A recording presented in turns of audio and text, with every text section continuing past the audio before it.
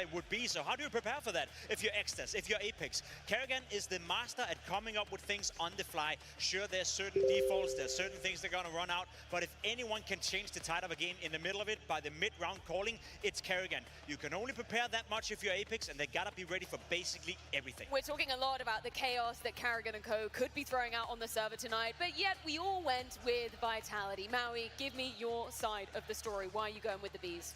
I just feel like this is where the BS gets cleaned up. Apex is a master at making sure that things are neat. Everything at this point has been completely outlined. All of the plays have been drilled through, and even if Karrigan has an ace up his sleeve, a new mid-round call that's going to attempt to surprise Vitality. Vitality, every single player is just rock steady, so reliable. Every single map, you can pick on a different guy as the one that's going to actually be able to solve the puzzle that Karrigan's throwing out for them. And so, yes, we look to Zywoo, we look to Robs, but even Mezzy, even Flamesy, sometimes even Apex, all of them can understand in the middle of a round how it needs to be won. History speaks in favor for Vitality. There's no doubt about it. The one thing that has been able to, I guess, cement them as the team of the year so far is that they never lose to team below them, right? Faze Clan has done such a good job getting into the grand final. Unfortunately for them, I think it ends here. For the first time in history, we decide our major champion in a best of 5. Faze versus Vitality begins now.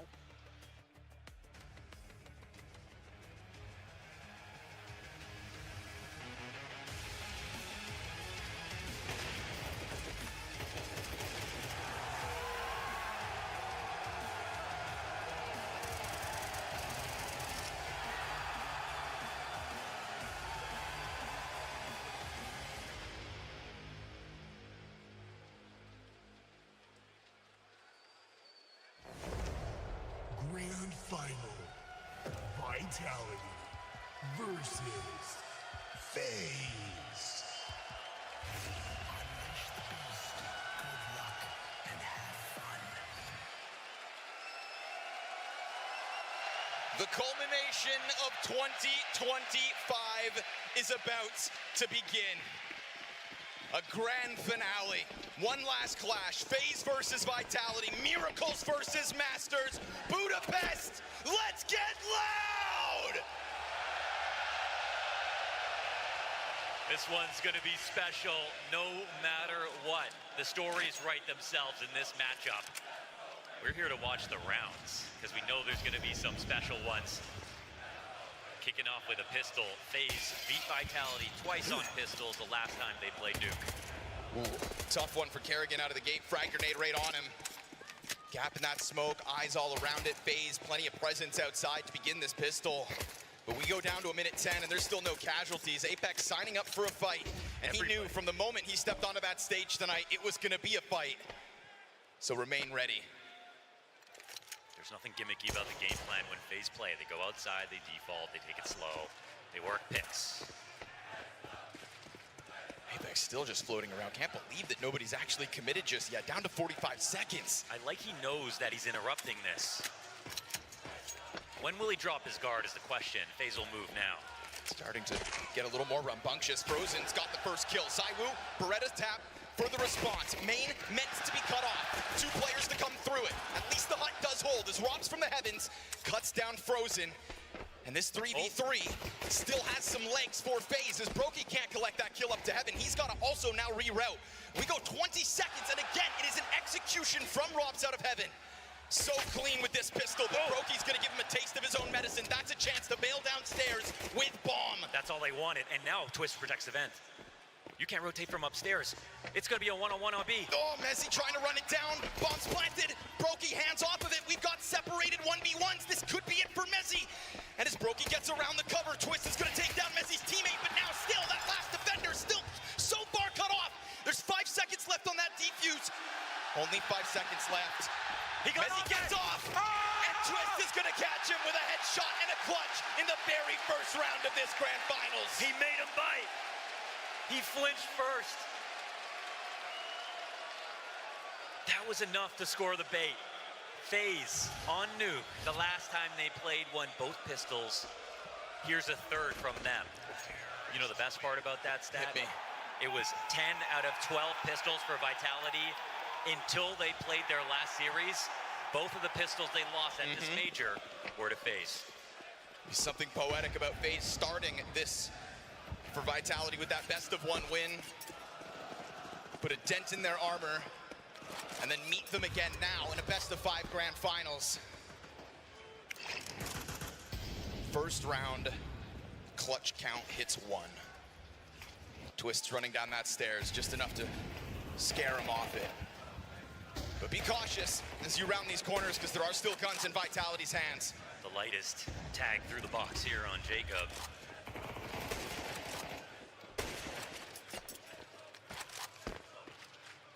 Again, Faze just getting this posturing outdoors, starting this round just like they did the one prior. The desk brought it up. They're gonna come at, they have a lot of looks on Nuke. The thing is though, it's always been towards outside. We saw Apex last round, scouting it out. ZywOo's trying to push back in this direction, but they don't get the kill first, so they have to succeed the space. It's a daunting test to begin your grind of a best-of-5 at this kind of a slow pace, especially now with Kerrigan taking damage. Faze don't want to give up this momentum off the pistol win. And yet ZywOo remains a problem. And the FAMAS is going to clean up what ZywOo started, so that's the recovery they're looking for. Frozen trying to pinch into this upper hit with Brokey, but one end gets cut off. Good on Mezzy. Stays locked into those boxes, but if the Heaven players come up and over, then this bomb site's going to get unraveled. Flamesy drops with nothing to show for it, and Faze find that appropriate route to cut back in, leaving options open with a bit of ramp control because of the way they tether off the other side of sight. I think that was the unlikely move to go back upstairs. Obviously, with 2 players there for Vitality, it looked like you wouldn't want to do that. Apex was the one guy to dip lower, but with Frozen protecting the vent, it felt like the natural thing to do, take lower, watch the vent, punish the one guy downstairs.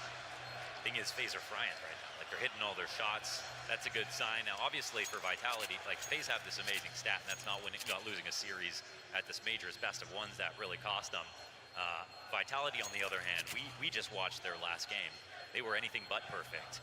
They, by the end of it, were warmed up and looked amazing, but it took them a long time to get there.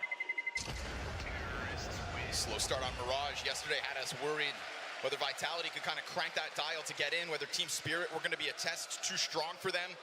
We can all say the trend for Faze has been linear in terms of improvement. They're stepping up to higher levels of competition and then equally doing as well, winning each series. For Vitality, it's been a bit more parabolic, up and down. Not sure which Vitality you're going to get. I'll tell you what you get in this one, unarmed for the most part. Still that Mag 7 floats out on the field, leave it to Apex to try to get weird. Kerrigan said in that stage interview that he wants to play some funny Counter-Strike. Usually because it comes up Faze's favor. Take caution as that shotgun walks its way over towards Secret, and yet again, 3 rounds in a row, FaZe Clan begin their moments on outers. So this shotty could have a chance to catch somebody off guard. Hell, it could get an upgrade, then suddenly the pistol swarm. You want some funny Counter-Strike? Here it is, or there it goes, rather. Twists, instant headshot, creates that looming threat of more bodies pushing downstairs, and unfortunately for Apex, doesn't even confirm all of the members of FaZe that are actually there. Twist is moving kind of crazy right now. He starts off already after 2 rounds, 5-0. I'm not sure if anybody's had a chance to shoot back. Pistols will try to sign up for it next. Faze versus Rops. Yeah. Excuse me? That's a pistol! And it's in Flamesy's hands as well! Tries to hit the drive-by, that's where Kerrigan's gonna end him. Out of nowhere, Vitality collect 3 5-7 headshots. And now Rops with his hands on that AK-47. Ready to try to fly up through this ladder, and it's gonna get covered. Frozen, meant to be the savior of this one. Bomb goes down in the middle of all that. And despite the best efforts of the 5-7s, it's now back to the pistols here. They're gonna let him settle. CT's coming in slowly. 5-7s are one thing, but what about the Deegs? Well, first one hits the ground. Chance at a blindside there. Mezzy missing his chances. 4 shots, and he still stands in the back of that bomb site. Frozen calls the path, but hang on. Just one more needed here for Mezzy. He's gonna close that gap onto Frozen. Oh, and he'll nail him point blank, but with less than 10 seconds. It's that close, but let this be the message. Vitality will not go down without a fight. Yeah, they kind of found a way to let him win that, honestly. If they had peaked at any point from Tetris, he was a dead man. They allowed him to reload and get that next eagle shot after he had warmed up and used an entire mag. So it's messy, but that's what we expect in this game. But what did Robs have for breakfast? He said this was going to be special coming to play against FaZe in this grand finals. That'll keep you on your toes, FaZe Clan. Little, you know, Mezzi's up to 4 kills, but you know, he really saved the day when they played against Spirit. He was the guy that made it all possible. You know, you give your acceptance speech, you say, I'd like to thank Mezzi for getting us here.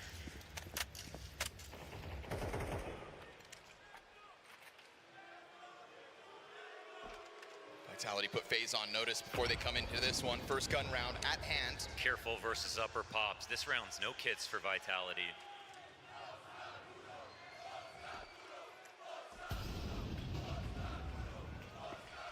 They're not even gearing up for this right now. Bomb's going inside. They're gonna put pressure on Squeaky. Flames yes, ahead they of are. that. And that flashbang finds him to perfection. Oh, twist over main. Who better than Twist? Where have I seen this before? Doubles back off of that one. Vitality's first gun round goes up in nothing but a puff of smoke. Laid out flat on that upper hit. Problem is for Vitality, they're showing FaZe that they can win. That's by far the scariest part about this start for FaZe.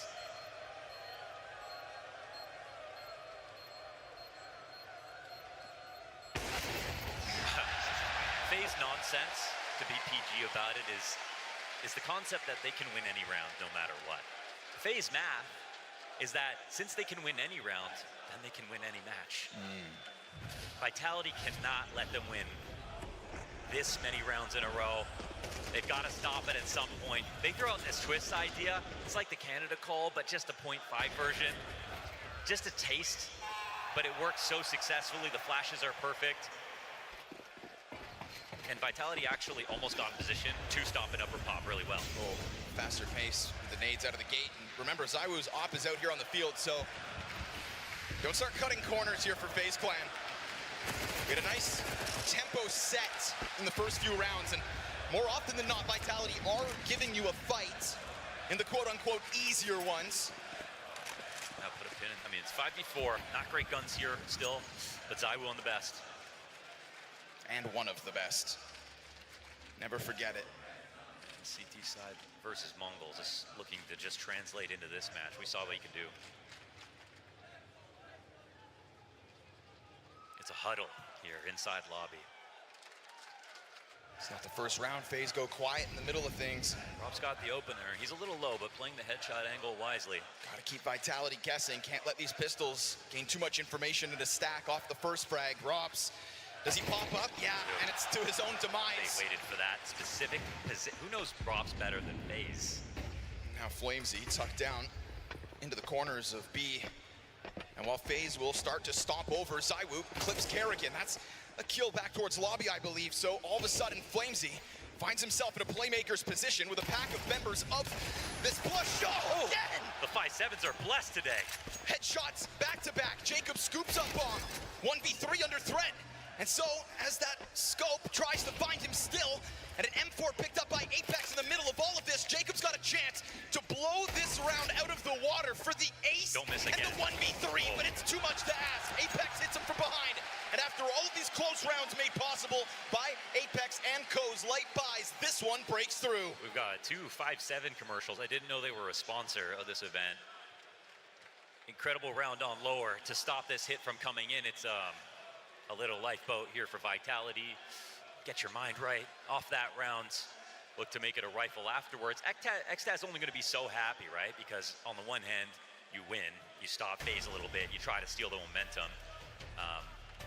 Not being able to stop FaZe's momentum has been a conversation from some of the other teams at this event. But on the other side, Xtaz didn't have much to do with this win, right? In terms of the sustainable, greater picture of this match, that round, he hopes for it, he doesn't plan for it. Now here comes the plan.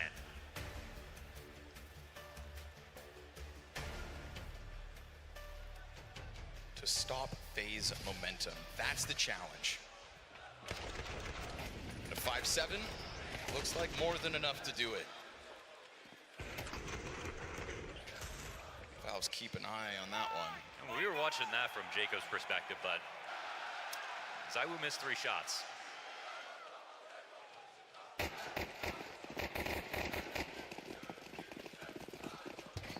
Not needed, not important. He'll get another chance to play here on CT side. He also did get a kill last round. Quick tuck into the depths of garage here for Apex. Be careful with your ammo. There's literally no one better than Rops in ramp. Like, just straight up and down. He's gonna send his grenades inwards, and Rops eats that flash. So Perfect. good on him to get over the railing. Smooth movement to escape, but that is a strong bit of map control for Faze at a minute 15. Gets Zywoo's watchful gaze over towards it. Rops is fully giving this back up. We don't have Apex is in big garage, so he's not coming down secret to come and support Rops at retaking ramp. That's a less likely play, but something they're thinking about. They're gonna have to let him go into Rops Zywoo right doesn't now. have an angle. And they're not making a preemptive rotation. They're really kind of over-facing on outside. Rops versus everybody. Oh, it's right there on the door. Good damage on Jacob. He actually takes none in return just yet, so Rops, this is a bit of a shooting gallery, trying to carve a path off both doorways. He does a lot to delay this, I feel. Oh. Finally, they're able to break on through. Twist catching Apex will help Faze to follow downwards. And all Frozen gets while spotted. Frozen just stays in this corner, there are going to be 3 kills to be had. But it goes to Zywoo's favor.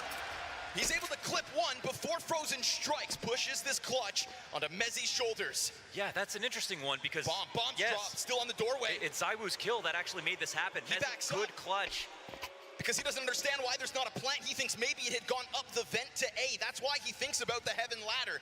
Now it's all just gonna confirm. Things were delayed by Zywoo. He's got a smoke and a kid. Oh, and a chance at the headshot towards Twist in the distance. Mezzi gives himself the flash. He's got a smoke as well if things get desperate. Kerrigan just remains with head tucked down beneath, and they both layer that peak, one behind the other. Yeah. Faze supporting each other in a time of need. As Zywoo slips the net and catches that bomb carrier, good on Frozen, and then good on Twist to make sure Kerrigan doesn't have to get that last fight on his own. Mezzi almost punished them for failing to set up properly in the 1-on-2 last time. This is the proper example of how that works. The guy in front can take aggro. The guy who's got a safe position can come out to instantly trade. So Kerrigan very carefully sneaks into this angle, and Mezzi doesn't really have a chance.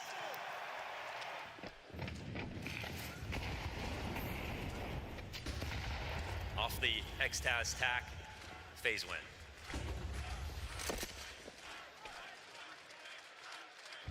I think that was theirs, right? X-Taz was talking, but either way.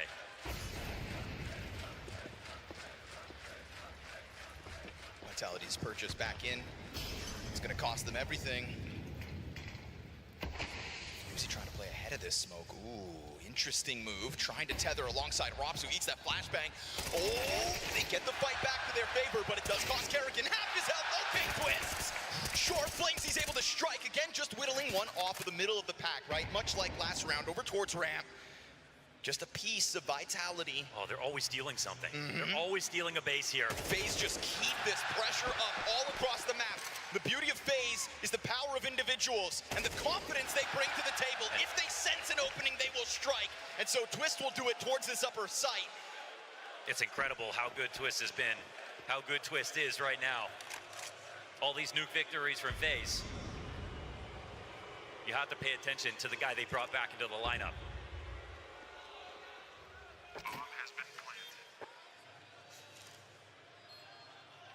6-1 for Faze.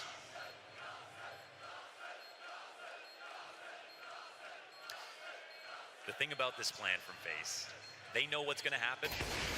The one round where Faze made it an upper hit, Vitality responded right. They just didn't get the trades. Twist came in through mini, overwhelmed them. They had 3 points of attack. They really capitalized on that.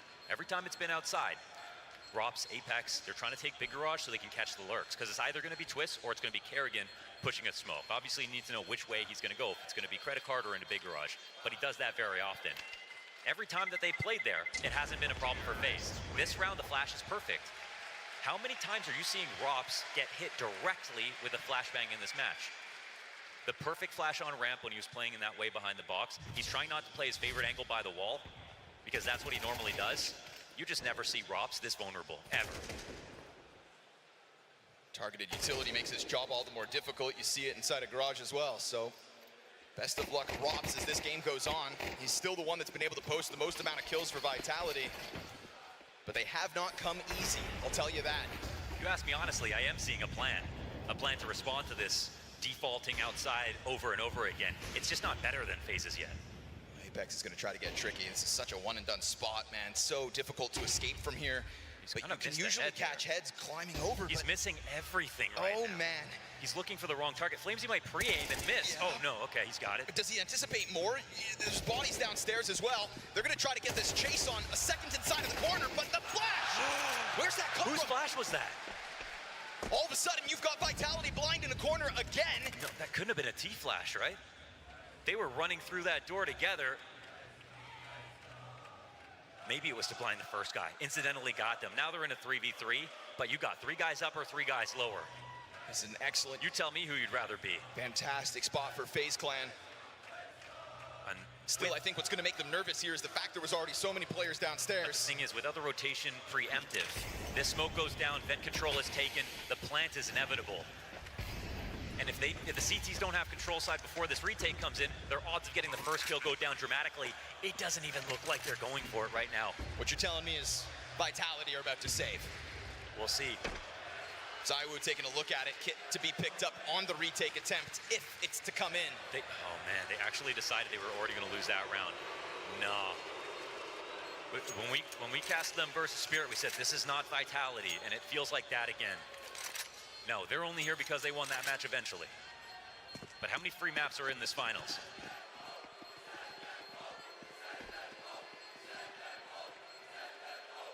You know, the moment FaZe pulled off the miraculous victory yesterday. Man, I'm not sure how that shook out. It feels like Apex did have 2 bodyguards coming up secret to clear out the space that he wasn't watching. He did know there were cross smokes.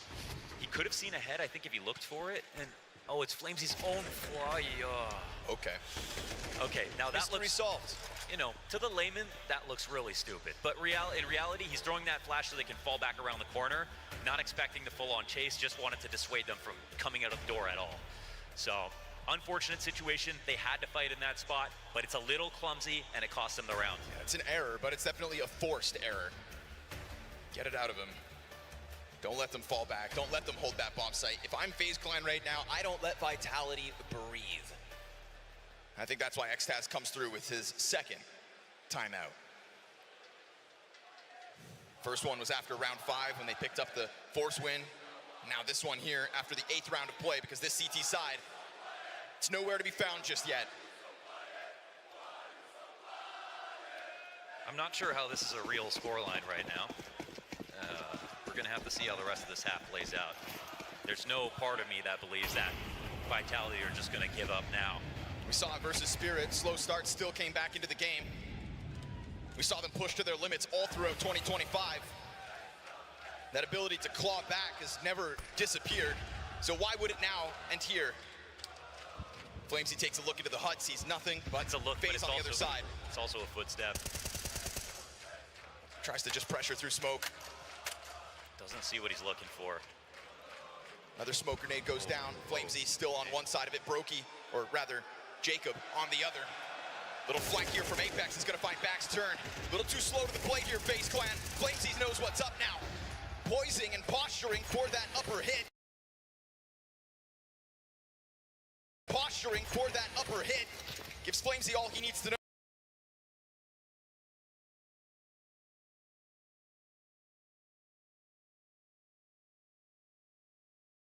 Utility FaZe Clan still just stuck in the mud towards the lobby side.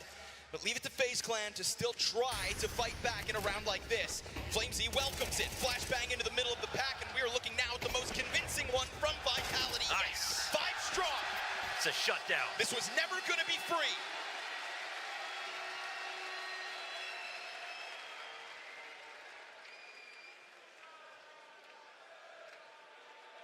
That's a moment where you got to tell yourself, very good.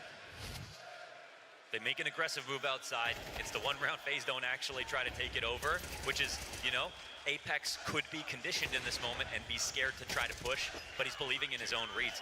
He was also up there on top of Big Garage earlier. Warden in the watchtower the couple of rounds now, using that info to his advantage. They needed that. And good on Xtaz. Right off the pause. Yeah, great to know. Pull Apex into the action, Oh, let him careful. get his game going. Took a bit of bravery to push the bottom of Silo. Nice. If you put Zywoo outside where FaZe Clan have constantly had presence, you'll catch one. Flamesy presses his body up against Frozen, but still that hut door busted wide open. Mezzy trying to seek targets here, knows that Jacob's playing front and center, and knew Brokey wanted to get into that mix as well. Kerrigan will take what he can. Tech9 downstairs, bomb plant free. This is the guy with the most kills in Major history, right? Yes, yes it is. You heard that right. Kerrigan looking for 4 more. The most kills in Major history. In a 1v4 with a sidearm. But he gets caught off guard, that's half his health down, and the pressure comes from all directions, steps back up to try to whittle a little off Apex, who is now the second most amount of kills in Major history. Right, now I just walked by that, but what's the full stat? It was that before this started. That Dupree's record was today going to be passed. We look into the server, we have 2 legends of the game who've been here for so long, 2 of the oldest dogs in the pound, in Apex and in Kerrigan. And with the kills they've already secured in this first half alone, the most kills accumulative at all majors. So they've got a side bet going on. They don't really care who wins. They Just a wanna little make more sure beat. they've got more frags than the other, yeah. Good. We're here to have fun, right?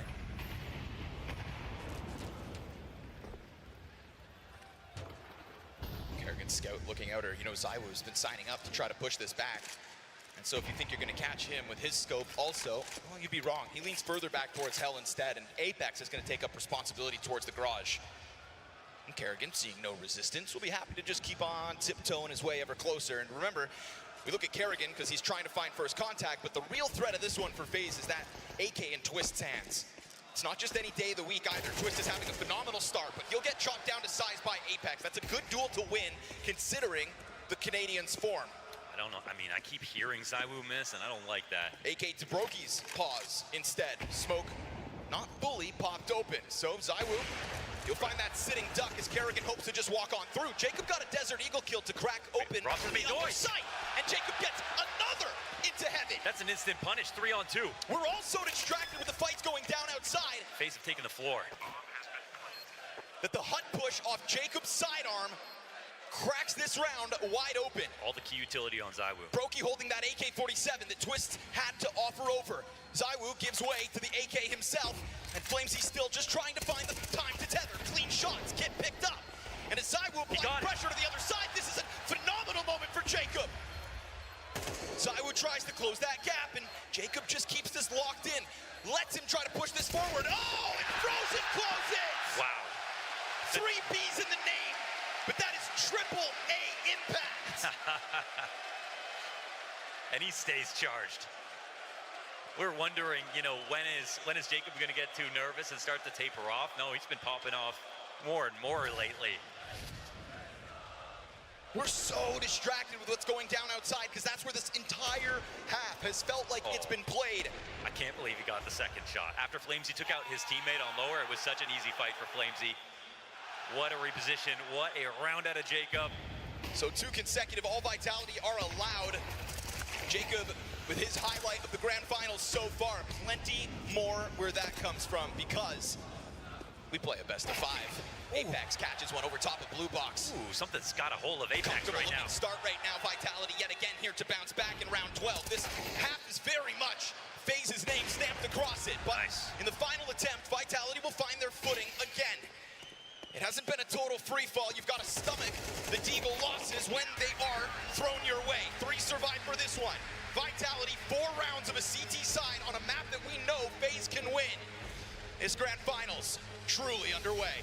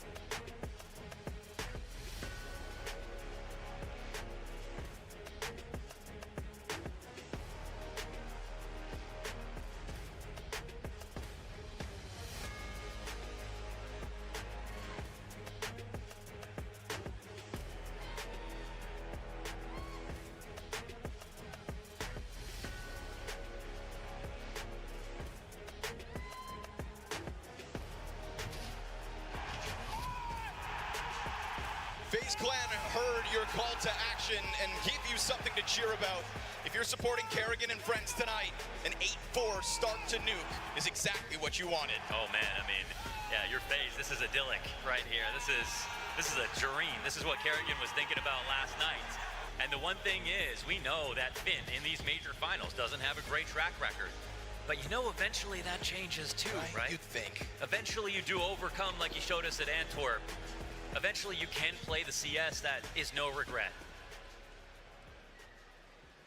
Keep fighting, says Brokey. Brokey is and it's going to be a fight all night long. Enjoy the highs while you can, because we saw it yesterday as well. That Ancient, obviously not featuring in this best of 5, but still, map pool was the big question. When FaZe won their game yesterday, any critic, those are the words they could utter, map pool. Right now, we start strong on FaZe's first pick. Ramp completely conceded over. Frozen happy to give it over to them in its entirety. And, well, where do Vitality go from here? Kerrigan takes a look from hell. Yeah, we're trying to follow frags in that first pistol. Looks like more of the same now. But CTs are in all really good spots. Ooh, that's a good gush. Solid gush. Brokey dropped down to 8 HP with those Berettas. Zywoo just kind of flailing around here, hits another headshot, but still no casualties. Being racked up to FaZe just yet. Jacob double drops the bomb. Robs is going to start cleaning up towards the ramp. Zywoo gets killed in the meantime. And Robs, he's going to find himself alone. Jacob has gone big with another triple kill. This guy on pistols, it's unbelievable. He's 12 and 8 off this round. He's won it by himself from back there. The bomb's at his feet. Rops on 42 health has to ace in 25 seconds to win this round. He'll try to work his way towards Frozen first. Frozen's also been a helping hand to Jacob in this one. Starting to sprint it towards it. No. Jacob's impact will make the difference. That's straight up, no jokes. Incredible from Jacob. Now we're at the 2 pistol rounds the last time they played. Two pistol rounds this time as well. Brought to you by Jacob. Oh, he was on a swivel. This was a twist moment from him. Sir, just trying to deal with Secret. Just another game, he said that. Just another game. X-Stats can't believe it. Oh, it was such a good position with the amount of damage that Zywoo brought them just now. I mean, 2 dinks, right? There was 2 dinks before any member of Vitality hit the ground. It does go to show you, though, on pistols, headshots are king, and those were headshots, but it were with a Glock, obviously. All hail the USP. Yeah. That one's gonna sting. Vitality know the challenge at hand. They're gonna wait for the next round to come in with a real buy. Rops on a Desert Eagle this time. This is a fantastic moment for FaZe to get that double digits. FaZe have just quietly built up such an incredible nuke run, and it was during this major, so it wasn't what we talked about coming into it, but they've taken some massive scalps. This would be their 5th win in a row. It's 8 times they played nuke so far at this major. They only lost once to Fluxo. Of course. Twists. Here we go. Cleanup duty called for. Little quad kill for Twists. Let him farm the stats. He's earned it with his performance. And what's very special about nuke for FaZe is this is where they were the closest to death. This is where Red Canids nearly sent them home, that 0.4 second defuse.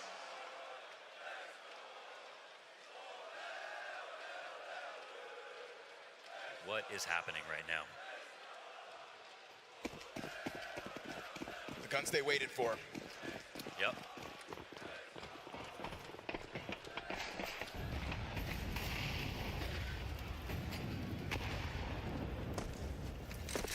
There was a point in FaZe Clan's history we thought when you replace Rain, nobody could ever fill those shoes outside. They took it over for the vast majority of that first half on the attack. Now to the defense. And they'll put nobody other than Kerrigan with any eyes outside. 2 players in the ramp corner. Brokey's SMG collects the headshot. Flamesy's got the answer back, though. That's the first player to peek outside. Yeah, I don't know if Jacob showed himself. Twist was working his way upwards. And as he took that look over the lip of the stairs, down he goes. Apex long range taps towards heaven. That's ambitious. And he just tries to rack up damage at a distance. It's not his to be had. They have to be careful in participating in these fights outside because Jacob could make his move at any moment. FaZe, they want to make their move. taking a second look into the trophy room, jumping around, not masking the fact that they are right there to threaten you if you just want to try to sit pretty in lobby. They'd be hitting upper right now if they knew Jacob was there, because they know there's a double ramp push and they're one down. But they don't know, that's the thing. Yeah, it's concealed presence. They never actually fully crossed. I mean, Flamesy's out here. He's wandering in a good way. Apex loses to Kerrigan. Faze Clan, man advantage.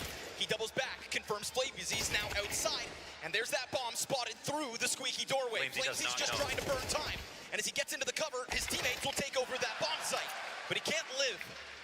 And so man advantage back to Faze Clan's hands. Bomb plant hut side. Mezzy gives cover to main. Brokey's gonna let him know that he's gonna threaten this side of things with the flash first. Fire at the feet of Zywoo, he's fine. Mezzy still trying to fight over towards main. Oh, he catches it. Nice. Brokey's head popped and Jacob nowhere to be found. Yeah, he's coming in real slow. They never found him in this round. And the 1-on-2 with the amount of time left over, he will have a chance to make it a 1v1 if he finds a timing.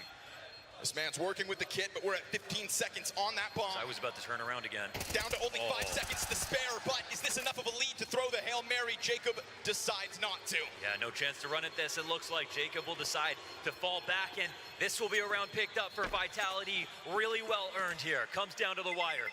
Just a lot of back and forth shuffling inside of the lobby. That constant looming threat from ramp room as well. Faze Clan kept the pressure on Vitality in that regard. It just felt like they were, the entire time, they were flirting with the idea that maybe upper is the right place to go. The fact that there's these double ramp pushes happening over and over again, both players making noise, jumping up and down. They want to make sure that they jumped on this, but I think they felt it was some kind of bait. That Jacob was the final piece of the puzzle, but he never revealed himself. Unfortunately, by the time he does, round's gone. Yeah, and that might have also been a moment where that secret push could have come in. Agreed. They didn't actually go to go downstairs. So it's a really nice find here for Vitality. It's a grind. It's one where they're down material up until that bomb gets planted and they get that next kill, but they make it happen.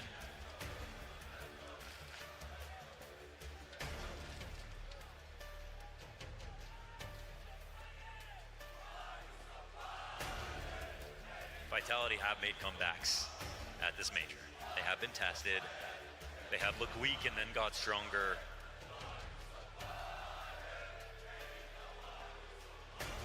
Don't put it past Faze to make it a close game. For better or for worse, right? Yeah. For fun. Look how much fun Xtaz is having. Yeah. Guy's heart's about to burst out his chest. The person on stage I'm least jealous of is the coach, every time. Of course. Can't do anything about the round. Man. 5 rounds the lead. Twist with the new haircut, trying to usher in a new era. 3 rounds away from a map 1 victory, and a map that, again, if they're gonna win this grand finals, feels like they had to pick up. So far, Faze belief remains at an all-time high. There's no op to push back on this. Getting out of there, though, Brokey, quick dive. Didn't like the amount of pressure that comes his way by utility, so reposition. It kind of opens up new avenues and peaks here for Brokey. Getting that frag would have been so nice for Flamesy. Pretty quick contrast between his starting position and where he ends up. Doesn't linger around in garage, doesn't hang on to the blue box very long, just goes all the way back over to hell. As the deep wall of smokes comes up from Vitality. Remember that looming threat that came from ramp last round? Well, Zywoo still waits for it. And good thing he does. Second player could have been his, but he gets bested by Kerrigan. Man, 1-for-1's kind of huge. Fast move by Flamesy to get through that smoke. Takes the challenge onto Brokey.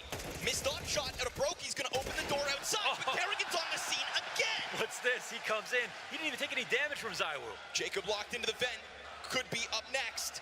Smoke fades and all that remains of Vitality sits on the other side of that doorway. Oh, Jacob's gonna get blown apart. Here comes Brokey in with the catch towards that drop on vent. Rops going downwards. Yeah, bomb's down there. Yes, He's gotta sir. go get Scoops it. it up, and as he sprints to the B bomb site, you've got Kerrigan already ready. 2 frags that have saved momentum in this round. Once Rops to get a chance to duel, and he loses. Kerrigan with a triple kill to give Faze 11. He was omnipresent in this round. He was everywhere, instant transmitting from position to position. Read like a book. I can't believe Zywoo had the perfect angle for the first frag, and he took out the better player. He got frozen. That was the real threat. you would think, up until that moment. Kerrigan comes in, doesn't take a lick of damage, gets away, and then just goes on a massacre.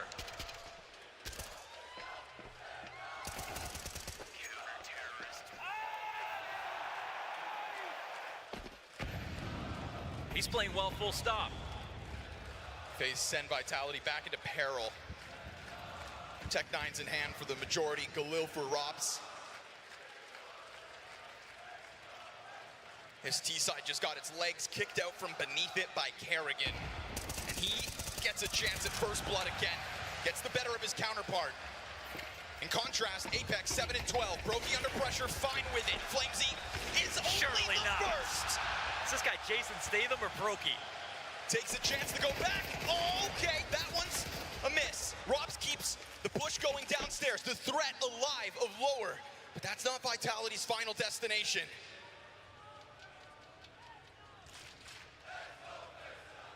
Right now, a nuke win feels like destiny.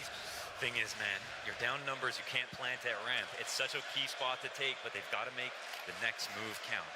Nobody's moving here from Faze. Everybody's still upstairs. They can walk in, put this bomb down. They won low numbers post plants before. In op on Rops makes this a whole lot more interesting. Oh, they're so scared to do this. They're so sure somebody has moved downstairs, but really the retake's just coming in slowly. Faze are actually kind of playing with the clock right here, but they're getting in really good spots. It must be Rops, right? He has to get the easiest, quickest first kill and slow this down. Oh. That would have been it. Oh, at least he takes Frozen out in the backdrop. Mezzy is a rock.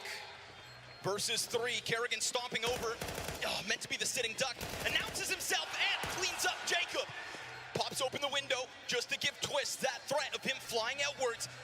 And Twist, of all the players on the retake, he was the one that didn't have a kit. He's got to come and push to get that. It sits at the bottom of the staircase. He's done it. And so this is over. Mezzy walks into the corner and will give Vitality more time to work. He actually did it. Rob's got the kill, not the one that we were thinking. The second shot comes in. He makes that op work, and Mezzy hits the 1-on-3. Man, 2 low numbers rounds here, that Vitality win to get themselves into it. It's good to see, though. You know, when Vitality feel like they are in the dark, it is Mezzy who drags them out of those pits. You see it all the time. He'll do it mechanically with his play. He'll do it emotionally with his speeches. There's something there that they're looking for a vulnerability, right? And Faze, their rotation last time when it was Jacob sitting in secret and they didn't come into the upper retake, that was a point of pain. Now on lower, we flagged it. This is looking like they're playing with the clock. They're taking a bit too much time. It comes down to the time. They could see that, I think, before they got started. They could have rotated down early. They had the extra players to play with, but they didn't decide to. And you can see as these trades are going down, so is the clock.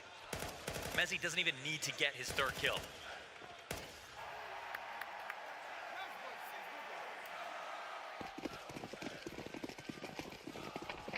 Still, how scary is that? You win the round and you come into this one with a Mac 10 Tech 9. True, very expensive. Gonna try to play it fast then. Try to make up for it. Brokey, it's not a shotgun. Twist bested with just his one.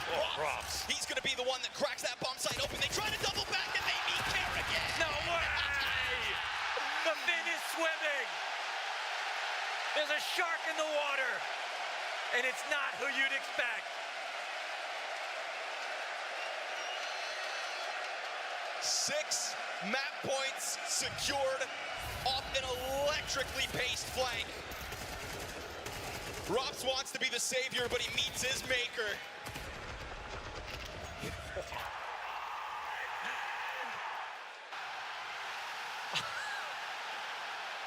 Fast back to the next one. Vitality still strapped for cash, even less than they had in the 1 round prior. They allowed you out the front door. You should have accepted the gift. They overthink it. And the mastermind himself keeps it simple. Gun them down.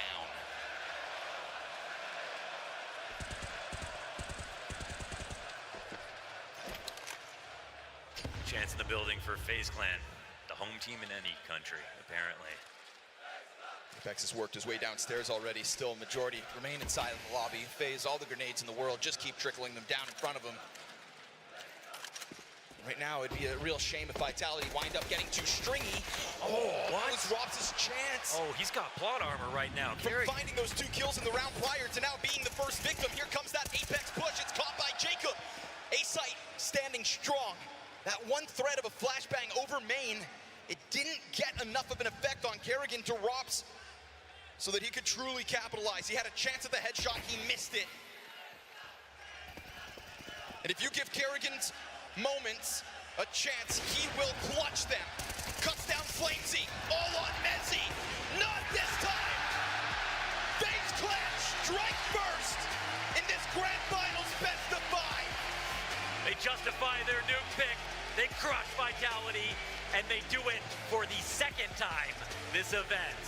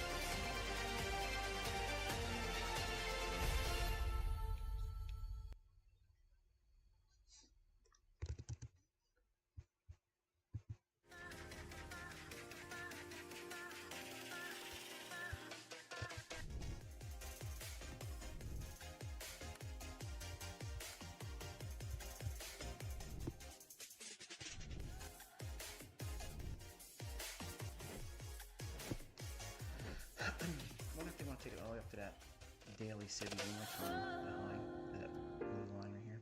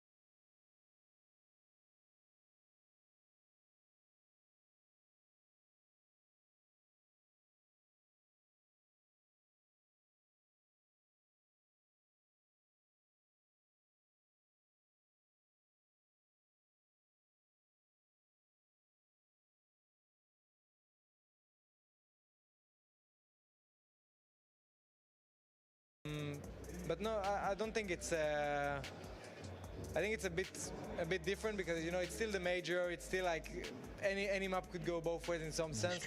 We just need to kind of play our game. I think we do have the advantage of we're a team way longer than them, and we've played many of those situations with a lot of pressure. The Grand Slam this year, the major, and we played many games as favorites whole season, in fact. So I think we're pretty used to that, but we need to show up today and still maintain and play what we know. You also played Faze this major on Nuke, which you lost, but ultimately I want to talk about Mirage because it's most likely going to be in the map pool, and this map is something where you lost last time you played it against Faze, twice in a row actually. Yeah. I wanted to ask, whenever they play you, they really push you to the limit, and what is making Mirage so incredibly difficult for you to play against Faze? Well, actually, I don't remember playing Mirage against them that much, so I don't really recall how the games are. I think in general, Faze are, you know, sometimes when you play against them, they're individually really sharp, and sometimes one is there, you don't really know what's happening, and if they win, yes, exactly, and if they win their duels, then the chaos works out.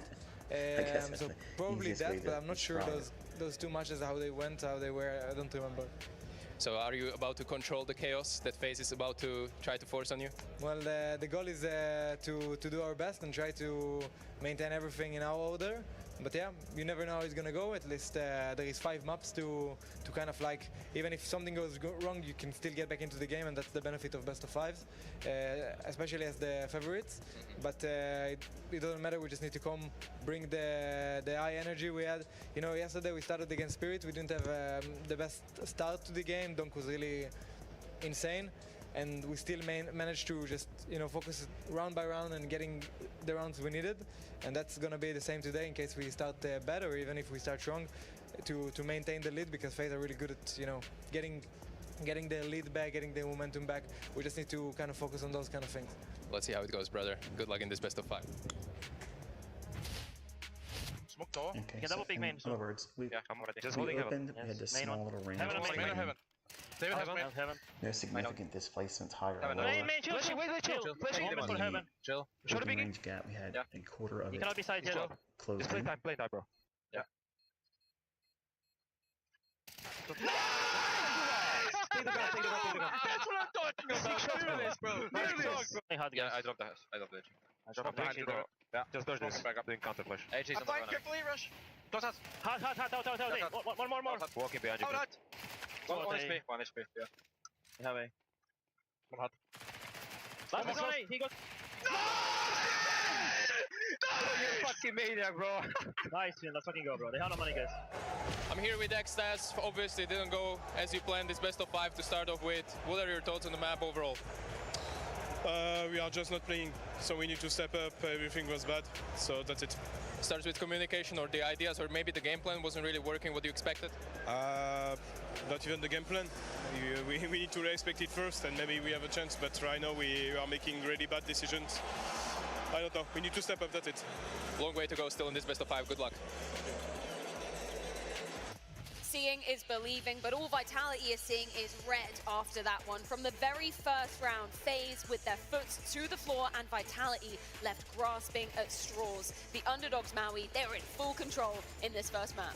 I mean, they're seeing red for a multitude of reasons. One is just the blood on their faces because of all the headshots that people like Jacob are hitting. The second reason is that when Kerrigan was calling the ambulamps earlier, he called it just hit them. Like, it is just a collision course. This is the FaZe clan that is pulling off miracles, but they also are doing it with so much finesse, and it even feels like tactical prowess on top of it. I was just about to say, right, if you ignore the fact that Stage 1 FaZe existed and coming into the tournament, FaZe was in a bit of a crisis. If you look in isolation of how they played so far in the playoff, it's beautiful Counter-Strike. It's high-quality Counter-Strike. It's execution at a high level. It's individual brilliance. It's Twist stepping up. It's Kerrigan all of a sudden going plus KD for the first time in forever. There's so many things going the way of FaZe right now that it's almost impossible for them not to win. But on the other side, I feel also, like Xtas was saying, nothing was really working. And I agree with that. I think that they waited too much. They tucked themselves into corners, kind of let FaZe actually dictate the rounds and duels in the way that they want to. And I think that that's the FaZe you don't want to be facing, you know, because at the end of the day, when you're playing a high-skilled team like them, at some point you gotta take the duel. You you know, ask for a flash, go for that wide peak, and actually stop them, because you can't just let them take the map control. You can't just let them do what they want. That's when you get the best team in the world, in a sense, from Faze. I totally agree with you. It's kind of reminiscent of the quarterfinal we saw versus Mouse, right? Where the pace was just too much for them to handle. Faze just getting so much map control with that as well. And Twist, we have to give it to him. From the very get-go, we've got round 4 ready to be rolling. He was just a can opener in a lot of these situations, right? Yeah, I feel like round 4 set the tone in the beginning of this game, with Twist showing another clinical performance on that T side of Nuke. We know him, you know, back from Cologne, the grand final versus Na'Vi, dropping down main, getting multi-entry kills in towards the inner bomb side. He did it in round 4, and if you do it early on in the very first buy round, by the way, you win the pistol, you convert. Vitality are thinking, all right, guys, let's get into the game, let's win the buy round. Instantly, Faze are dropping in. You see Twist coming down right here. Beautiful team flash from Kerrigan, gets a sick double entry, and at this point, round over, game over, right? You're going up 4-0, you're forcing Vitality to save with a minute left to the round, and you're not even allowing Cyber and the boys to save. You're dismantling the entirety of the defense, surviving 5 players in the very first buy round of the game. If that's not setting the tone, then I don't know what is. Everybody loves a callback. The fact that he's calling the same strategy practically in the 2022 Grand Finals there as the first gun round in the major Grand Finals in 25, that's why we love Counter-Strike. There's always a little bit of history involved. Yeah, I just think that, you know, Vitality players kind of need to step up, need to wake up, because if this is the Faze you're playing, you gotta face them. You gotta face Doomsday in some sense and kind of stop them, because you don't want them to continuously speed up.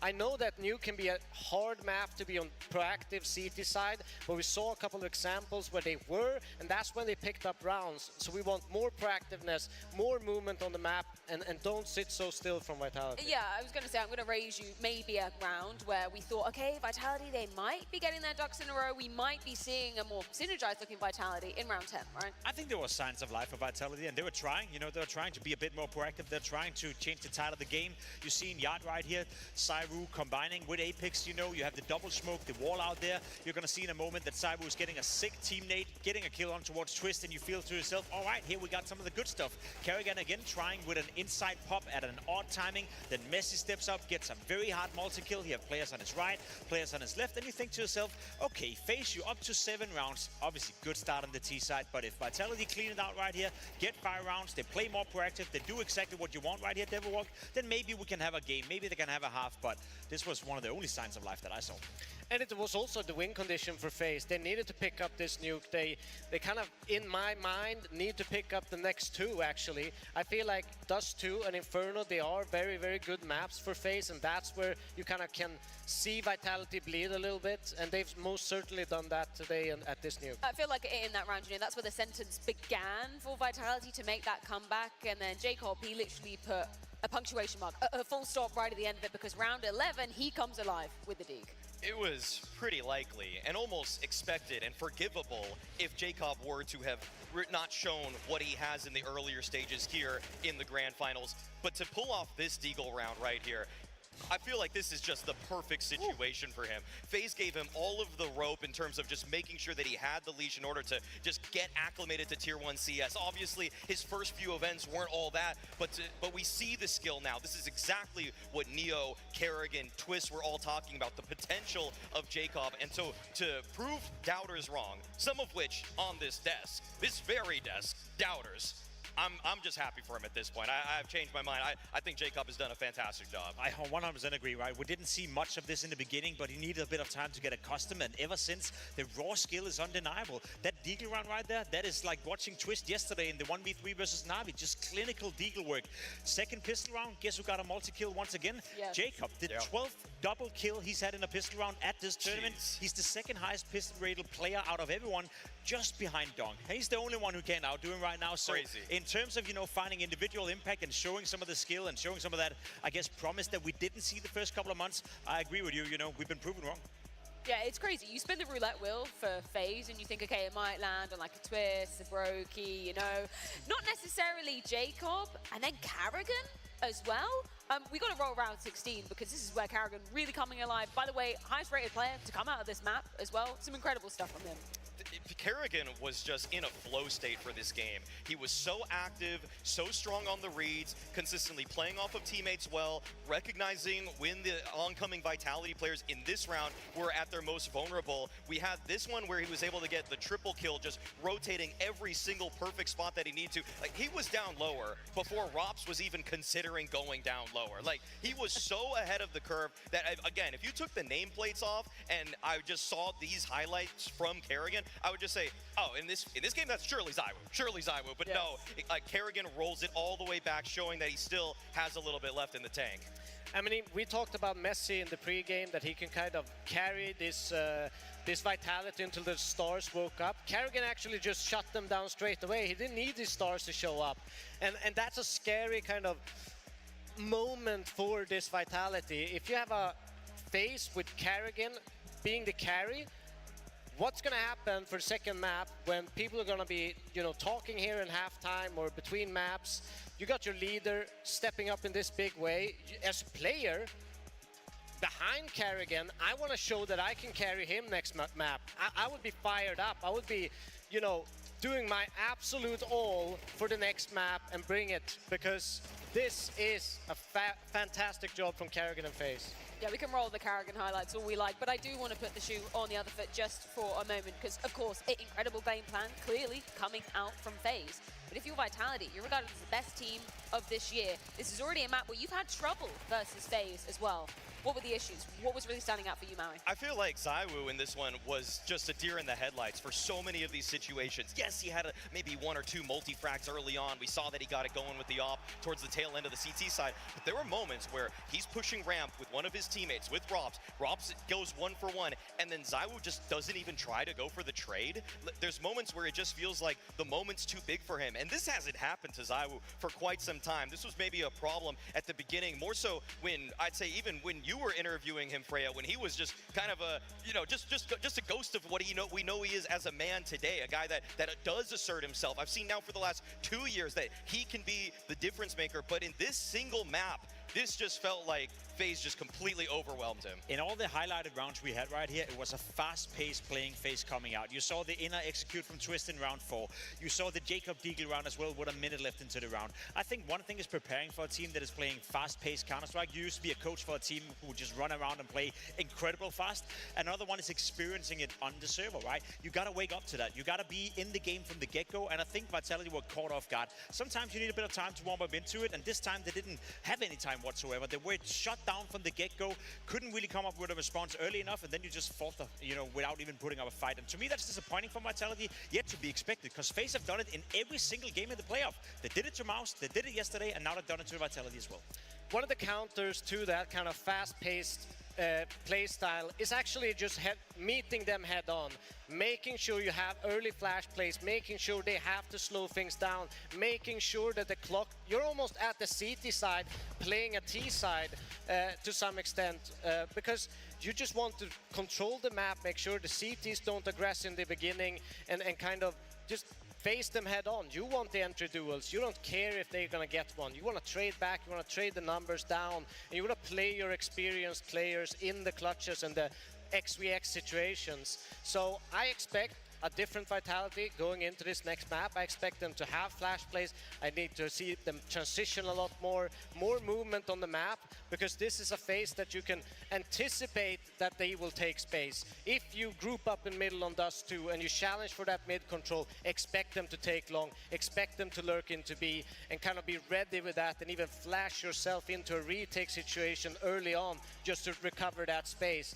More proactivity, more movement. That's the Vitality I want to see. Just to bounce off of that, I feel like that is why I'm surprised about this version of Vitality in the server today, because we've seen them put it up to pretty much every single opponent they face throughout 2025. I feel like they are one of the teams where it's inexcusable to not be prepared for this chaotic, very fast-paced Counter-Strike that we know Kerrigan wants to deploy. When Vitality won their 7 tournaments in a row in the first season of this year, they had every single answer and they responded immediately. This is one where the adaptation came way too late into the half, and in an MR12 situation, you just need to be making calls quicker. So that's why it's so really surprising to play against Kerrigan, who the last time they played Nuke was taking his time. They were walking through smokes, catching them on timings, but when they just can turn on a dime, speed up, you don't know who you're playing in the server. I mean, Xtaz is disappointed that Vitality maybe didn't follow all the prep going into that map. I don't even know how the prep could have even shown that it was going to be that kind of game, because the last time they played, it was a different team. So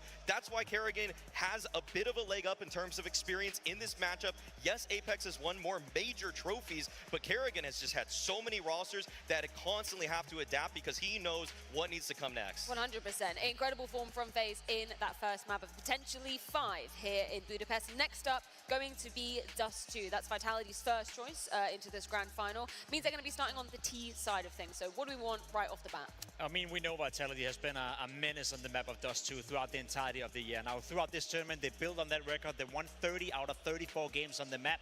We know them to be super, super efficient on it as well. Also a map where everything you're asking for, Devilwalk, in terms of productivity, playing aggressive on the CT side, enabling Cyru to push Catwalk with the AWP, to be aggressive in middle. We see a lot of the nade plays as well in the smoke, that if you are smoking off middle, they will counter it by opening the smoke in middle, letting Cyru does his work, and the double op setup as well from Rubs is coming into play. I feel like Vitality have a lot of different things they can do on a map like Dust 2 to counter whatever Kerrigan is coming with. So I expect Vitality to be significantly more competitive in this map, without a doubt. No, I completely agree, and it's a perfect map for their players to start to get going, to start to warm up into this best of 5. And they need to, because I also think that Dust 2 is the win condition for Faze. That's where they've seen some kind of weakness for this Vitality side.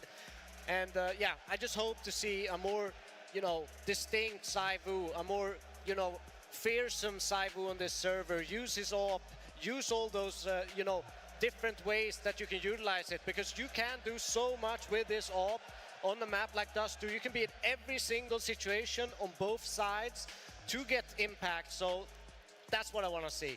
I also want to just see Faze keep their foot on the throat, though, because the proactive CT side is what Spirit didn't have yesterday when they were playing Vitality. And so Vitality had all of the nades that they wanted, and they had cat control on top of it. So if you're Faze, you need to keep Vitality honest, pushing lower tunnels, pushing top mid, making Vitality burn a few of those mollies early, burn their smokes, burn their flashes, so that the cat hit isn't so potent. Because if Vitality are on cat, and they have 3 mollies, 2 smokes, 4 flashes, you are not holding that A-bomb side. Just to go back to your point about Cyru needing a solid performance here, just in terms of the numbers, to be getting that MVP, to maybe be calling himself closer to the best pair of 2025. What kind of duel are we going to see between him and Brokey on this Dust 2? Well, Cywu has been, if not one of the best T-side Dust 2 players for the entire year, even surpassing numbers like Donk on that offensive side. And it's through versatility. Yes, he picks up the op to pick middle, and he is one of the best oppers at just hitting that reaction shot as they're crossing middle. So if you're not nading that cross, expect to take damage, and that's one way that he opens up rounds for them. But also, when he has to pick up the rifle too, just as ferocious. So there's so many ways that Cywu has the diversity of playstyles that are going to make him a factor in every round. I think a key to victory on the side of FaZe Clan, though, knowing you're going up against Vitality, you're playing the best map in Dust 2, is the fact that the man on your screen right here, Jacob, is performing very well on Dust 2.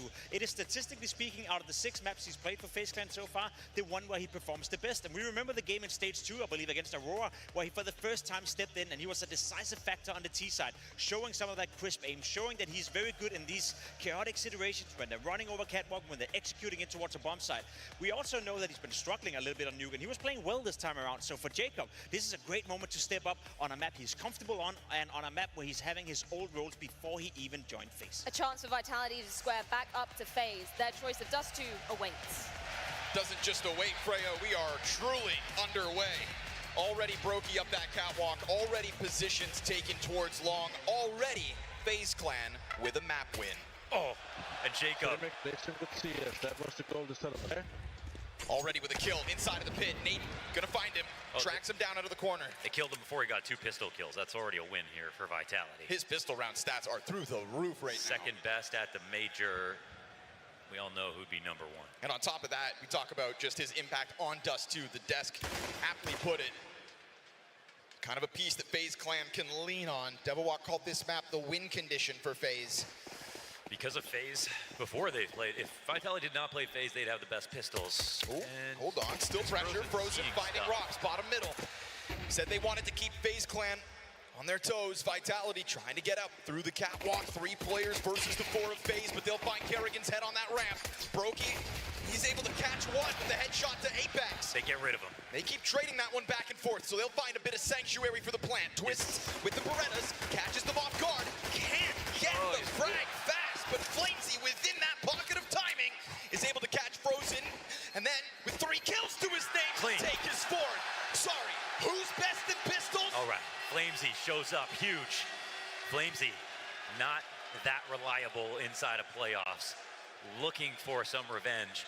Bringing the pistol stats back into the favor of Vitality is a huge first step because, again, if you eliminate Faze, if you remove them from the stats, Vitality the best pistol team at the major. Because of Faze, Faze are the best pistol team at the major. They beat them twice on Mirage, or twice on Nuke. The last time they played, they took the 2 pistols again. That has been an overwhelming reason for their success. So this clutch is massive for Flamesy. You know, we started Nuke with a clutch for Twists. Look how that map went. Flamesy trying to kick it off on the right foot. I mean, this is Vitality. They're unbelievable on this map. They just, all their wins are single-digit losses for their opponents. As Maui brought up, it's Zaiwu, who he has unbelievable stats. They use him so well as a star player. Sure. He's able to do everything. He's supported every time he goes to different positions, and Dust2 is all about mobility. Oh, mobile through the tunnels. They'll find Rops holding the flank. Completely vacant B site. Zaiwu taking his time here. Not even planting that bomb, making sure nobody dies. I think that's key. Oof. Dunk a nade on him. Brokey with the one off the USP, but so be it. This is Faze converting, and this is Faze starting a map that, again, you know, they should have all the confidence in the world. There's just a question as to whether the result back on Nuke has put a dent in their overall confidence, not the map-specific confidence, but just the one that they need tonight. I mean, when most things happen in life, you can always tell yourself, we try again tomorrow. That's just not the case now. You know, we're no longer, there's no group stage second chance. There's no, this is a seeding match. This is the last. You have to play well now, today. This is, the one and only best of 5 Budapest Grand Finals. That's right, the first ever. World's first. Couldn't think of better teams to duke it out. Well handled by Jacob, man. His own Molly as well. Mezzy. Dirty. Late on the recovery there, catching Jacob. But they're always stealing bases. Always making moves. To the top of middle, to a vault, and to tunnels. Same story. Frozen, though, catching him off with the fact that 2 players pushed into this, keeps man advantage honest, right? 1 player the edge. And with the way he just ran back, there's a world where Flamesy thinks that he is already departed, but the reality is, right now, Frozen keeps a good timing on this flank. He's got his guard down. Vitality still don't know about it. Frozen's gonna work the body here, take his sweet time. And if he thinks they're gonna come back up catwalk, he may never find anything. Flamesy just passed those barrels. This is strange. I mean, with how quickly Frozen moved, he knows that he's clear to go up cat. He knows that this is actually gonna be a long play right now. You don't actually catch a kill in this 2 versus 3, but you do give yourself all the confidence you need to lock in on that cross. He allows Brokey to stay facing forward and go wide. Smoke's making it a bit more awkward. But still, Zaiwu just shoots through it? Whoa, yeah. What is that? I don't know. You might have been able to see him perched up on the ledge. A little too scoped in towards the exit. Now Frozen gonna try his hand at it. Looking to dodge flashes. Down to only a couple of shots. Frozen back into the cover, and unfortunately with 6 points of health, that flank never comes to fruition except the bomb got dropped. Wait, it's really awkward, that bomb got dropped, and now Flamesy picks it back up. Frozen may go back at this. Almost catching Flamesy on the chance to plant. We've seen Frozen win some impossible rounds. As But recently as yesterday, but yeah, there's got to be no way this happens. Ooh, man, talk about keeping Vitality on their toes, though. Big save from Zaiwu, though. 2 kills for him. He just wasn't that good on Nuke. We didn't spectate him at the most unflattering moments, but he missed a lot of op shots back on Nuke. By the way, Kerrigan, his best map versus a top 5 team since they eliminated Spirit from Copenhagen last year. Back on Nuke. Just went down. Nearly 180 AR on Vitality somehow. Sorry, we're talking about the same Kerrigan that came into this major with his career low season, right? You can't spell Kerrigan without carry. Terrorists win. This guy is sick of losing in major grand finals. And so he will keep that moving forward in mind. But this is all gonna be, it's gonna be ZywOo watch the entire map. Can they counter him? One thing I'm wondering, and we'll see more about this in the second half, is all of the targeted utility they had to counter Rops in his favorite spots, whether he was on the ramp or falling back, sort of showed you how deep the prep goes from Faze. You know, people like to joke and say, well, they just do whatever they want, right? But they clearly did show the game plan, and we saw Xtaz say, well, no, there was a game plan for us too, we just didn't execute it well. Faze did both last time. I'm expecting that to definitely be different now.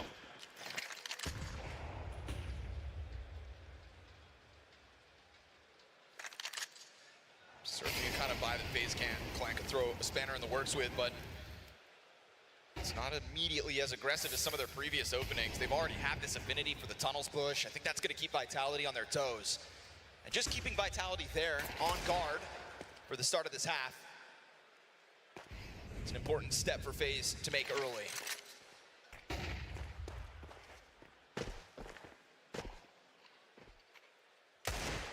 Missed shot.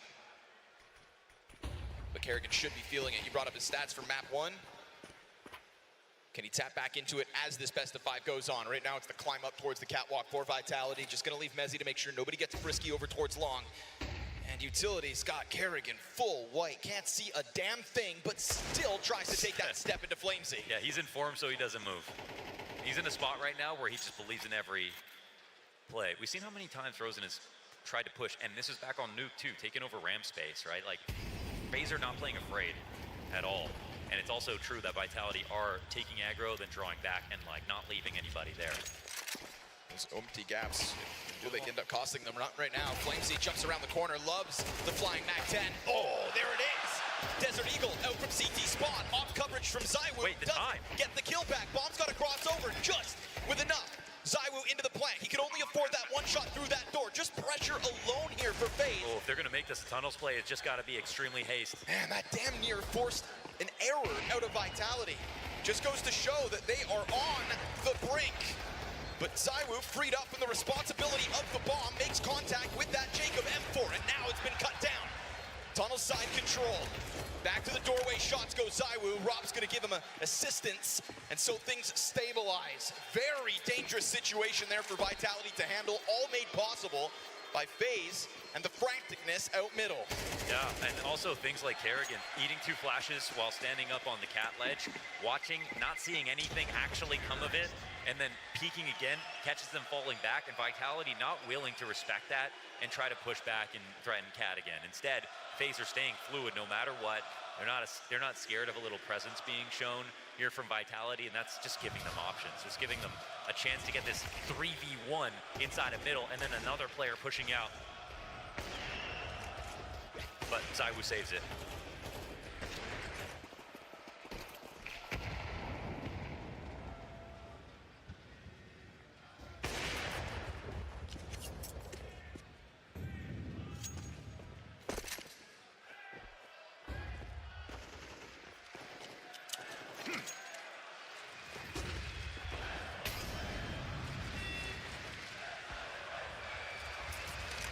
Roki awaits them with this heavy lean out of FaZe Clan.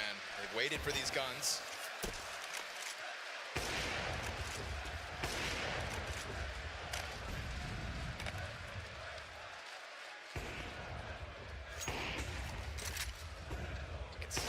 You can see the lean. Last round for Vitality, you know, there wasn't actually that much pressure when they got that bomb down very late. When they eventually split B, they lost 2 players, but the clock was already low at that point. Scared to see ZywOo almost be a part of that problem, right? Stopping for the one shot he could afford. This has got to be a good hit. I mean, this smoke comes down and responds. Actually, 2. Flamesy's ahead of it. That's pressure on Frozen. He's fine with it. Wait, he's solo. He has to get these kills. Plays outside of the doorway. Needed Apex to not catch his support piece, or maybe not. Frozen's got it on his own. Oh. A little more damage done there versus Rops will now sit on 30. 3 players for the retake here, Faze. This was actually not supposed to be a viable round here for the CT side, leaving Frozen alone, and now they're going for it. Oh, just tries to dive through that smoke. That's the kit down.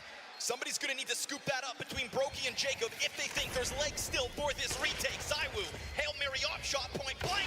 He'll find Jacob in the end.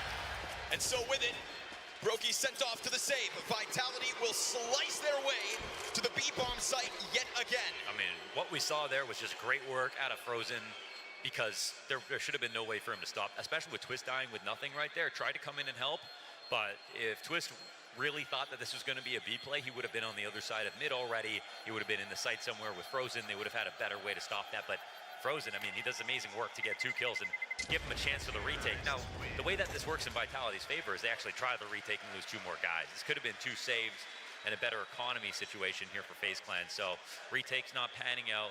We've got Vitality punishing now. They got the 5 rounds in a row. And Dust 2 here is looking like all the Dust 2s we've seen from them in their past games.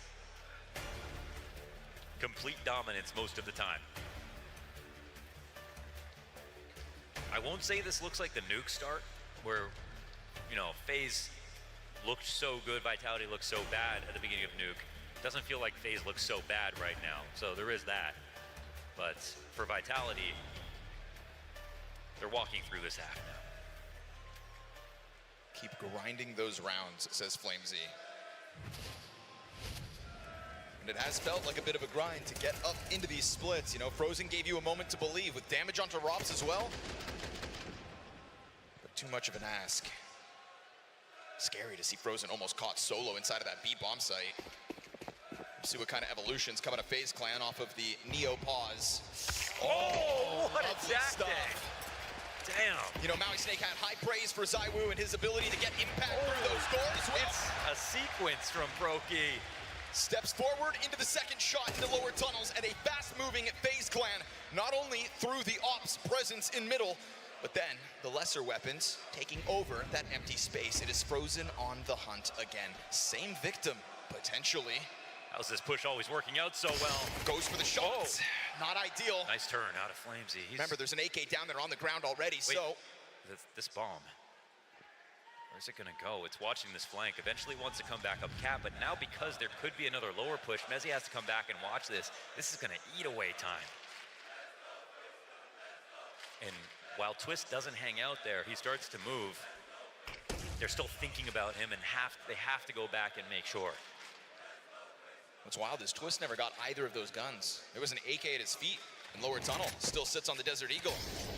Let's see if the zero greed will pay off. Yeah. Brokey kicks this round off with 2 beautiful kills, but Kerrigan gets aggressive out long. He's starting to scramble all this. Apex has the weapon advantage.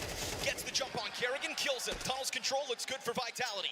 Twist's preoccupied with mid. Doesn't realize that bomb site's being taken over for free. Yeah, this is the crazy move to make from Vitality, but this is some really good mid-rounding. I mean, they did find a scarier open site. They get B. Walking right by that AK, just doesn't want to make any noise right now. Bad track record in the retakes.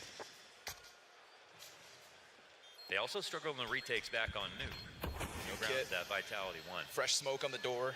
Certainly not a good invitation for Jacob to try to get through that window. Oh, if Brokey had hit that shot on Apex, it's actually kind of a done situation. But if only. Yeah, two frags for Brokey, a great tactic, but they're squeezing water from Stone. This is that boost, the totem pole they assembled faster than IKEA furniture inside of mid to get the off down. That's where it got real scary. And still to rack up a price tag, something. Keeping the squeeze on the bomb site, trying to chase down Jacob with the Desert Eagle. Apex wants blood. And Vitality sit comfortably on a 6-0 lead. Their first map pick going swimmingly. So it's no saves for Vitality. 2 for FaZe, but they were looking for the round. There's been too many close rounds. I don't think they're performing an upset here on Dust 2 without actually converting. It's an opening gambit you can be proud of, putting Brokey up versus ZywOo and walking away with the 5v4. Yeah, I mean, you don't get points for showing the math right now. FaZe Clan still seek a round win. And a change up for Vitality. A lot of pressure here for Kerrigan. Smoke in front of him. That's going to be his exit route. And a flashbang to try to slow it down.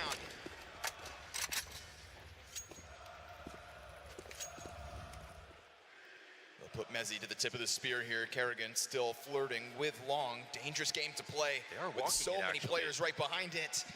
Utility over, he eats the flashbang. Good pop here from Mezzy. Oh, come on. Him and Flamesy, a kill apiece. Brokey with that critical miss shot on Apex last round, let him get away. This time he will strike down Flamesy, nowhere to run. Solid through the nowhere bottom. to hide. Right now, FaZe feeling like a shell of themselves from Nuke. 7-0, this T-side knows no bounds. You can see all the opportunities, but just when they're about to get in danger, Thea saves. It's been Zaiwu normally here. It's Flamesy and Mezzy to make sure to get the entries. Kerrigan is just right there at the doorway, about to swing out. But just as he's doing that, they start throwing utility that makes it feel like they're still far back on long. And that's just really well crafted out of Vitality. You might look at that and go, well, why didn't he just go get those kills? Well, it goes a little deeper than that.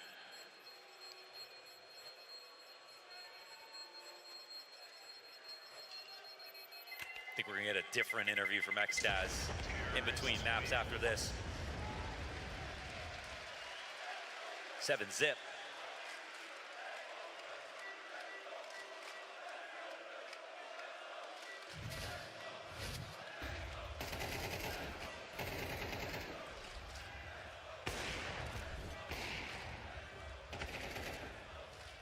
And as much as there are situations where it's like, whoa, how do you get that kill? That's what I want to see from Vitality. That's how they turn this ship around.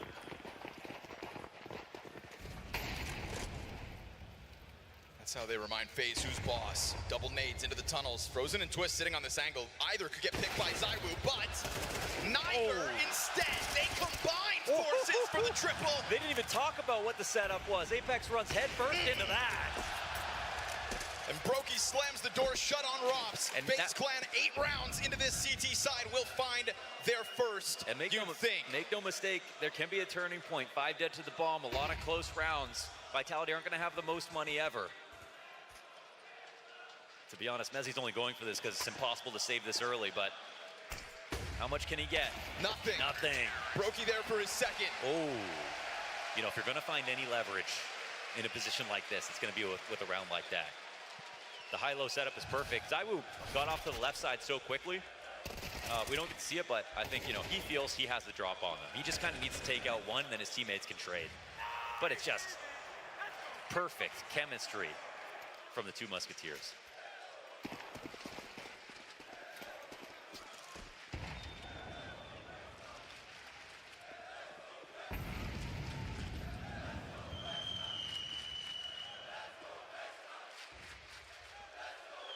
We all knew Brazil was going to get into this grand finals one way or another.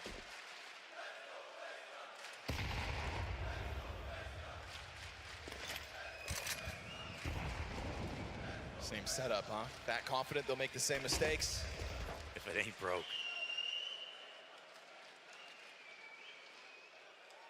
He'll sit on catwalk holding instead. Total forfeiture of long. Smoke at a minute 10, slows things down. Vitality met by nade presence. We've seen a couple times FaZe willing to go for that cat risk, throwing Kerrigan there with the D, having Brokey start this round with the scope up towards lower tunnels. But Vitality play around with the timing in this one. Again, I like how they're responding to every bit of map control. Like Vitality are hoping, they throw this lurk smoke out of B, they're hoping it means something, it doesn't. Instant smoke back. Again, it's another moment where mid-B is actually maybe the thing that'll work. Pop off the flash. Oh, gets one. Second later in Jacob. As the player tucks down into the Xbox. 30 seconds, these kills are all worth a little bit more. Just trying to squeeze time, right? We've already seen Vitality play damn near to the last second on that clock. Mezzy's still going out long. Yes, Are they really gonna mid-B? No, they gotta be going up cat. The draw back and Twist sees that as a chance to strike Rops CT's gotta run back now. Yeah, they're scrambled. FaZe Clan started to try to dogpile out middle. Instead, open avenue off of the cat play. They're worried about long, this is key. 10 seconds. Zaiwu crossing over has got to get that hands busy on the plant, but they left the nades. The second one comes up short. The threat from Catwalk, steel reel. But the bomb plant's down, which means Zaiwu's up is up. And as he sees that second player dive back to the cover, Mezzy confirms Brokey into the 1v1. Jacob for the clutch for FaZe Clan second. Flames atop the bomb, and it's Jacob atop the boxes, cut down by Mezzy. Yet another certified Merry Man clutch. Merry Christmas. Mezzy again. But fight in these rounds. Faze Clan in these rounds. Yeah, lots of great attempts. The staging was perfect, and they even kept the idea there could be a long player there in the back of their minds. Initially, they wanted to run back up CT and get around to the ramp and stop the cat play, and then they saw when Vitality faked a mid-B the entire time they were going to split. That was a really good understanding of what was going on that map and not getting flustered. So it's both impressive that FaZe are making it close, but also impressive that Vitality are just never letting FaZe build momentum. And the second nade that doesn't land on ZywOo, that could have been the difference. You play it down to the clock like that? I mean, FaZe Clan had the solution, but just slightly off the mark. And so that one round is all it is. One round on this CT side. Vitality tapping back into the domination of Dust 2 that we have all come to know and love. Guns for FaZe again. 4 rounds, best case. Yeah, with that round, it was no economy for Vitality and actual potential for a 7-5 half. But Vitality are really showing their fangs now. Timing just missed for the Battle of the Oppers.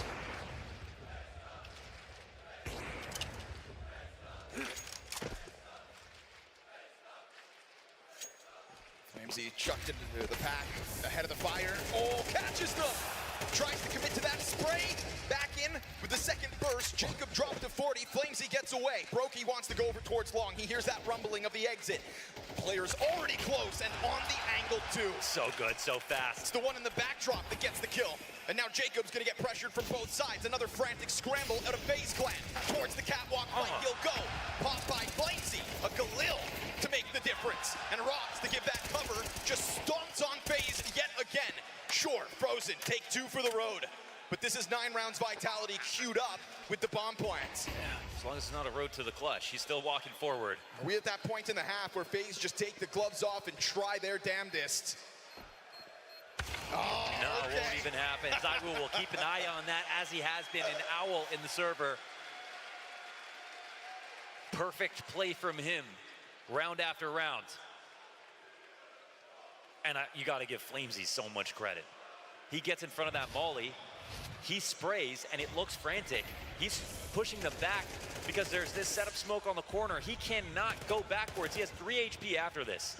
And he does a good job getting the kill, getting some damage in, and winning cat. Got that. Damage on ZywOo. Somehow. That was Brokey. Scout shot through it. Flamesy, he's going to be the first victim of this one. Again, wasn't done peeking yet. It wasn't Frozen who was allowed to go for it in the last round, covered by ZywOo, but out of the gate, FaZe comes swinging. You better expect it. And 3 rounds is best case. 5-7 towards long on the edge of the smoke twist. It's not him, but rather Brokey again. So much nade damage. It's through the distractions that Brokey continues to thrive. 3 kills into this, only ZywOo left over. And so FaZe Clan gonna chase him down. Okay. You can run, but you can't hide. FaZe will take a second. And they keep it up.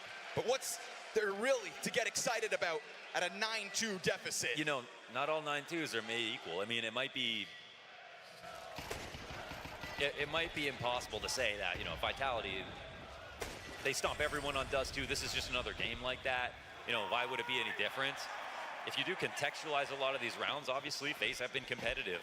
But the important rounds, the day saved in low numbers, the getting the bomb down over and over again in B, that's happened in Vitality's favor. Well, We'll call it basically over, barring some bullshit. 2 pistols for Vitality. This is the best case FaZe have been able to force. The tone has changed here in the MVM Dome. With Vitality getting a 7-round lead already.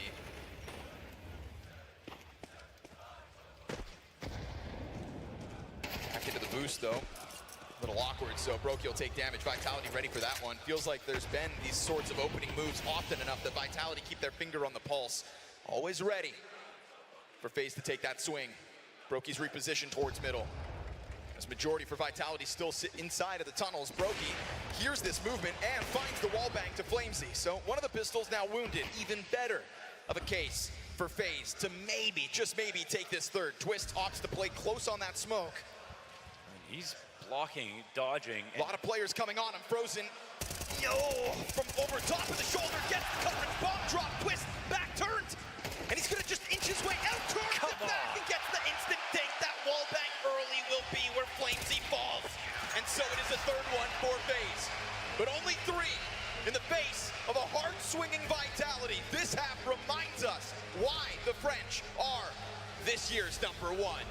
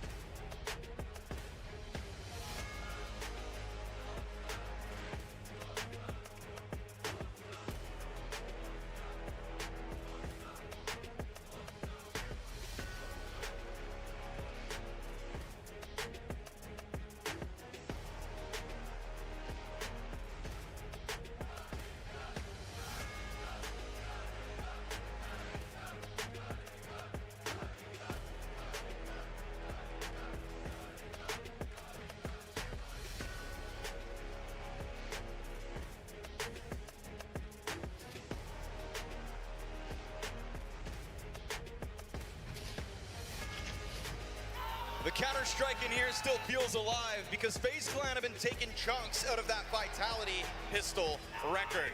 A chance to turn around the atmosphere, a chance to turn around this map, all on this next round. Because when you let FaZe Clan get the last 2 rounds of a half, that's when you give FaZe Clan belief. Not gonna lie, you know, they celebrated it as if they had a decent half somehow.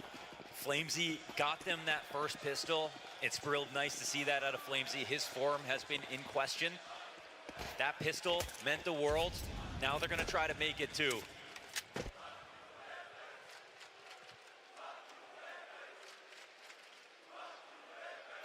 Stacked in front of this though, Vitality, plenty of bodies already on this A site. It's the right position to call out Faze's hit. ZywOo, instant execution. A second, a third. ZywOo steps up to the challenge, and FaZe Clan fumble in front of him. Goes deeper onto Frozen. He's not done. Oh, ZywOo. If you see ZywOo in an alleyway, turn around. It's as clinical as it needs to be. It's the perfect way to try to shut down Dust 2 and remind FaZe who's boss.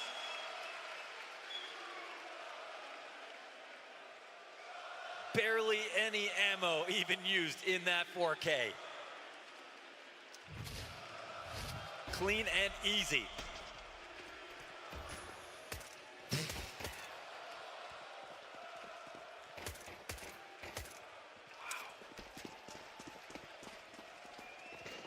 Now the pressure really on. Well, FaZe Clan try to break through this wall of a Vitality defense. This wall of positive Dust 2 results. Nobody gets it close. And FaZe Clan just getting added to the stack so far. Smoke down in front of Rops. Pistols to come his way. Ooh, that's not as much damage as he would have wanted. A lot of ammo used. Is Messi going to save him? Still worried about middle. They got a tag on him. Robs is sitting still inside of the smoke, comes back around with Berettas. How does he survive that? Okay. FaZe Clan lost in the face of Robs, who still manages after all of that to get 2 kills. Only Robs could use his whole mag and still stay alive in that situation. Rotation's perfect in for Vitality. 11th round, quick and clean. That's no bomb plant, that's no frag. That's no reason to believe in FaZe's ability to bring back Dust 2 now. We saw Frozen and Twist show some really great chemistry over in the B side. Now it's Robs and Mezzi, who, to be fair, I mean, we might not see many rounds where they even have to try. This one's close to a wrap already.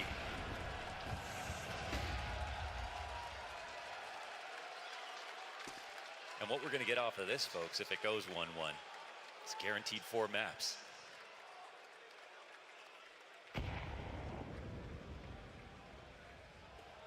Jacob tiptoeing, careful with the knife out, careful.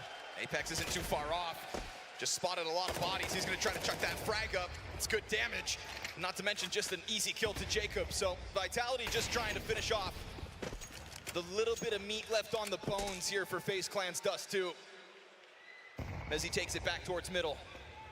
3 players out through the doorway. Mezzi's just been a brick wall again. Cuts Kerrigan and Frozen down to size again. FaZe Clan will feel minuscule. It's decisive, it's confident, and it has the X factor that was missing from map 1.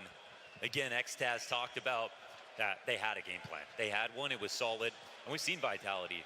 They're able to change up a lot, and you know, they used the 4-1 to get over top of Spirit, but they had a really spread out default back on Nuke to try to fight versus FaZe. They have levels, they have depth, but now they have the execution.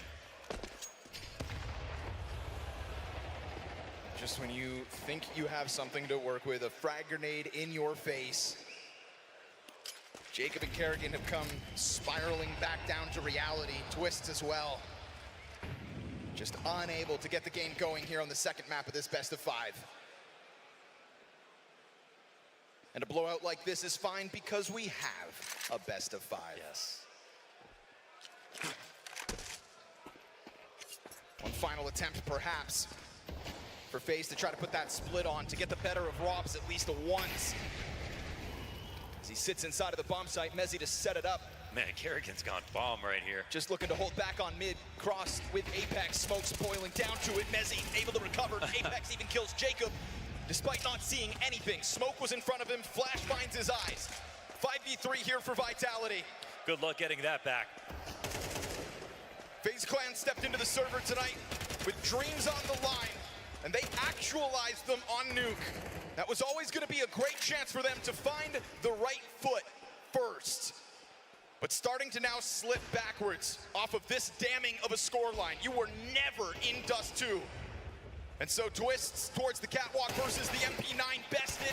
Everything feeling like it's going against you, but Frozen will still try to hang on for hope. Still out towards middle, that bomb sits. And still at the top remain Vitality. The perfect way to rebound in the face of FaZe Clan's Nuke win. 4 maps guaranteed. Headphones come off. We've got a better break now. Vitality are back and ready to play this final.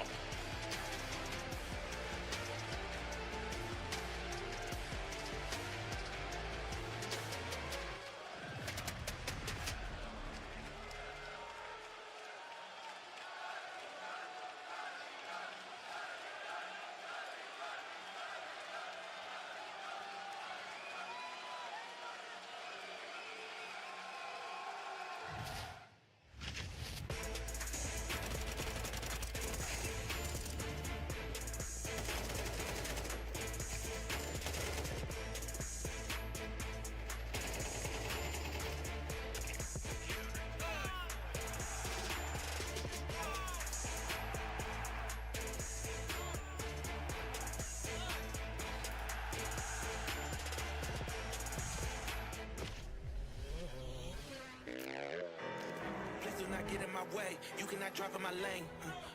eyes is burning the pain. You don't have nothing to say. This is how legends are made. I know I got what it takes. And I'm not popping the brakes, and I'm not popping the brakes. I'm too competitive. I like the narrative. That I'm the best in the league. Who you comparing with? That isn't competitive. Top of the throne, it is me. How you moving so when it's speed? I just been bringing the fire. Bringing the fire.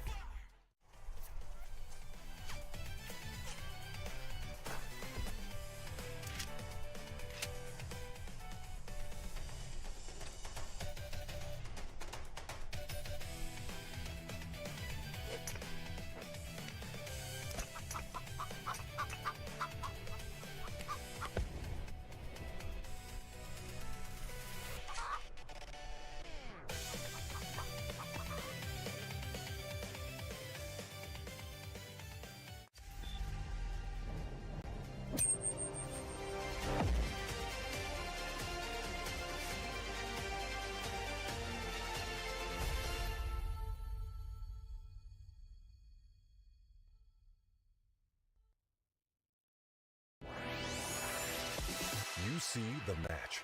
We see every restart behind it. You see lightning-fast reflexes. We see countless hours building trust. You see a single moment of triumph. We see the 1,000 failures that forged it. Victory isn't just the moment. We win because we reached it together.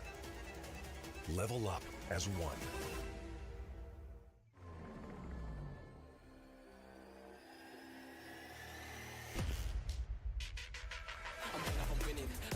Shot and I'm already grinning, you know that I'm one of you're sending, you know you've been cutting, you know I'm ascending. I'm one of them winning. Nice trade to run off with that daily city high. I'm looking at the note on this right side and outside side efficiency. I don't want to see it accumulate anywhere in here.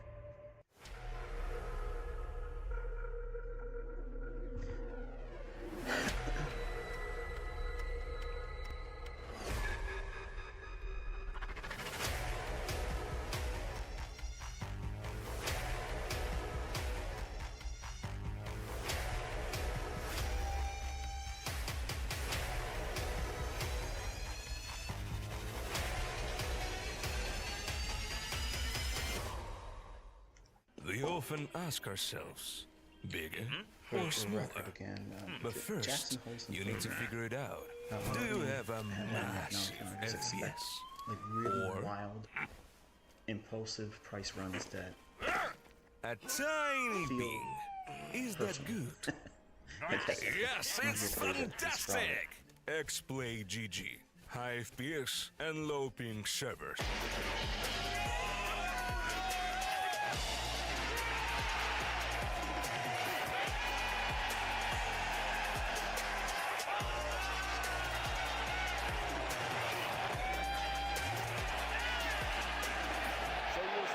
Favorite team. Post on socials with hashtag MajorFans, tag Corsair, get featured, and win a Corsair gear bundle.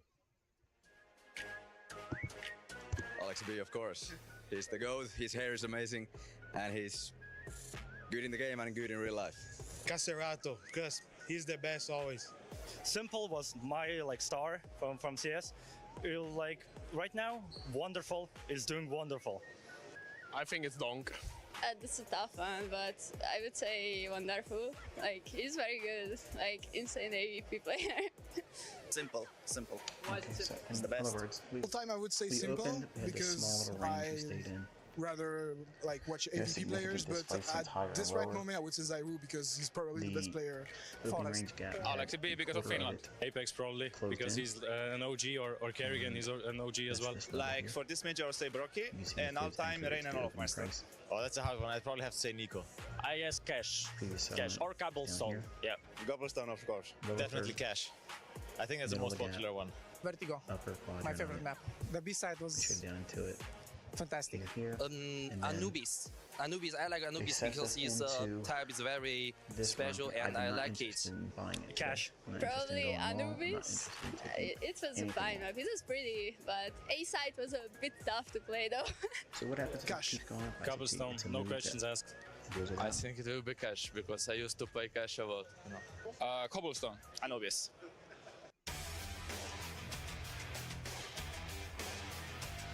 Nico. And why? Hello, my old friend. Shiro. Maybe Apex. Probably Apex. Yeah, it's really nice. Team Kill Apex. So many to pick. Well, for right now, I would say like Fallen, because they're favorites, and would be nice to have a last frag on that game. Fallen. I think it would be, I don't know, Cyber or something. Falcons. And maybe Nico. I would say Nico. It has to be someone from Fury, I guess. So I would go with Kesharada. Anyone from Fury, just because that means we win is fine. We have to beat Fury at this point. Maybe Faze. Yeah, Kinder. Apex, because I just feel like it. I think Try. Play against Try, and one time he killed me. Nice. So that's a radar, but say It's going to those we haven't moved. But I'm not. Nazi? I would say Donk. I don't know. Dunk. Fallen. Hey, how you doing? I'm fine. I'm actually really fine. I'm fine. Who are you cheering for? I'm cheering for Vitality every way. What about you guys? Who are you cheering for? Vitality! Okay, can we see who is louder? Faze or Vitality? Vitality!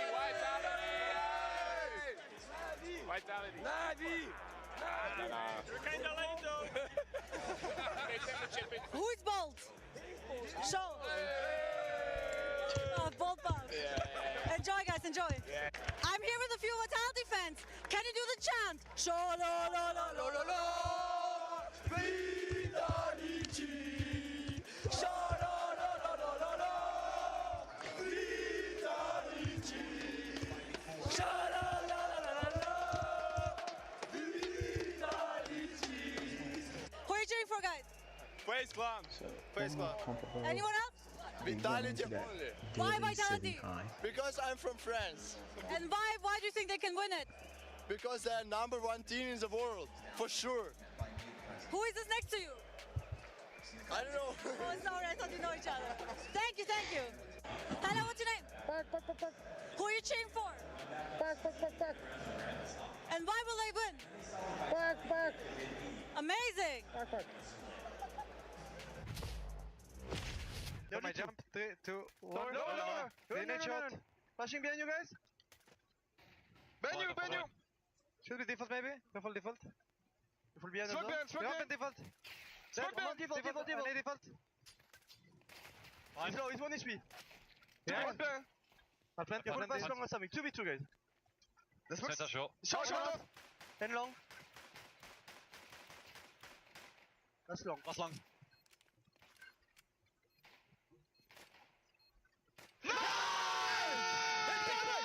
Let's go, boys! He's alone. Go. Go pushing. Go, William. Side. City. No one. Stay shot. Coming shot a lot, guys. You should go back shot. Smoke city. Shot, pushing. That shot. One more shot. And one city. Let's see CT. You have city? Yeah. Let's see CT. Shot one more. And city up. Shot. I think it's low. It's bad plan. On the box. Nice, boys! Standing here with Neo obviously didn't go your way, but the scoreline is maybe a little bit too unlucky, but it was way closer than it really looked. I mean, it's Vitality does too. They're the best, one of the best teams on this map in the world. So, it just didn't go our way. You feel like individuals a little bit fell off from that nuke, or is it something that maybe game plan didn't work out that much? I think both of these things, once the game plans are not as great, the individuals will not shine as bright. So it's a bit of both, I guess. Completely understandable. Still a long way to go in this best of 5. Good luck. See you in the next map. Thank you. Vitality respond with a swift uppercut, and Faze are knocked back down a peg. 70 rounds in a row to be starting their pick, and this time Faze are the ones left gasping for air. Apex says, anything you can call Karrigan, I can too, and maybe I can call it even better. I think Vitality just reminded us why they are the best team in the world on Dust 2. They go through 2025 having played the map 35 times and winning 31 times. Always playing against the best teams in the world, let alone FaZe Clan this time around. Not only winning Dust 2, Maui, but dominating from start to finish. Yeah, there were a couple of close rounds, but let's be honest, it wasn't even a game. Even under duress. I mean, FaZe activated the game plan that they wanted to in this one. They were active, they were disruptive, but Vitality unflappable. They were consistently able, even when losing the 5v4 advantage, even when losing that opening pick, it was actually Vitality who just looked so much more composed. The mid-rounds reflected exactly how they played in the first half of the year, where they didn't even matter. If there was a tricky situation, they were always able to suss out where they needed to go next, and the mid-rounding was just pristine. Yeah, you can't fault FaZe for not trying in this map. It was just a better Vitality, just a solid performance from them in all kind of aspects, you know. Like you mentioned, I really liked how they kind of transitioned in the mid-rounds and found the gaps, even though they had mana disadvantages. So, I mean, what can you say? This is one of the best teams in the world on this map. It didn't go the way of FaZe. It's hard to play that kind of really fast-paced, aggressive style when there's so many protocols, so many things that are really, really small that Vitality can kind of take into their account to stop this aggression, stop this speed from the FaZe. Yeah, just to go back to your point there, Maui, it wasn't like, you know, FaZe weren't getting a couple openers in rounds here and there. Round 4 was an example of this. What's a tail here? Well, yeah, I mean, FaZe understood that they needed to just be disruptive. They needed to get into the face of Vitality as much as they could, and they did just that. I mean, they had a handful of great setups. In this round in particular, it was mostly Deagles, a save rifle from Frozen, and they get the 5-on-3 advantage. But despite the fact that they were under duress, Vitality calmed the situation down, and it's actually FaZe who are the ones that misstep here. There's a Kerrigan swing towards tunnels as he's trying to catch a timing, but then the rest of his team is stuck behind smokes at door and window there. So no even hope for the FaZe side to join up on that sort of retake unless they really just want to jump through a smoke, and clearly that wasn't FaZe on the same page. No, I completely agree. I think we even have another round that kind of showcases something not exactly the same but similar in terms of how they want to open the round. It's round 6 where Brokey gets active with that AWP, gets a pick onto Saivu here. It's kind of a double boost engagement here in the mid doors, and Brokey wins this. Clean kill, really, really important for them. Goes into lower, takes that space, takes that pick. But it's from here we talk about this calmness from Vitality to make sure that they know what is going to happen next. Apex punishes.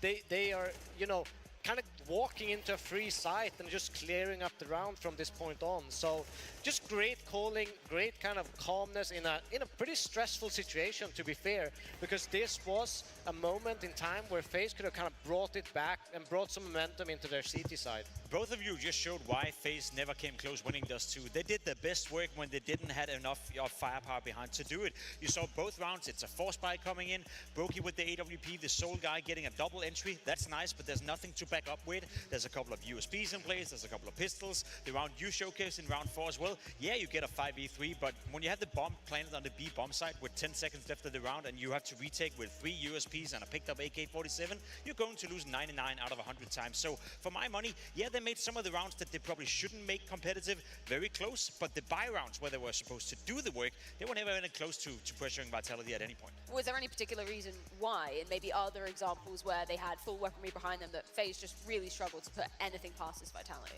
Well, I feel like the other aspect of this that was great for Vitality is that the support player at Mezzi, I mean, we highlighted him earlier, but I feel like he was so instrumental, especially in late rounds, in closing things out. I feel like so often we're highlighting Rops, we're highlighting Zywoo for those late round guys, but even when he was under pressure too, he looked as cool as anybody could have been. In fact, I feel like Mezzi threw out a handful of the maps for Vitality where there's been close rounds, close score lines. He's been just so fantastic.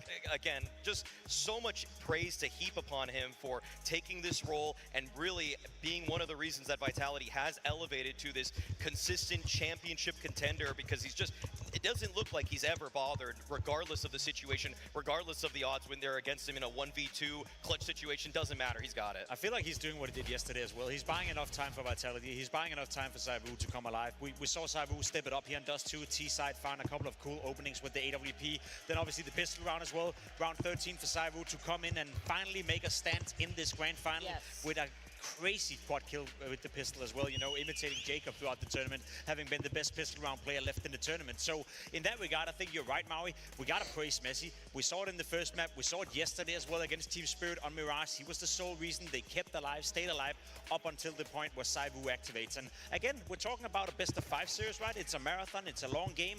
My issue here for FaZe Clan is that when you had a moment where ZywOo was not warming up into it, where Apex was a little bit slow in the reactions, where the calling was probably not on par, that's when you got to pound. That's when you got to take your opportunity. They did that in the first map, nowhere near doing that here in Dust 2. Yeah, it's kind of crazy if you look at the map pool even. You know, Inferno, we used to praise Vitality because it was a map they never ever would lose in the first half of this year. This is a pick from FaZe, you know. This just showcases how meager the possibilities for FaZe are in this map pool kind of disadvantage against a team like Vitality. They're so strong on every single map, and I think that Dust 2 showcases that as well, because it used to be even a FaZe pick in this tournament. It used to be a map they're super comfortable on, but playing a team like Vitality, playing someone that is the best of the best in almost every aspect of the game, just it's so difficult to break them down, so difficult to find openings, and so difficult to close it. Yeah, Vitality a whole different beast when it comes to this Dust 2. Just to circle back to the ZywOo discussion, because I know you have a hot eye on him, Maui. Let's be honest. Was this enough from ZywOo to convince you that he's back in this grand final and maybe he's going to be putting up the best numbers in the game? Oh, without a doubt. I mean, we had the pistol round, obviously, that we saw where he just basically seals the deal for the map. But on top of that, on the T side, once again, a really demonstrative effort from him, and mostly with the AWP. Obviously, we saw the one round where Brokey got in middle. That's one of the only mistakes that I would say ZywOo had, and it was more of a trick that FaZe worked out for them. He was so consistent at holding the line, whether anybody from FaZe was going to pressure his oncoming riflers, he was always just sniping them as soon as they even just show an arm. So super consistent, not necessarily crazy pop-offs in terms of multi-frags other than the pistol, but just doing exactly what Vitality need him to do, which is just shut down any adversity that FaZe are trying to throw their way. But I also think that is what makes him so good, because he doesn't give you the opening to refrag, he doesn't re-peek into a situation and throw the advantage. He keeps playing it safe and cool and takes the opportunities that are given to him. And that makes them even scarier, you know, playing them, because it's so hard to bring back around, which Vitality has gotten the entry. Just to take a small scenic detour, we had the conversation yesterday, Donk versus ZywOo, #1 player coming out of 2025. Where do you stand on this debate, Devil War? Considering Donk eliminated, ZywOo's still here, the ability to post more numbers, does he have a chance for you? I think that individually Donk is the best player, but I think that if you look at things that are important, I think that trophies, accolades, and team, you know, kind of achievements are really important for that kind of prize. How important? I think he should probably win #1 in the world. I think that Donk's numbers are absolutely insane, but he's lacking that trophy cabinet that ZywOo has done this year. Okay, you're nodding, Maui. Have you been sold? Have you changed the tune? I know who I would pick if I were the one making the decision, but I know that HLTV, which is what at the end of the day more people care about, value, and I just think that the case against 2 major MVPs, if ZywOo secures that, is very hard to stand up against, regardless of the numbers. But I don't want people to necessarily look back at the numbers and say that, oh, he was still just, they're inflated numbers or anything like that. I mean, Donk's putting up numbers that nobody in the history of CS has ever put up, and it almost had to be the best year that a Counter-Strike player or team has ever had to upset what he has done. What is the question? Is the question who is the best player in the world? Yes. Yeah, Donk.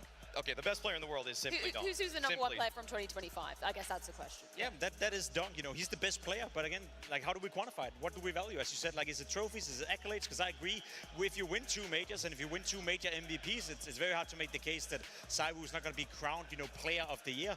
But if you're asking me, who's the best player? Yes. Who's the best and most skilled player and the most influential player in the game of Counter-Strike? It's Donk. And in that department, you made your case yesterday. I don't think it's close. Yeah, I think that's why it's such an exciting conversation, right? Because so many variants to take into things. What we do have to look forward to, though, in the very near future, that's Inferno. Third map in this series, picked in by Faze. Vitality starting on the CT side of things. Just like as an overall view, what are the two teams' history on this map coming into it? Faze have been immaculate on Inferno so far in this tournament. They've brought it in, you know, as their home map. They played it, I believe, 6 times so far in the tournament.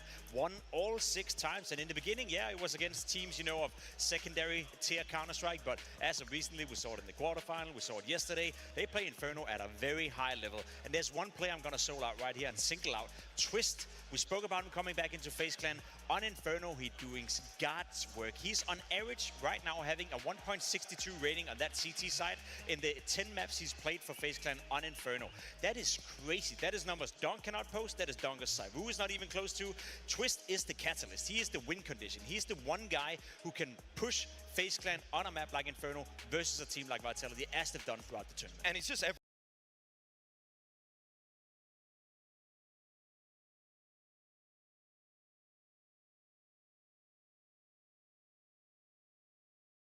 everywhere that Faze need to be. I mean, he's mostly filling on the T side, especially just slotting in behind the banana take from Kerrigan and Frozen, sometimes going into halls with Jacob. So he's just everywhere all the time. And I feel like as a trade fragger, there's very few people on planet Earth I would want behind me if I'm running in entry than Twist. So obviously we saw the highlight with the Deagle yesterday, so he obviously has that clutch factor. But on top of it, just when he's moving in a unit, his spacing is picture perfect. It's exactly where you want it to be. So even if Vitality are throwing a couple bodies at these problems on these defenses, Twist is always going to pick up the secondary kill to give FaZe a chance.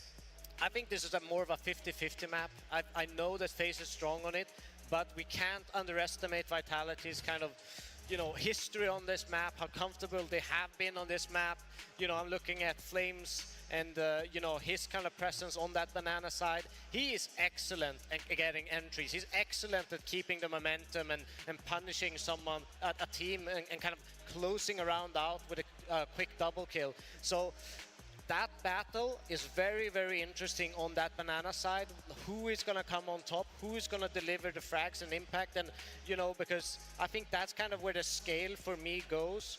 If Twist and his banana partner can do it, or if Flamesy and possibly Apex can kind of shut that down. That's the interesting bit for me. Banana is obviously always going to be important. We saw yesterday for FaZe Clan as well how Jacob was the spearhead on that CT side. I think he had 13 kills the first 5 or 6 rounds, getting off to a good start. He was tested yesterday. He passed the test. I think he'll be tested again today by Vitality.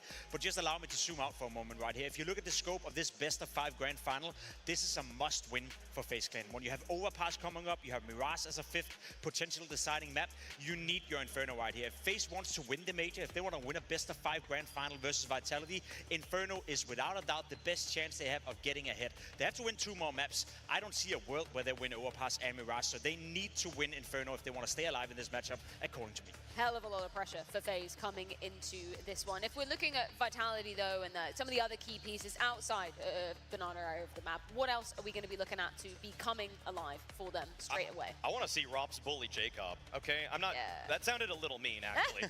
I'll reel that back. Just a child. I want to see him exert pressure on apartments so that Jacob has to experience a little bit of duress himself and try to battle through that adversity. Because Rops is just so tricky. I mean, sometimes he's throwing his smoke, playing in front of it. Sometimes he's got a double setup in the halls with Zywo. There's so many little tricks that he has. And Jacob, he's a rookie in this kind of spot, okay? I mean, it's going to be so difficult for him to try to understand how he needs to peek every single angle, make sure he's covering all of his bases. I think that FaZe might even have to expend a little bit of extra utility just to make sure that Jacob gets those apartments, because versus Na'Vi, Jacob's presence in apps allowed them to mid-round. But if Kerrigan doesn't have that tool, having that pillar in the apartments ready to just call back the rotation, then the playbook has really shrunk up. And I mean, even on that CT side for Vitality, Rops and Saivu, they love kind of creeping up that boiler room, making sure that space is clear for them. So it's not going to be an easy task for Jacob at any moment, because there's dangers coming, there's threats coming from all angles in that apartments area from the Vitality side. This grand final is certainly heating up. It's time to see what lays in store on Inferno. A grand final that needs to heat up because it cooled down on Dust 2. Just a vibe check real quick. Budapest, you still with us?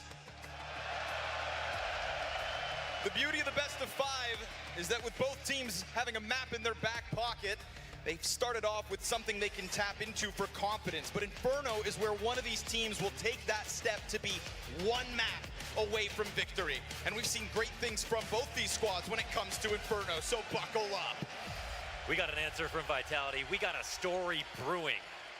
So much about the trajectory of this series comes down to this map. Yeah, let's have no regrets. Remember where we are. We got to the fucking final. Let's fucking win this now. That's right, coming from Neo, this is Faze Clan. Oh, we just played the best team in the world, guys. Yeah, that's right. We just got to play the best team in the world. Adversity is a privilege, says Frozen.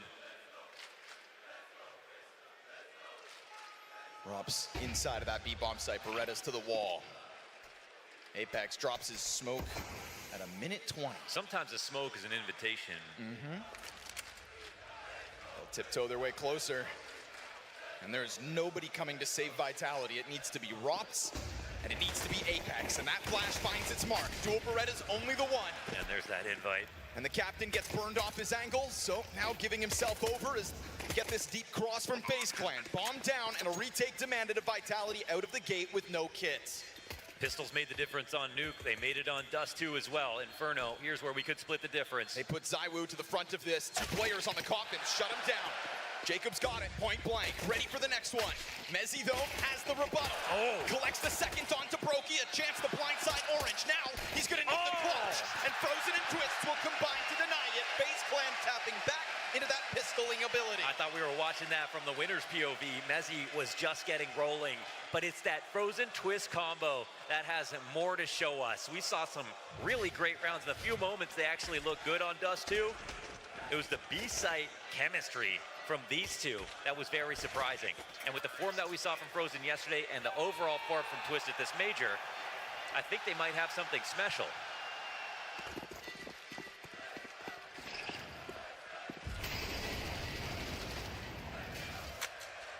Vitality opt to force. I'll have to double check this, but I don't think Faze have even dropped a conversion when they have won the pistols. That's the other crazy part about their stat. Oh, you go digging, because we know it can happen on Inferno in the blink of an eye, right? Yes. Close corners, little cubbies. So many places for the rats to hide.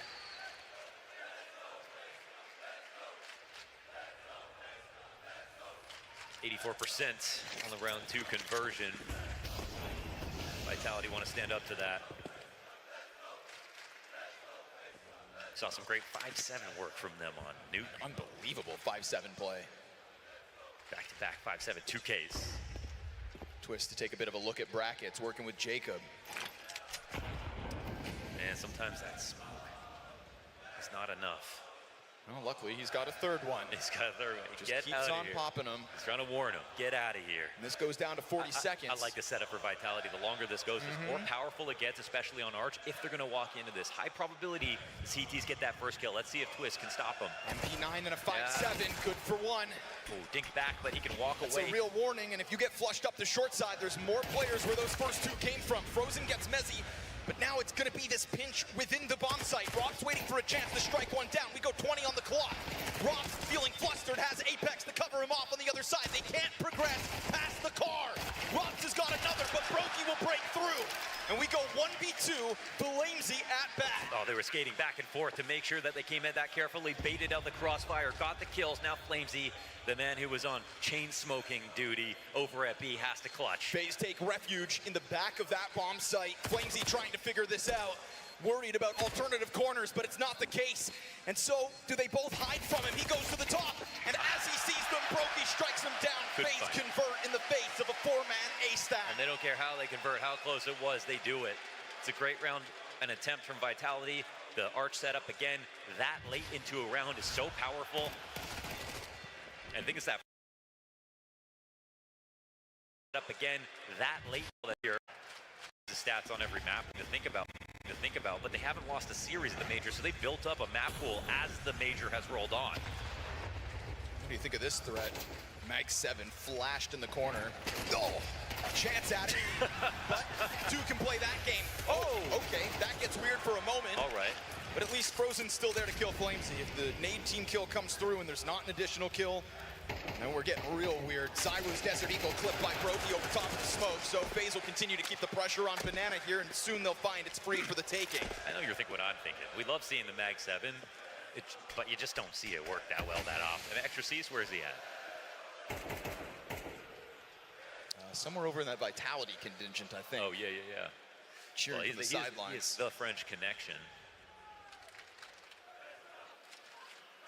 Vitality will get over. Man, Faze just kind of tiptoeing their way, huh? Just in case, which means just maybe another frag for the road, or just maybe a critical error here for Faze. They'll smoke off Messi. They don't like the threat of that 5-7. Yeah, you know about Messi in these He'll moments. climb over Coffins. Oh, as they're going up, Messi ends up getting a second. He's kept up his end of the bargain. He's put Rops into a position, where he could have caught it off. But again, coverage is good here for FaZe Clan, and they love when the threat's nearby.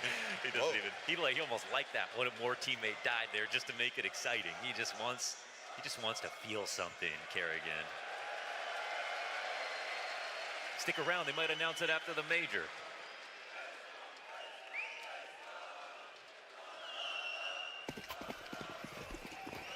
A couple moments to keep FaZe on their toes. A couple moments for Vitality to remain tapped into the success of Dust 2. But now we have it, guns in hand, for this year's #1. Smoke onto the flames. Again, it's pressure into Banana.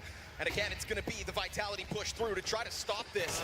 Not wanting it to go for free. They exchange frags off of the kill from Apex's nade. It's kind of unreal. Pressed like that, that Twist even gets that kill. By a frame before he dies. On top of that, though, because he dies to the nade, it's Frozen who was boosting him that takes the brunt of the damage as well. Down to 20. Missed chance for Zywoo to have struck a man advantage for Vitality. And it was Kerrigan on the keyboard. Perfect strafe. And FaZe are happy to keep this pressure up. Zywoo's going to clip him through that smoke. But what goes around comes around. And Rob's from inside a pit. He's lost that bomb site. Jacob doesn't capitalize on the kill. Frozen's bomb still yet to get in sight. As Robs remains adamant. Damn, Robs. Where'd you find that? He rerouted the grenade to the site after not knowing someone had slipped through the smoke on default. Cleaned that up by himself. It's the most powerful spot on the CT, on a site for any CT to play in, but it has to be the right player there. Oh, that was just nasty the way he actually refocused all his attention so well. I mean, who better to do it than Robs? Barely has any health to go into that last duel with, still wins it. And so FaZe Clan's early success to be cut short. Pistols in hand, Galil for Brokey, and again Vitality, pressure on Banana, but this time they've got the edge economically, keeping the pressure on with nades, forcing Brokey to just take refuge in this corner.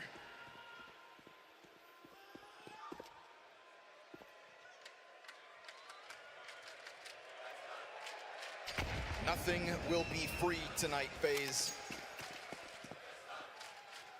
Cash utility offered over from Spawn, but while that nade gets picked up, you know, FaZe are inching closer. Yeah, they win that last round, but it's a little scary, I think, in a moment like this. Singular smoke grenade for FaZe Clan. Could be enough to block off Apex's ankle, but he offers one of his own.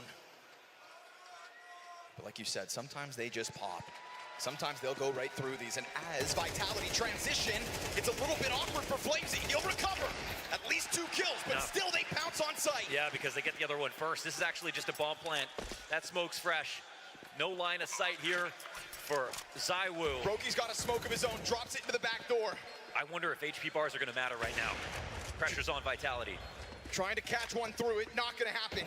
Because Brokey smoked off the doorway, nobody's got a smoke for the CT cross. Those nades do nothing. Brokey's Galil pressed in against this. He got hit with an HE earlier, down to 29. Kerrigan's AK sits on the coffins right beside him. This is both of the rifles to try to force it back.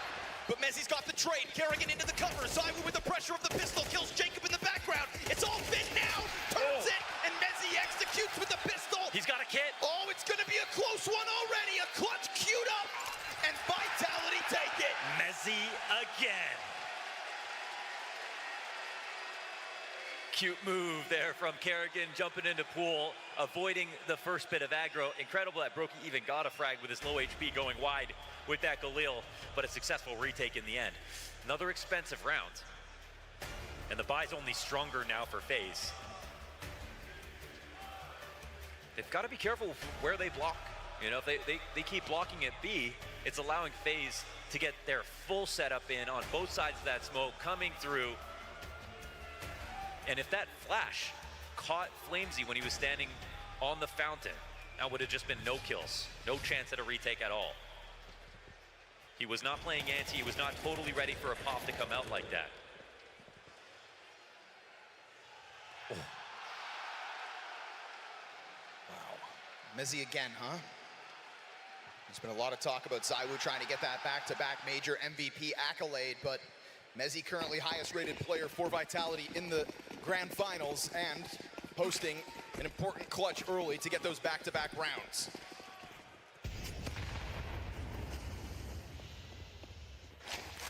The fight is on, 5 rounds into Inferno. Finally a map where it's close for both sides. So far, Frozen finds Apex. Knows that nade means Flamesy is locked into this corner. But what are they willing to throw at this to just try to keep Flamesy locked in, or even better, kill him? Oh, down to 10 health, you'll fall back. Oh, he lives within the flames. 11 HP as he gets away. ZywOo already ready to make a cameo here on B. Overfill this spot. He's hoping that they want to come in quickly before they realize he's here. But now they're in a retake setup as this next smoke comes down. Again, sometimes this means they call it out. I mean, why wouldn't Faze do the exact same thing?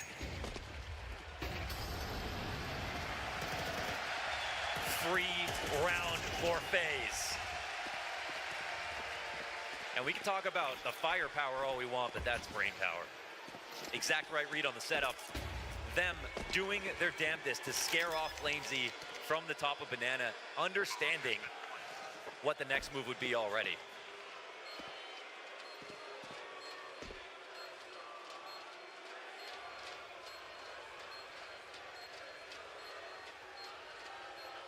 Right?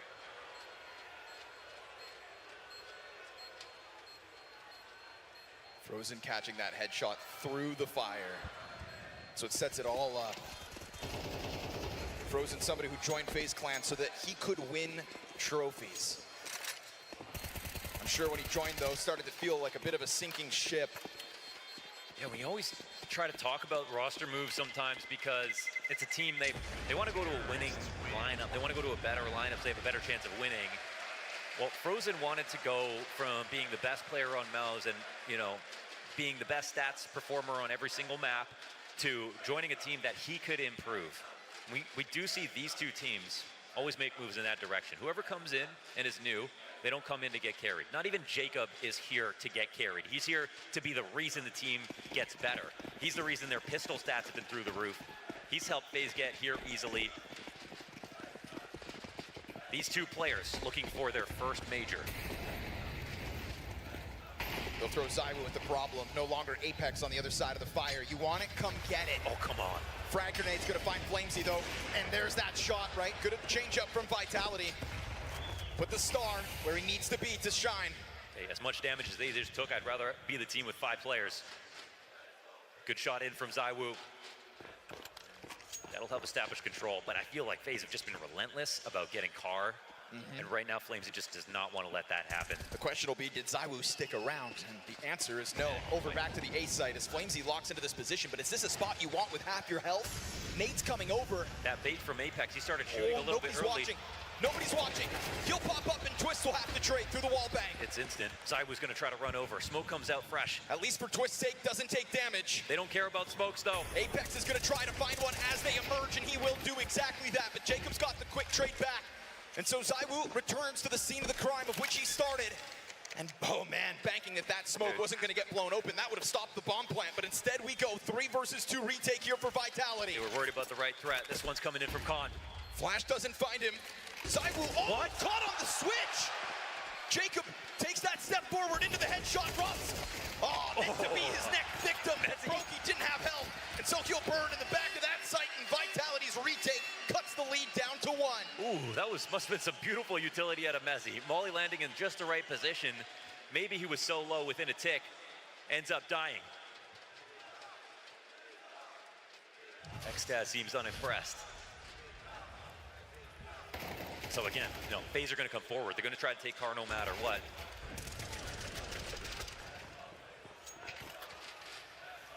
And I think in Flames' mind, as long as they get one, Apex shot in the back or whatever, as long as he gets one, they stay up one.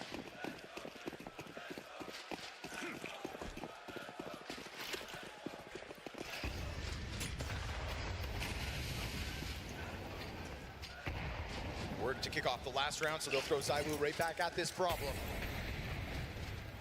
It's him to get the opening kill in this exact spot. I was gonna say, be cautious that grenades might not come your way. Whoa, they're actually calling out 3B. Looks like they're really pressed up for the A hit. It's actually the right call. Rotation's gonna be a little slow. The conditioning here to make him over. Yes, sir. Hold on B. Believe it's a Kerrigan. They're running at this full force. He'll make an adaptation fast and the execution even faster, already surpassing the arch side. Kerrigan takes damage. Apex from CT spawn is there to kill his counterparts. Oh, twists deep in through the library smoke. The squeeze is on the bomb site. Rops from within it. Catches Frozen's head. And as he watches that smoke, he knows short sight still under question. Twist in the corner of Moto. Bomb drop. Rops hangs on. Jacob emerges, but it's all in vain. It's Rops to shine this time. Oh, he's spinning in position, knows exactly what to be worried about. Crosshair magnetized to the right part of the smoke as someone sat in Moto and thought, how do I trick him? You can't. And so even in the face of this fast move, this fresh look, FaZe Clan hit their wall. It is Rops. Oh, that's just filthy. The play was in front of them. They actually smoked to split up into CT spawn, expected to need to put a little bit more pressure on to take the A site. They didn't realize, actually. There was only 2 there. It would have been good to just go quickly. FaZe back to the drawing board. They'll have to save. What started well with those consistent B hits was answered by ZywOo's starting moves. The adaptation that comes out of Kerrigan is just a great example as to why he is considered one of the greats and argued as the greatest.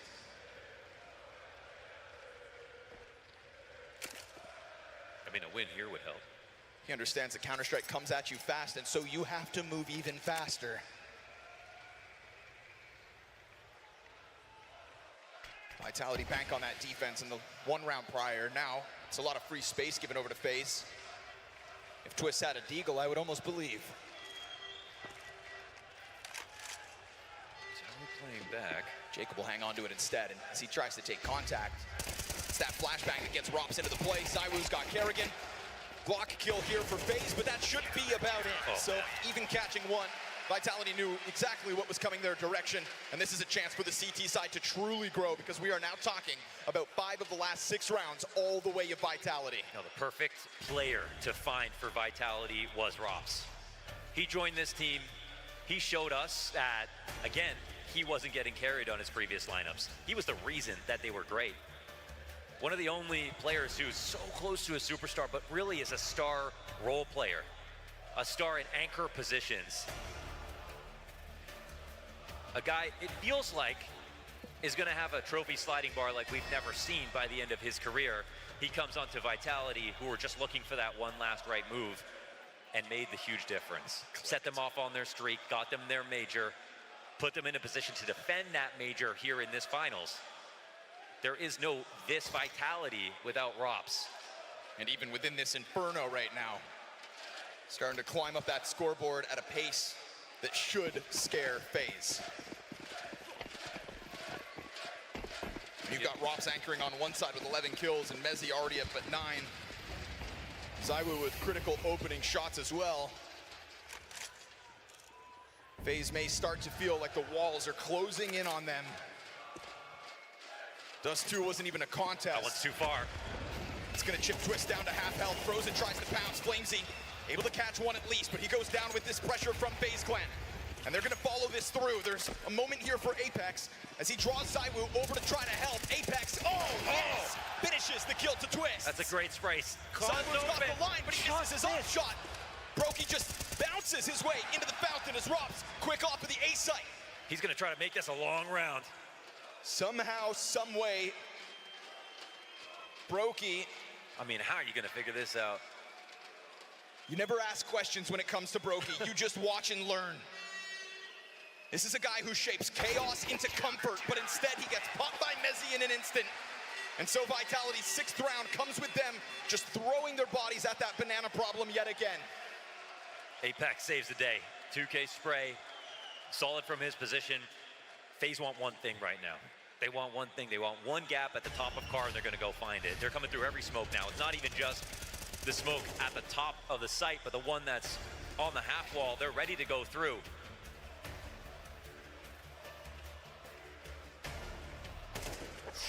Can't say their efforts don't make sense.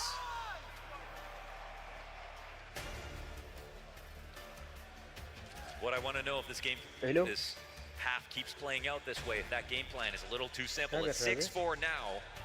It's a half by now for FaZe. But it's about to get real ugly if they don't get any more rounds.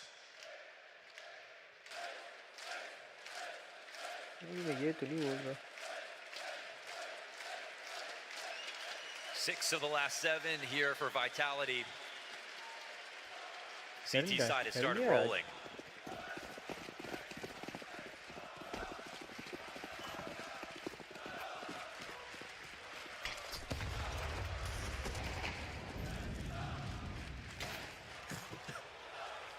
Playing with fire, and Zywoo is down, actually. He's got no reason to fear you with this deagle. That is the ultimate reaction time test. I don't even think he'd have a chance. Why not? Just head towards Banana again, huh? No bottom B control. They're kind of fighting them in limbo here. This was Vitality a bit light out of the gate this time, when it comes to B at least. You know, it's a dangerous game to fight for banana control, but it's one that must be played. Because if not, this happens. Though, again, the amount that they block this, I just feel like there's chances. There's opportunities for FaZe. Especially when it's a half by.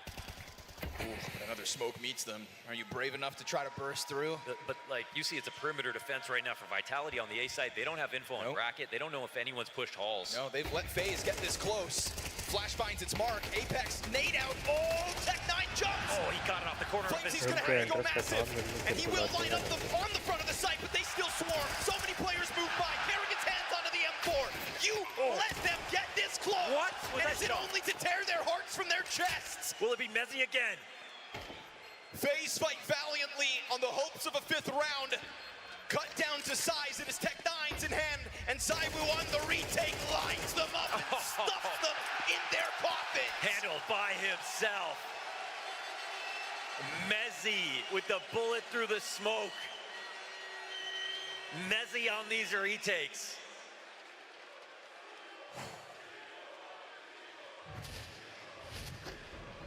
Let that be a reminder to Vitality that if you let FaZe get close. It feels like we're in Groundhog Day in 2 different ways. FaZe want one thing, that's B. FaZe want to come through the smoke at the top of B. See, Xtaz constantly seeing this and wondering what's happening.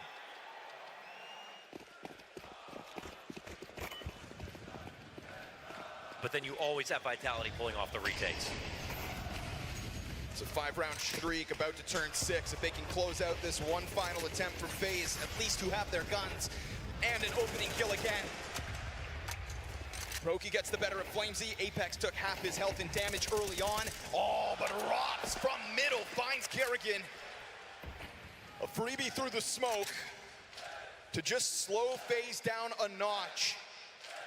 All while Zywoo goes for something different. We have not seen this op inside of the apartments. FaZe Clan have not felt this. They're not peeking in from both sides. We'll see if Jacob wants to take a liberty. Oh my God. Catches him in between thinking of both ends. That's a message. It's a big pickup for Jacob. Trying to get this game going, trying to keep that threat of an A commitment online, and it's just gonna leave Rops on his own. But I think with how much FaZe have had this affinity for the B side, it makes sense to keep majority on this side. Mezzi's locked into the boost. Frozen's gonna put a smoke down in front of him, but Mezzi's gonna maintain vision over top as long as the flashes don't fully find him. Player pushes down beneath. Mezzi. He's gonna execute him in a second. Oh, he has a chance to do a lot more. He lets this sit. All while Apex dies, Mezzi wins. He pulls the trigger, turns around, and executes them both. It's got to be the 1-on-2 from Twist now. Mezzi makes the move to make this feel impossible. No spice on the site. Got to get picked back up, it will be. Twist fake plant once, Mezzi doesn't bite. Banana player dead, and Twist slain. Mezzi again and again. And Vitality prove there are gaps between them and FaZe on Inferno. 6 rounds. streak takes the life out of FaZe Clan's faces.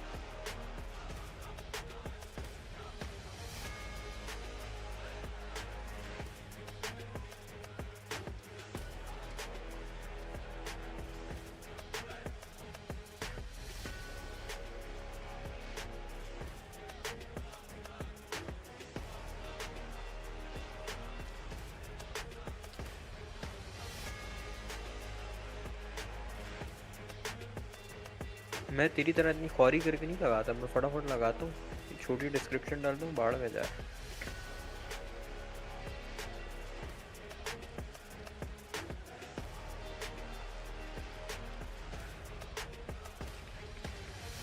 छोड़ बे, इतनी मेहनत करे बंदा, पागल है क्या?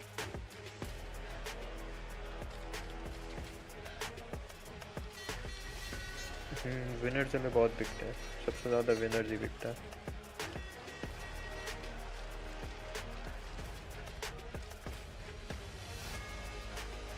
मुझे पता है, लेकिन फ़ायदा नहीं है ना इतनी मेहनत करके लगाने का, कोई सिला तो मिलना नहीं है।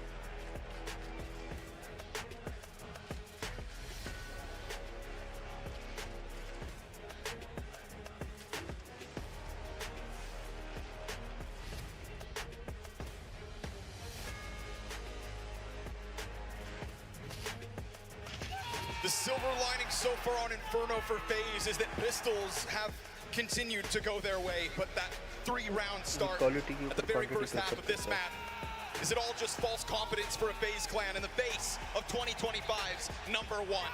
It absolutely could be. We've seen Vitality now. They've shown us that they're better on retakes. They showed that last map as well. And even if FaZe get too crazy entry, this map is even competitive for FaZe Clan. They're going to need two just to continue that. Otherwise, this is going to look a lot like Dust 2.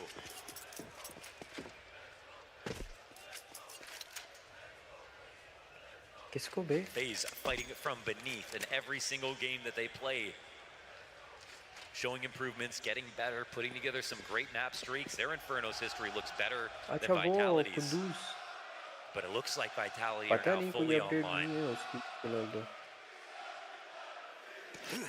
Made over, is it timed well? Yes, it is. Ooh, damn. It's unbelievable. There's some hefty damage on that one from Frozen. Problem is, he's alone on this site. Playing open. There's no kit here for FaZe, and it's looking like a retake will be needed. He can try to spam down with some body shots. Oh, or maybe just straight up headshots. Why not? Frozen are happy. No entry allowed for free. Executes through smoke. And his nade has softened up the others. FaZe with no kit retakes on. And retakes going to perfection. They put those pistols together. Okay, we can give some credit to Frozen, okay? That nade was awesome. Sure. And the headshots through the smoke well timed. Crosshair placement is half the battle, okay? The timing is perfect off the footsteps through the smoke. The nade square between 4 players here. And Frozen playing retake is the difference. Can't believe you leave him solo on that bomb site. He gets that much value. Yeah, well, he has shown his value in playoffs, 100%. I remember might have been his best map ever on Nuke yesterday. I mean, that was unbelievable. It was not long ago that 3-0 start on the T side also had FaZe Clan's fans frothing. Now we might get the most interesting scoreline so far in these maps. Because if FaZe are relying on pistols to get this comeback, then Vitality are going to have to do this the hard way, you know, no matter what. Now we'll see if they can try to convert this.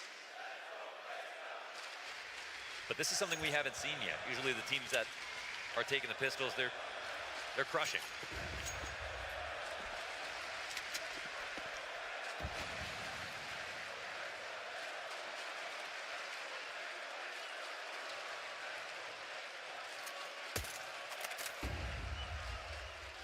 Faze had a fetish for the B site. Seems like Vitality are going to try to do the same thing.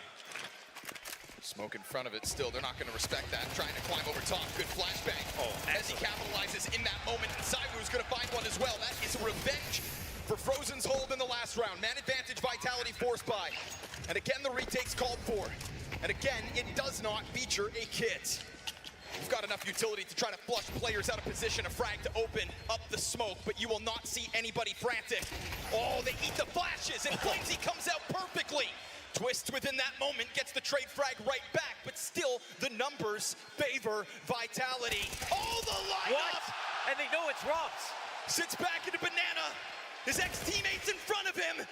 With their hopes on the line, he will peek out and die to the USP of all things. They covered it, the lineup. When do you see that from Grill to Emo? 2 players dead to the M4 spray, somehow. Another one where there is just no time, and still he pulls it off.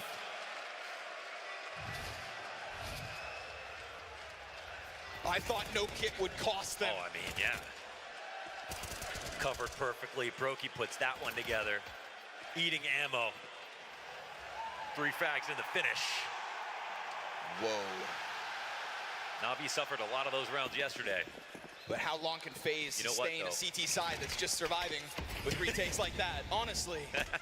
Honestly, This how is the long? time. This is the time. We'll have to see, man. We'll have to see. What you can say is that Vitality's execute, better flashes, better spacing. They kind of did what Faze did to them, but they actually put themselves in an even better spot. It was a more unlikely retake. But I think Vitality, at least they can tell themselves, like that really worked. Kerrigan was blind for back-to-back flashes, damn near 6 seconds or so. अबे उस्मान कल क्या हुआ? ऐसा ना बीमार हुआ है ना 2-3 दिन से ना, तो कल मैं अस्पताल में था, इंटरेस्ट मैसेज कर रहा था, तो मैंने कहा यार मैं अपने कज़न को ना अस्पताल लेकर आया हूँ। तो मैंने एसन को ड्रिप लगी हुई, उसकी तस्वीर खींच के इंटरेस्ट को भेजी। ठीक है, तो कहता है शिट सॉरी, तो कहता है, फिर बाद में पूछ रहा है how is your friend feeling. मैंने कहा सही है। कहता है how much the bill cost. मैंने उसको बोल दिया यार 300-400 लगे। तो कहता है आई वांट टू हेल्प। हाँ, कहता है I want to help him. मैंने कहा मर्जी है भाई, तूने हेल्प करनी है तो उससे पर भाई एहसन को $50 दिए, एहसन के लिए प्रे किया। Luckily here for Faze, stacking this bomb site at the right time, in the right direction, down to 25 seconds. Vitality have taken their sweet time, and they're still just going to try to puncture through up the short side. Jacob inside of the pit, cuts off that one player towards apartments. Flashbang's good. Blinds a bunch of bodies, but there's a bunch more. Problem for Vitality. So many defenders. Saiwu, 2 more players to try to topple. Frozen's dead with the last bullet. He claims it, and the last second, did he miss it? No, he's got it. Okay. That bomb's going down. Clutch is on. Kerrigan was left alone at B. Now he has to retake. Saiwu 13 HP. 13,000 रुपए बनते थे यार, लेकिन इससे भेजे 15,800। एहसन के 50 थे, 13,500 बन रहे थे, मैंने 13,500 दे दिए, बाकी खुद कर दीजिए। हाँ तो यार उसके 50 पूरे दिए हैं ना उसको। Saiwu sits. Oh, Kerrigan's got it. And Faze are there to deny it, but it's another by the skin of 50 their Ehsan के teeth. थे, He'll मैंने दे get on दिए this एहसन bomb को। as a defuse. It becomes a 1-round game. तो जाहिर है free के पैसे मिल गए। You smell that? Smell like manure in here. Ehsan को वही जॉब भी दे रहा था। I mean, it was almost Ehsan को some बोल of रहा that था for तुझे फोन करना है Vitality. तो आ This जा, is 1 how महीने it के लिए दे started. रहा है। Yeah. To be honest, twist kills are so key on the opposite side of default. Rotations are nice and fast there. And Kerrigan, you know, all he has to do is not take a headshot angle fight, and he has a बताइए huge नहीं advantage. Ehsan को इसके आगे बात You got नहीं an milli. instant kill in MP9. It's only because of Saiwu that we thought maybe that'll happen. Oh, Rocky's opened Powering up. up now. This is a gun round as well.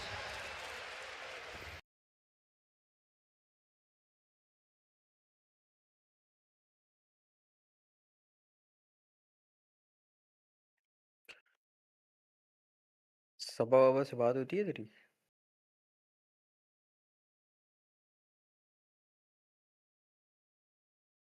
क्या कर रही है आजकल? Vitality's lead, slowly but surely, has begun to disappear. Mezzy on the answer back to Banana, though. That's Frozen just fed over. Yeah, that's pretty massive. Two damage for Mezzy. No bullets hitting him. अभी तक बचा नहीं हुआ उसका. Kerrigan on solo duty again. That's what happened last round, except it was an A play. हाँ ना, हो जाना चाहिए था. Vitality looked to go back to what works. Kerrigan went from one of the best maps of his career to getting 3 frags back on Dust 2. Hell yeah. And now with grenades in hand, he's got 4 bodies of Vitality about to barrel his way, so he puts the smoke down to try to delay it. Which wolf are we going to get here on Inferno? Kerrigan's got some heavy-duty grenades here. Impact damage. If they want to linger too much, they're going to eat some damage. Chucks it in the middle. Still that corner occupied by Robs. They don't get touched by anything here. Frag grenade. It's going to bounce a little too far. That'll do some damage. Smoke comes from the opposite bomb site. Time down at 45 seconds. Kerrigan's trying to cross. Oh, Mezzy's going to catch him through it. And as Twist moves onto the scene, it's a spray. As he crosses his fingers, they'll cross into the bomb site. And they're just going to walk away from this. That late smoke, he thought that was the key. He wanted to make sure he had vision as they were going to run through on the left side. But they made sure to spam it. They're doing a lot of what Faze are doing, but they're making it look a bit better. It's Mezzy again. When are we going to stop saying his name? He's the one guy, 2 maps now, pure dominance.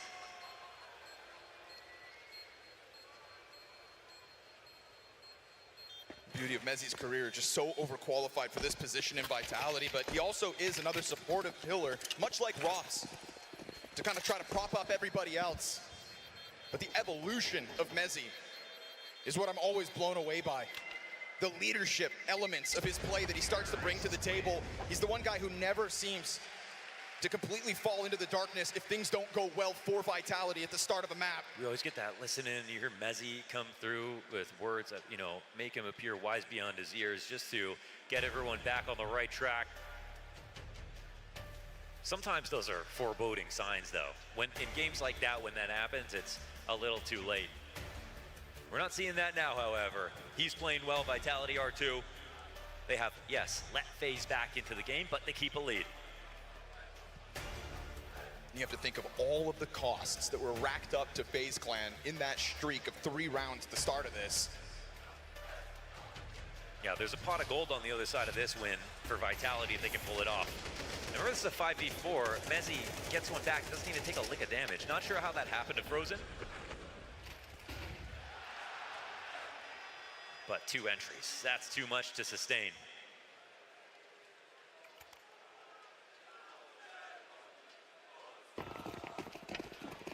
And because he does it so easily, Vitality keeps so much left over.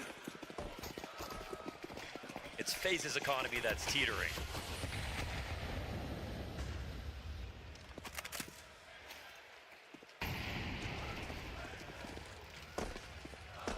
Playing off the bomb site, trying to get up towards Vitality. Good. Nade perfectly placed. That's Zywoo down to half.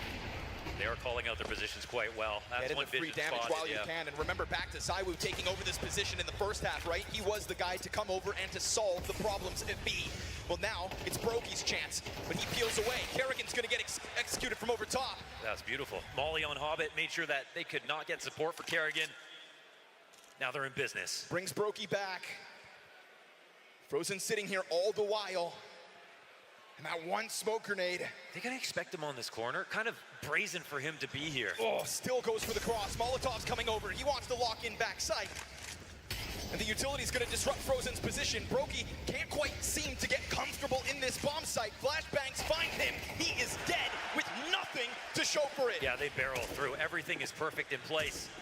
That smoke a little off, but no CT there to punish the corner. Vitality just making sure that everything was as good as it felt. It's a world-class execution. And it's a FaZe Clan that just can't keep up. Twist calls for the save. That is that's the most solid moment, I think, for Vitality on these B execs, because like it's cool to see them do what FaZe did, but a little better. But also coming through these smokes, I feel like they're opening the door to a little bit more variance and like what can happen, especially for the team that's should be playing from a position of power. But right here, the way they make sure to zone Kerrigan, they call out how Kerrigan is making sure that they can punish everybody who's behind that half wall. He lands that nade at Bell. He calls for Brokey to come and peek into logs when he sees a player as he was jumping over the half wall who's doing a good job of sort of playing battleship in that situation. But then Vitality responded with equal and even better gameplay. Zoned him out entirely. There was no chance for him to shoot back. He would have just had to read that someone was above him, and that boost was assembled too quickly.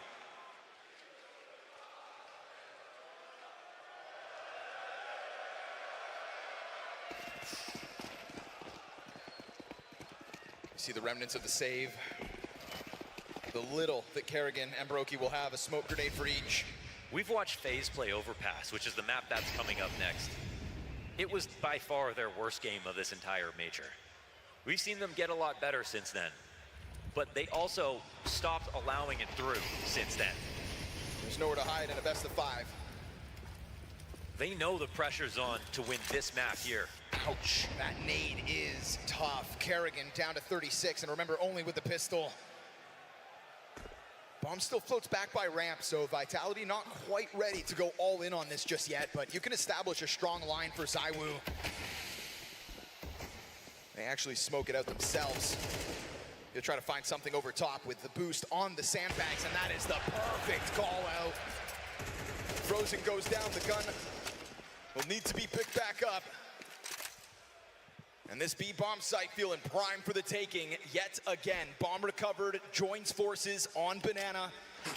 And Apex is just gonna try his hand at the commitment again. Kerrigan at bat, steps forward with a clean frag to Flamesy. Ooh, it's awkward actually. Slows it down at a moment they were about to jump on this. Awkward flash as well out from Apex, just trying to keep pressure on this Banana hold. Kerrigan's not alone again. 30 seconds, smoke goes over top. But that's Brokey with the USP. Man, give him that M4. With the M4. He's hanging on to it at 36 HP. Trying to hope that they'll let Brokey go unnoticed. Kerrigan, not more left for him to do. Mezzy clearing corners. Oh, of course, he's got it covered. Mezzy clearing Faze Clan. Time and time again, out of this B-bomb site, majority stand for Vitality. Do Faze want to take this chance without a kid? Yeah, they get on to 11. Faze, this is the situation they knew they'd find themselves in this moment. Mezzy 20-6. With another successful round of B kills assisted by ZywOo's opener. And slowly but surely, the tale of this Inferno is going to be one comparable in both halves. Pistol, full conversions. That's 6 of the 7 rounds that FaZe Clan are sitting on at the moment. But given runway, Vitality take off time and time again. They've showed it to us all year long. This is Miracles on one side of the stage and Masters on the other. And Vitality are showing you why we have talked about them all year long. I mentally forgot about Nuke, as if it never happened. Vitality take firm control here as they steady the ship on Inferno. Another buy-up in response, no op for Brokey to work with.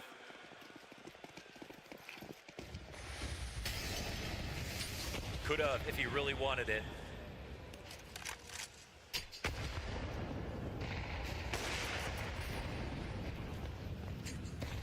Jacob begins to be freed up from the shackles of the A defense. Goes for, again, a bit of an apartments opening, but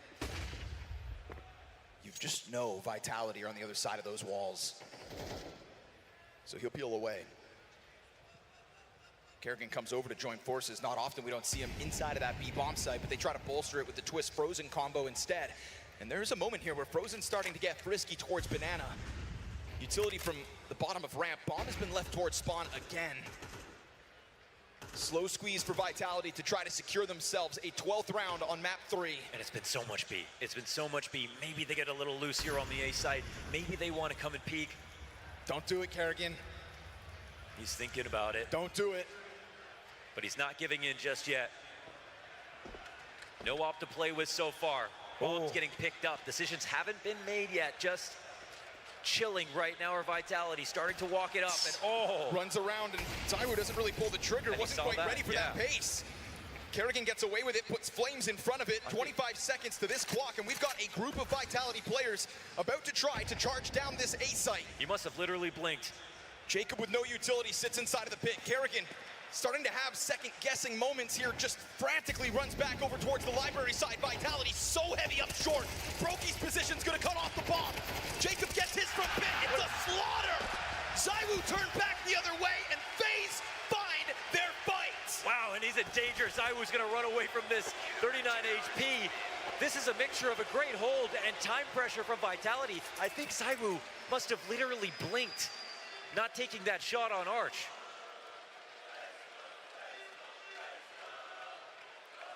But the fact that it came down to a single point of failure over on the A side makes you think, here's why there's a lot of B plays happening. Are Vitality as confident as they appear? 3 rounds the gap now for Faze. Chance to build up some money. The most convincing round win of the second half for Faze Clan. Keeps Vitality off that overtime secured. And they didn't see what the setup was for Faze inside of B site, and that was that layered twists Frozen holding the same angle, something that they were able to tap into on Dust 2 a couple of times. Both teams have been playing so far back on A. There's just been nothing interesting happening on that side of the map until it's an A hit. We're never getting the bottom B flank. You know, that's for Vitality and Faze. But now that Faze are in the second half, it's their ball game. Nade gets dunked on the setup. Frag sent back the other way. Frozen at back. Oh, can't manage. Oh, that's a big kill for Flamesy. It's a good amount of damage. Flamesy survives the nade. Kerrigan into the back of the site. Has to hope the Twist can help him. Frag doesn't do too much off Twists. And then he dies. It's all fit. Nothing. Nothing here for Faze. Mezzy got twisted. CT spawned. Another smoke kill for Mezzy. 3 players inside that B bomb site, and Faze will come up with nothing. And he's smoking that Faze back right now. Vitality's 12th round, their easiest yet. Right back to B.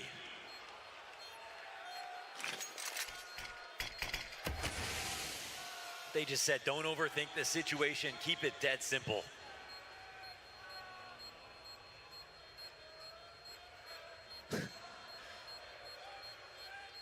Sage advice from Zywoo. Save here is critical, and Brokey's back is about to be exposed. Yeah. Ooh, never mind. Trying to get away, but Rops is a real hunter. Important to see if he gets this. Brokey in the corner will survive. That's 2 up for Faze, 4 rounds. No, you're right. Pretty much their only chance to make this interesting. Besides pistols and conversions, there hasn't been much here for Faze. Kills like this are just everything. Singular round win beyond the pistols and conversions. That's it. Smoke break. That's just so good from Mezzy, man. So alert. So ready. Look at the limitation that Faze will have with this one. Brokey tries to go for the mid pick, gets nothing out of the gate. Faze Clan surely still feel like they need to build up this B bomb site defense. That is why we've seen Twists and Frozen take over control. Frag grenade again, well placed. Flashbang even better. Frozen over the ball. He doesn't see it. But a back turn to him. He gets away with the run. More players down on the other side of smoke. Frozen barrels through. When push comes to shove, Frozen hits them with the cold shoulder. Oh, with the molly going in the wrong direction. That flash working wonders. And the M4 doing the rest. Faze live to breathe another round, it looks like. Money's fine for Vitality. That's not going to be a problem just yet. All that's happened is you have missed your first of 4 chances to close map 3. Pop shot wounds Rops. Bomb in possession now of the Faze Clan. And they are going to win this one with 5 players strong. That is a statement move by Frozen. I'm not going to lie, we haven't seen all the layers that give us a great Inferno from both teams. And like for Vitality, finally a response at the bottom of Banana. Not just all of these fallback trap nades. There's been too many rounds from both of these squads that have ended because 2 entries happen when there's a push through a smoke, or it's, you know, the finality of the situation at the mouth of B. It feels like that's happened almost every single round. T attack from both squads. But the utility in the early round has been good from Faze. The first time they actually send someone down to kill people at the bottom of Banana. I think their one regret would be playing scared and dying that way.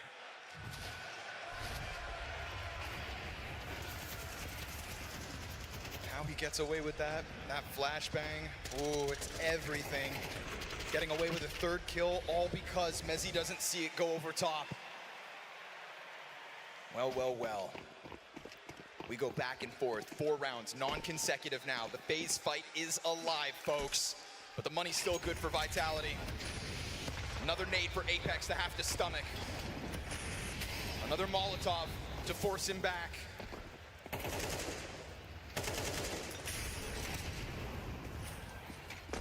Trying to keep Vitality away from those very successful B-site executions takes bravery.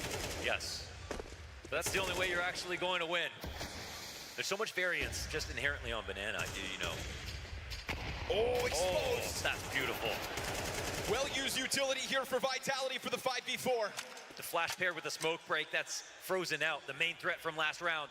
They took a lot of damage in that process. Will it soften them up for somebody else on Faze to thrive? Frozen had his round 1 round ago. This will be curtains for Faze unless they can come up with a 4v5. Will their good pieces of utility actually have an impact on the outcome of this round? Kerrigan still just sits here. And he's got to do something for his team, otherwise they can't justify staying 3B. That smoke at the bottom of Banana fades. Kerrigan peels back slightly. He can hear the rumblings of this incoming Vitality. A scramble over for Brokey as Kerrigan confirms that they are getting closer, but they're still not an all-in. There is not a full commitment. FaZe Clan now leaning back on 2 defenders per bomb site, and Vitality have made up their minds. They are going to take this challenge to Twist and leave it to Mezzi to come through. But will Jacob be able to stand up when the lights are brightest, holds on to the apartments, and he gets overwhelmed? Mezzi is everywhere. But don't forget about all of that early damage. Brokey taken down to 46 health. Just one of the pack now. As Kerrigan tries to wrap this one around, this is 2 players not working with kits, 2 players not working with utility. As Vitality, kings of 2025, lock into their bomb sites.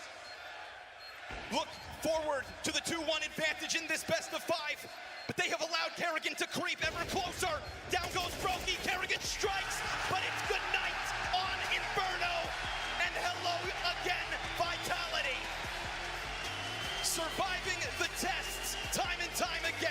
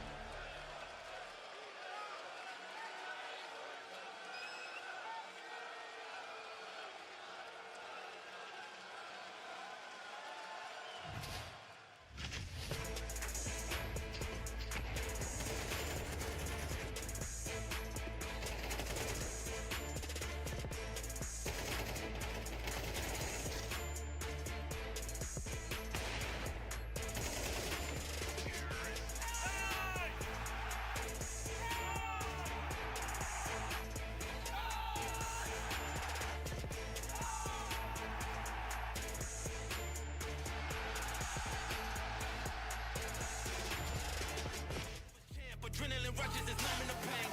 You competitive, I like the narrative. I don't know best in the league. Who you comparing with that is definitive. Top of the throne of the sea. How you moving slow on the speed? I just been bringing the heat. I just been bringing the fire. Been bringing the fire. I just been bringing the fire. And they can't stop me.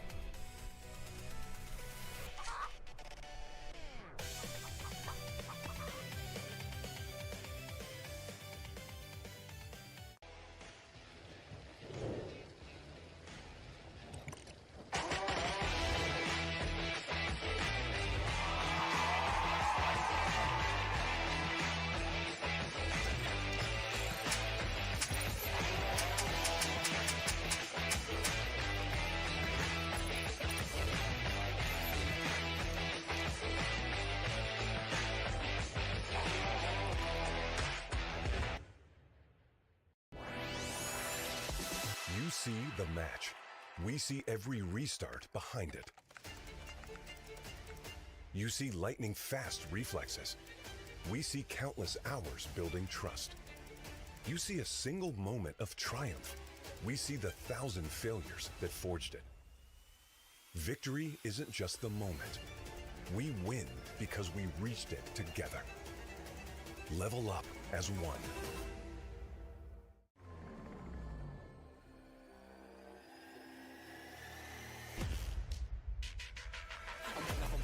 I'm shooting my shot and I'm already grinning. You know that I'm one of them, one of you sending. You know you've been cutting, you know I'm ascending. I'm one of them winning. I'm one of them winning. I'm one of them winning. I'm one of them winning.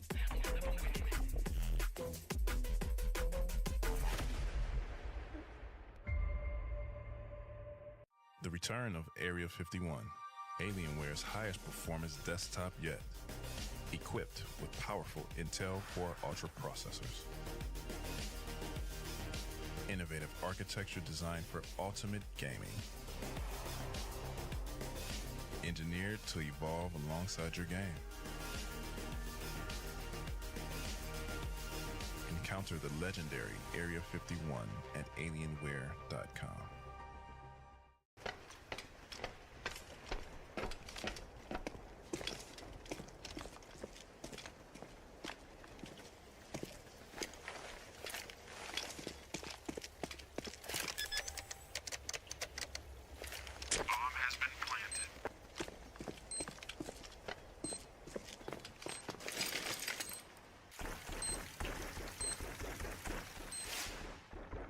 Create a lobby by your own rules. Ourselves a pretty crazy ending to that last semi-final. As always, Devilwalk is with me to the side, and then our first special guest. I don't know how this wide shot's going to work. Maybe it just includes both of them from the start. It's none other than Jay Legend. Hey, thank you. Joe, how are you doing, my friend? Before the end of Nuke, I was doing a lot better. Yeah, I thought we had it in the bag, yes.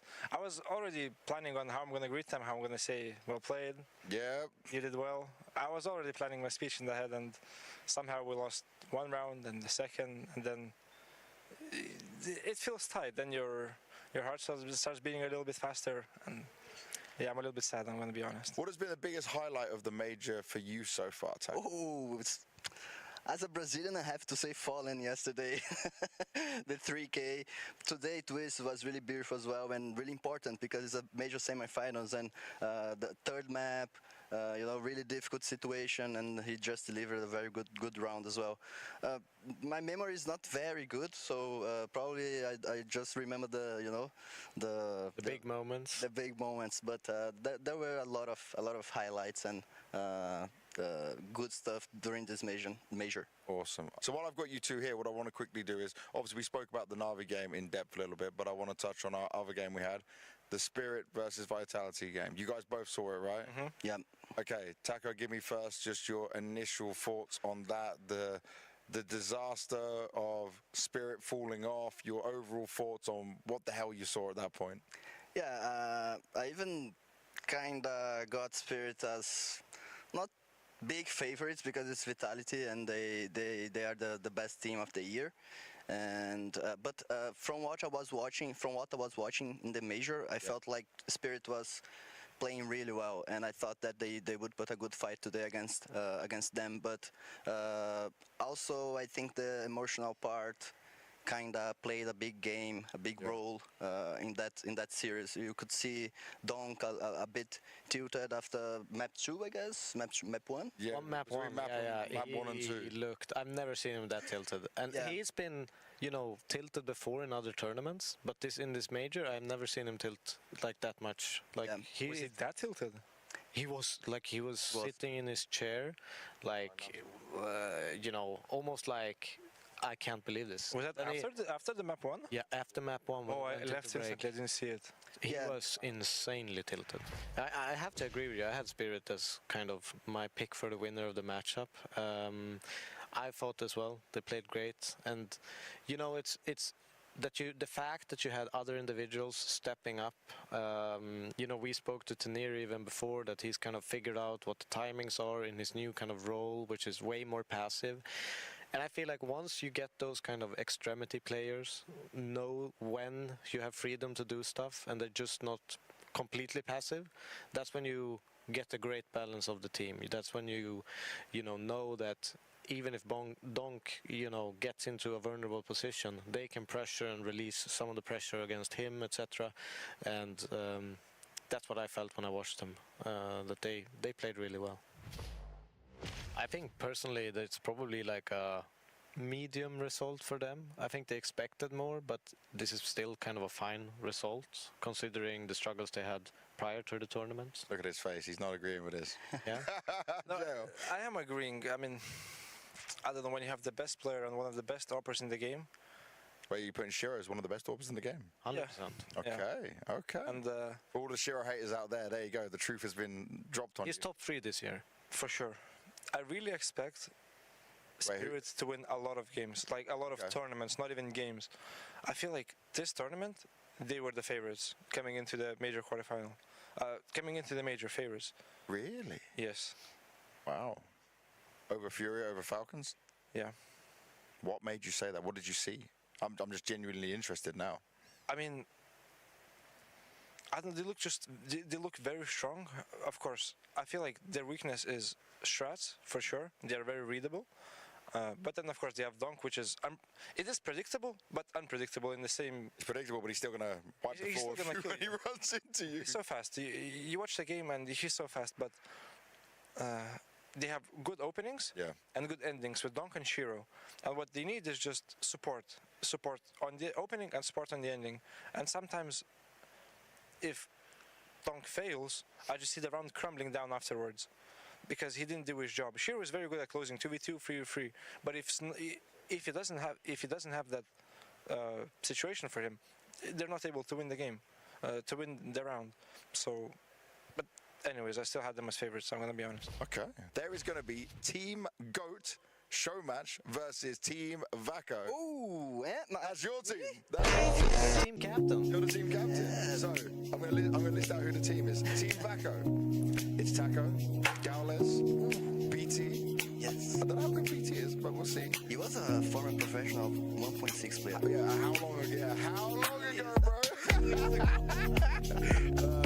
MCH. I don't know who MCH is. He was also a very good Brazilian CS 1.6, and he also played CSGO. Okay, so we've got some old school in there. Time since he played. Okay, so Taka, you're gonna have to do some carrying alongside K Serato. That's a big name. My guy. That's what I was gonna say. I'm gonna be jumping for him tomorrow.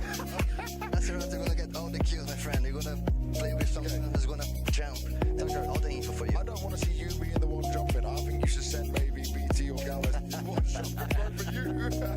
I'm gonna be the one need to do some trades in this. And then on Team Go, we've got JL, we've got Simple, we've got Everlone, Mihu. Take easy. Friend. You have professional players as well. Friend. Yeah, this looks a bit unfair. And then Austin, so they tried to balance out the team by putting an American on your team. He knows his utility. I mean, he does. I'm not gonna lie. It looks a little bit unfair towards our side. Wait, if ever you can't use your hands. You can't use your hands tomorrow. I'm gonna be honest. I'm gonna use this as a chance to come back to the professional scene. No, wait. I'm gonna tell you both now.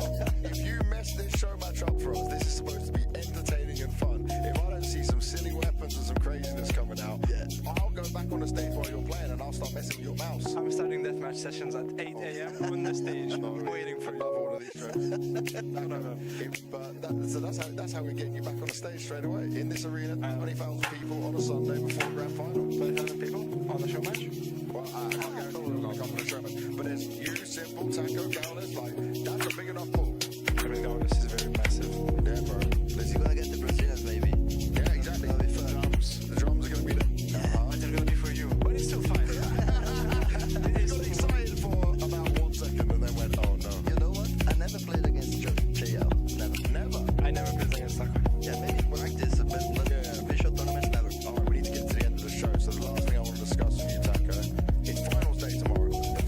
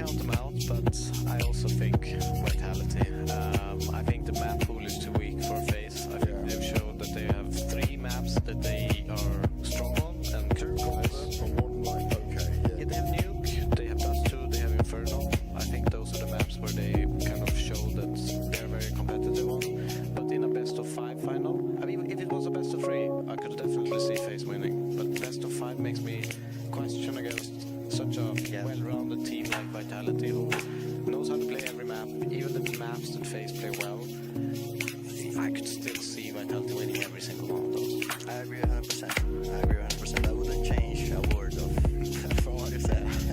Right, so this is the end of the StarLadder All About Counter-Strike podcast for the Budapest Major. We've had a lot of fun.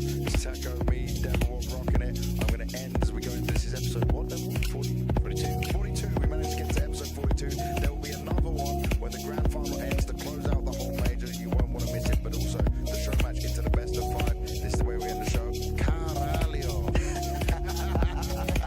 Vamos caralho. Vamos caralho.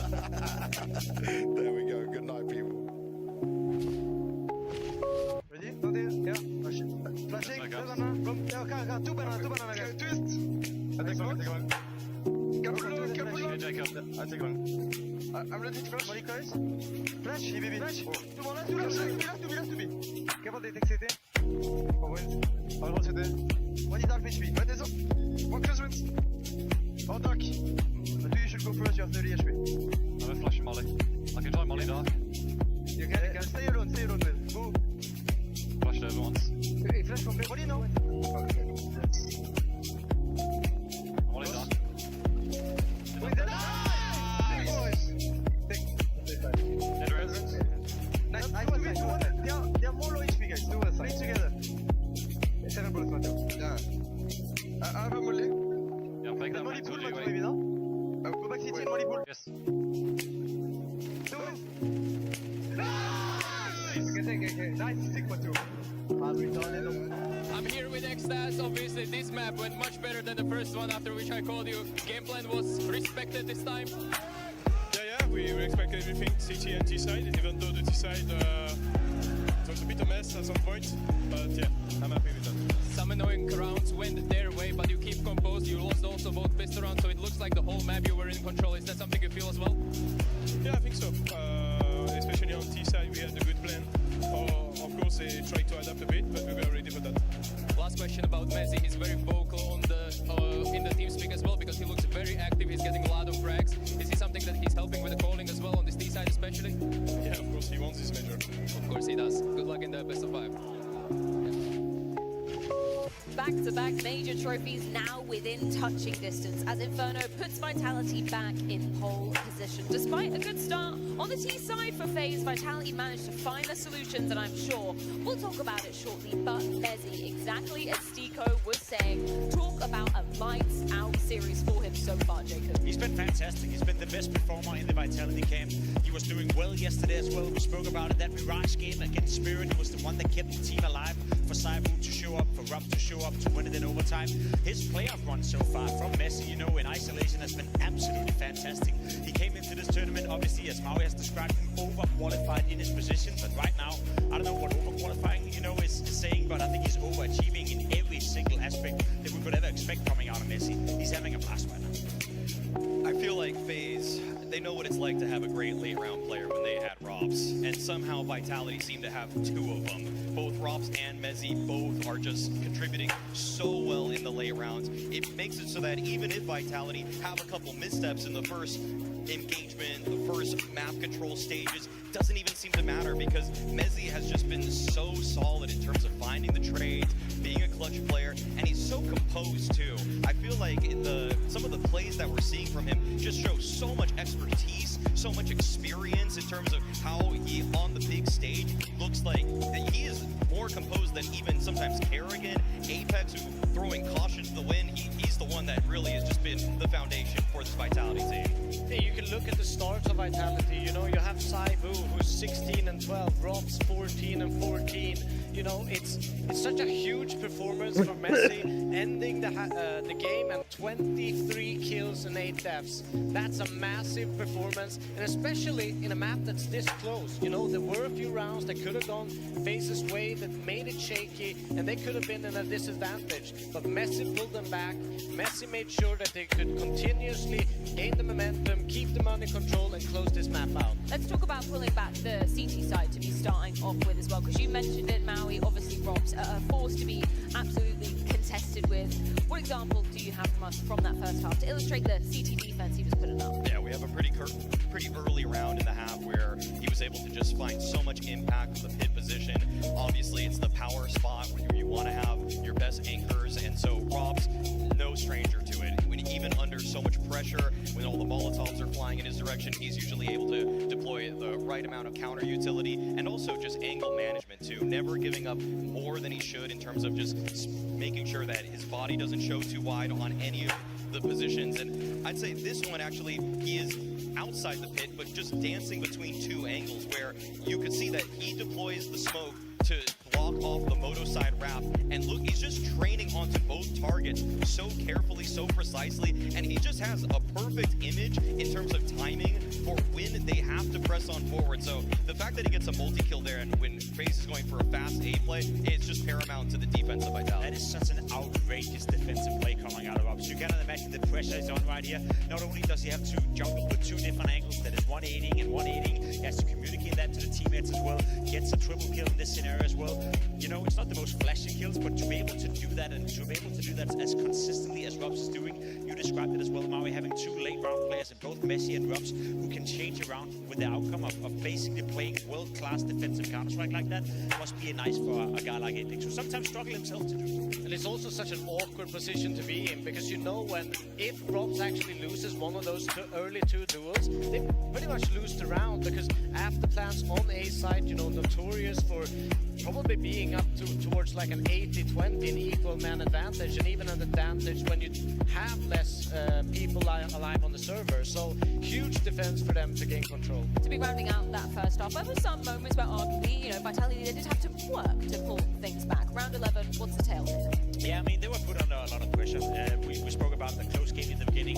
Round 11, great example. The buy coming in right here from Faze is not necessarily too pretty. To be completely honest, you think to yourself, that's going to be around any day for Vitality. FlameC gets pushed off his angle with some good utility. Karrigan doing a Karrigan play, catching off Apex and CT spawn, and all of a sudden FlameC's under an awful lot of pressure by himself. Only gets one kill, and you think to yourself, oh, there's no way you win this one. But then you see Saivu comes in, Messi comes in. Don't know why Twist and Karrigan are so eager to fight them.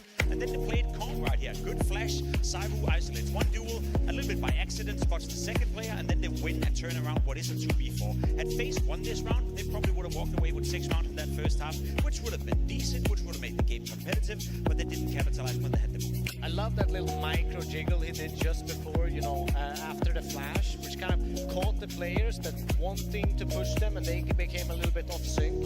And that's, you know, that's Saivu, the small little details that just makes him so annoying to play against, because most players would throw that flash and they would almost wide deep to kind of maybe even catch someone in first box, but he takes it calmly, he makes that small jiggle peak, and that's where the mistakes happens for Faze. Wouldn't be a Faze match though without a bit more of a Faze round, dare I say. Round 14, perfect example of that. Yeah, round 14 is a fun one, let's put it that way. The other way around, I'd say this time, you know, you see Faze under a lot of pressure, again forcing, or going up against the force by coming in for Vitality. It's after winning the pistol again, you think you've got to convert. Karrigan doesn't get much here, Frozen only gets one kill, and you think to yourself, that's going to be tough. You see a lot of utility on the side of Vitality. Somehow, some way though, FlameC finds a kill on towards Jacob, and then Twist gets activated. It's two players, Broken and Twist, with just raw dogging you right here. Beautiful display by Broken, coming in, getting 2 kills, and then getting it destroyed. I think it was a nice moment in the game, because I thought, all right, FaZe Clan, if you can win that one, if you can actually go in and you can convert it with the pistol, you go into the second round as well, even though it wasn't pretty, that will make the game competitive. My issue with it was they couldn't follow it up. So despite winning post pistol, despite converting as well, the game never really got close because they weren't able to follow up on those individual performances. I mean, I don't know when drawing it is ever really pretty. Lesson learned, always use protection, because round 17, Maui, we talked about the fights of Banana, the Banana control being so instrumental. This is an example coming out this time from Vitality of just how they broke through that Faze defense. Seeing this kind of play unfold the dozens of times throughout Vitality's 2025 is why they were the favorites going into this match, okay? The breakdown of utility in terms of just nading off car, boosting over the half wall, flashing over cover simultaneously. All of the counter utility that Faze is trying to throw, Vitality's throwing stuff that gets ahead of it and faster. So the flash also on the entries here, we see that Brokey is just so blind. They're even just post set up waiting for him to re-peek off of the pillar to get unblind. The staging of the round is flawless. This is what makes Vitality such a tour de force, where they can take every single inch of map control as cleanly as possible, and there's practically no counterplay. And even the counterplays that Faze tried throwing out were just met with even better utility. Yeah, but just pressure upon pressure upon pressure, and it just never stopped, you know. It was almost like they knew they would back off into this position. They knew that they would, you know, seek refuge in some way, and your perfect flashes kept the pressure going. It's so hard to play against, because you never know, like, you pull out a nade, you kind of want that first kill before you kind of throw that extra utility out.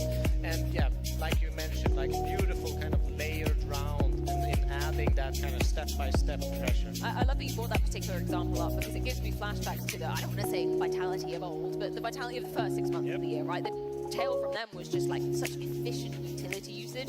That really reminds me of what we saw bombarding basically every single team in the first 6 months of this year. It's definitely been part of the DNA for the 2025 season for Vitality. Even in this tournament, I think I looked it up yesterday, they are the team who does the most damage with grenades as well out of everyone in the playoffs. So in terms of using utility and always having a plan with the utility, I think a lot of that credit goes towards Apex, it goes to Extras as well. We know from back in the days when it was first being introduced as a concept with Sonic back in the StarLadder days, it was the coach, you know, trying to make sure that you want to tell your players that every time you throw a grenade, throw a flash, or throw a smoke, there has to be a purpose, there has to be a line of thought behind it. And I see that coming out from Vitality as well. One thing is the T side with the perfect executions, but also on the CT side, they never really waste the grenade. You look at Robs as well, whenever he's throwing a flash, throwing a grenade, there's always a purpose, there's a line of thought behind why he's doing it. And it's such a nice contrast from what we were seeing a little bit more this season, where people were missing utility. Apex even spoke about this after their last London loss to G2, where it was actually ZywOo and FlameZ both on pivotal rounds where they missed utility on B hits, just like the one we saw there that allowed people on G2 to find the upset victory. It's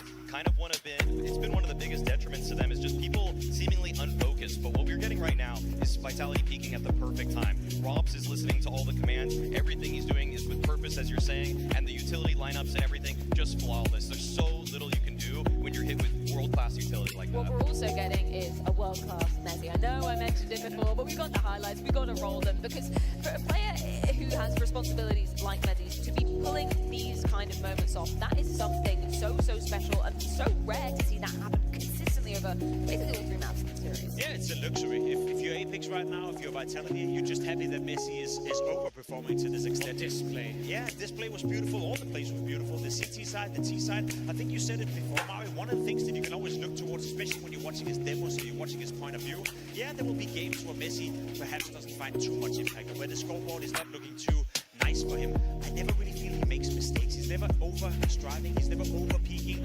Obviously, you're going to have games where you perhaps would question your own decisions, but I think in terms of always knowing where you got him on the server, if you're Apex, you can give a task to him, you know what kind of result you're getting out of it. He's just stable in his decision-making and the way he positions himself on the map. Now, at this tournament as well, you add another layer of individual brilliance. He's winning his aim duels. He's maybe overachieving a little bit in that regard, and all of a sudden you have the perfect role player coming out of this. He's even entering sometimes too, and that's a guy that's using right click to move forward, right? Like what's the deal with that? What's the deal with that? Like, look up. I know a lot of people copy, Simple or Monos's keybinds in their settings and everything. I don't think anybody wants to copy Messi's config. Take a look at home if you actually want to see how ridiculous it is. If it ain't broke, I guess don't fix it, but it sounds broke as hell. Let's take a zoom out for a second, because obviously on the precipice of maybe Vitality sealing this major if they can win the next map of Overpass. But I want to talk about what this would mean for the year for, firstly, Vitality, right? Because we spoke about it. Undisputed Kings of 2025, when we're just looking at the teams that have risen to the challenge this year. An incredible first 6 months of the year.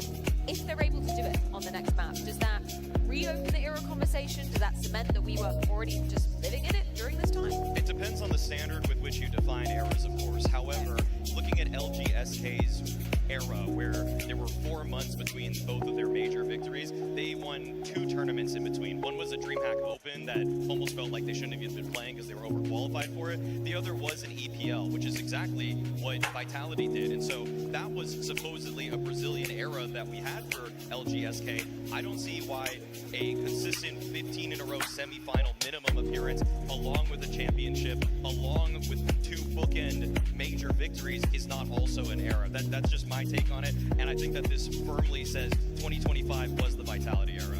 I would agree with that sentiment. It's hard to make a case against the era. If anything, I want to open a new discussion, and that is, could this be the best season? Could this be the best year a team has ever had in history? We kind of had a bit of it in the green room frame. Yeah. We're discussing it's obviously between Vitality and Astralis.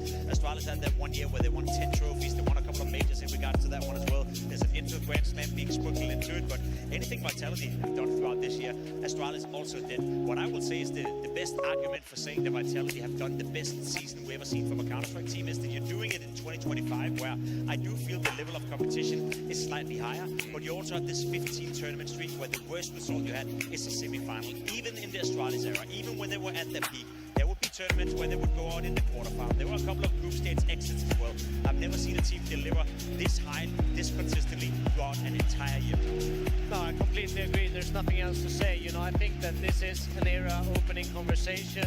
This is perhaps even the start of it, because they look so sharp. They've had their, you know, ups and they had their down. And if their down period is top 4s, there's a lot more to kind of grab from this team. Another conversation that I think we should definitely be having, and maybe you can call me crazy for this one, guys, but we have to talk about the MVP discussion, right? I'm looking at the numbers. I'm just watching this grand final from the eye test. Mezzi, is he in contention? Grand final MVP for sure. Right now, it's a grand final MVP. But ZywOo has had great stats throughout the entire tournament, and if he, you know, just keeps having a good map, good series, I think it's hard to catch up to him, right? The quarterfinals where he just absolutely obliterated Mongols is going to give him a real case over Mezzi in terms of just how much of an effort that was, how much of a great shift that was that ZywOo put in. But obviously the grand finals have the most value in these kinds of discussions, and Mezzi is just wiping the floor with everybody, including the people on his own team right now in terms of statistical output here. So I don't think that there's really a chance because of what ZywOo did that kind of ensured this for himself in the group stage and the quarters, including the semis too. And the thing is that it's not that ZywOo was putting up a grand final where he's being completely carried. He still had that dust too, which was actually just blowing Faze out of the water himself. So yes, this is an incredible grand final for Mezzi, but if it closes out on Overpass, I think ZywOo would need to have the worst map of his career, and Mezzi would have to have the best for it to be a real conversation. I mean, it's highly unlikely, but it's not impossible. It's not impossible. Yeah, speaking about language, It's actually not impossible. It's not impossible. He closed the gap to Rubs. Coming into the grand final tonight, it was between ZywOo and Rubs within the Vitality camp. Right now, you know, over the course of the tournament, him and Rubs are equal in terms of the rating for the tournament, and I would even argue that Messi has been more influential in the playoff, considering what's happened tonight, what happened yesterday in the semi-final as well, helping out Rubs against Team Spirit. So I feel like there's a possibility that if Messi is having another map with a 2.0 rating, and ZywOo is maybe not having the worst map of his career, but just an average map, we can have the conversation again in an hour's time, and maybe we can see what we can do for it. I love this conversation. I absolutely love it. Clearly, I'm playing devil's advocate a little bit here because ZywOo, he's been in you know, monstrous form consistently throughout this tournament, right?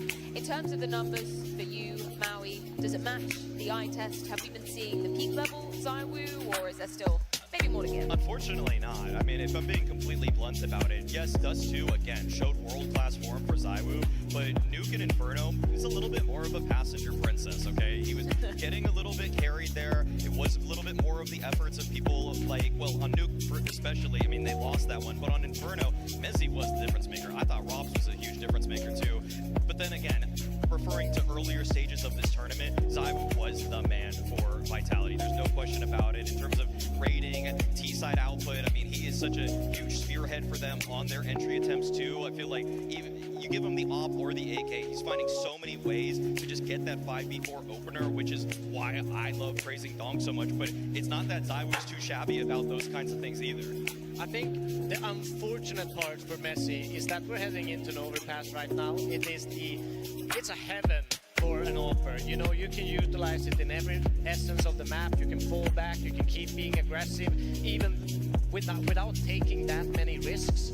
So I would be very surprised if Saibu had a negative rating on a map of Overpass where an offer, it's his playground, you know? You cannot do anything. It's so hard to kind of clear the angles. So much utility needs to be kind of utilized to force him back, and he will still have opportunities and impact rounds, even from a defensive position. But they gotta win first, right? There's still a game, there's still a Faze clan in contention, and who knows what's gonna happen on Overpass. Well, before we get the game back underway, as we can see teams situated back in the chairs, which are none other than Blacklight chairs, the official gaming chair and best partner of the StarLadder Budapest Major 2025, delivering pro comfort, stability for all the players on stage and you guys at home, because you can enjoy an exclusive 20% off with the code MAJOR20 at blacklight.com. Let's get back into the minutiae, the finer details of this Overpass, where this grand final could potentially end, but it is going to be a tough feat for Vitality. So on the T side of things, how worried are you for this offensive half from Vitality? In all honesty, I'm not too worried. Yes, T-side on Overpass can be tough. Yes, T-side on Overpass have shown to be the limiter for a lot of different teams out there, but for Vitality, I think they've shown that they are definitely capable of running a good T-side, especially considering who you're playing against. Faze Clan on Overpass, they're by no means a bad team, but now we're getting into the stretch of the map. Now we're getting out there where you would argue that it's the third, fourth, fifth best map in the pool, so I would be very worried if I were Faze Clan. Well, the greatest show on earth is almost ready to get back underway. This grand final set to continue, but before that, let's head on down to the stage.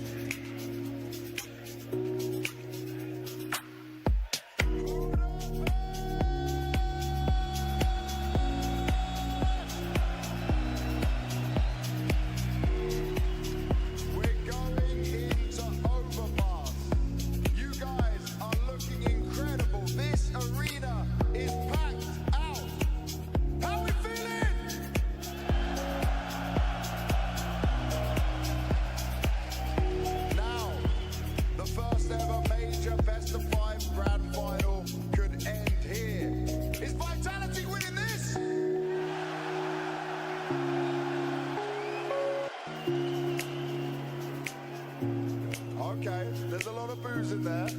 Does that mean Faze are taking us to a fifth?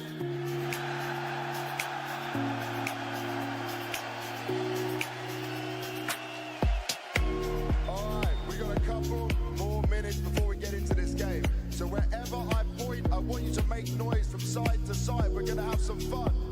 These guys! Over here! Now! We're gonna go faster. Over there! Here! Here! Here! Here! Here! Alright, one final time. Make some noise!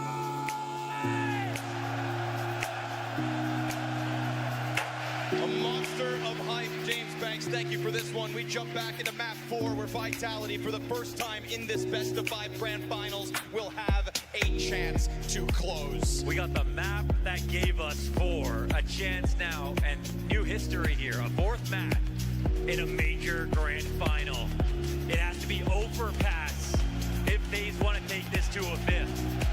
But we know the threat that Vitality bring on this map. They're demons. Thank you, Val, for listening and giving us what we want. More and more Counter-Strike.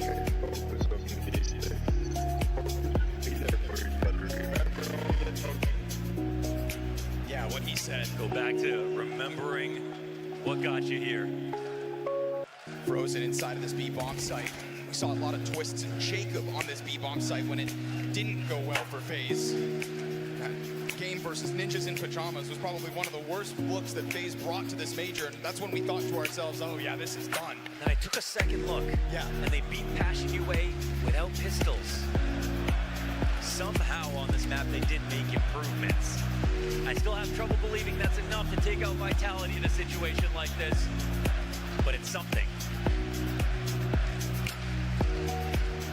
For now, we turn this over to Apex and the T-side game plan on Overpass.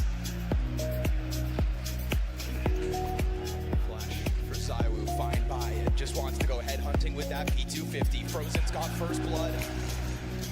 And there's bodies on that A-bomb site. You got Robson, Mezzi, bomb included, smoke as well. Here towards the monster side, Frozen looking to just keep things clean. He's about to let him in. It's gonna find him. Robson's gonna catch Jacob. That's the support of Frozen down.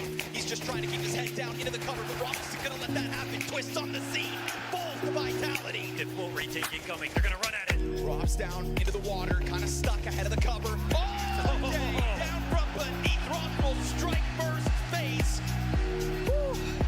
Broken apart. Vitality back on Robs for the pistol. Yeah, he reaches up from the abyss. That's beautiful out of Robs. A guy who was outshined by Mezzi back on Inferno, who had an unreal map and is having an unreal series. Desk even entertained the prospect of Mezzi getting MVP. But with Zywo's consistency overall, that's not going to be likely. Won't matter for him. We know how much the team victory means. A hot start on a difficult map. And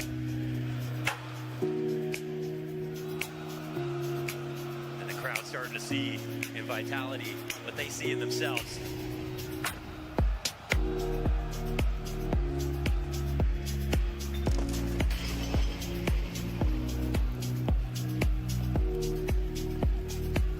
Chance for Mezzi to continue racking up rating here. This pistol pack, hope that they could just pounce on it, but no sir. Not with that Khalil ready for it all. Mezzi's somebody who can go under the radar when it comes to Vitality's winning formulas, but tonight he has been lights out. He has that understated personality. Somehow took center stage in this game. So many critical frags. T-side and CT side. There's a lot of trash talk from Apex to Mezzi, even his teammates. But that playfulness, that yin and yang, it looks good on Vitality. When he's able to, again, bring them from the dark spots.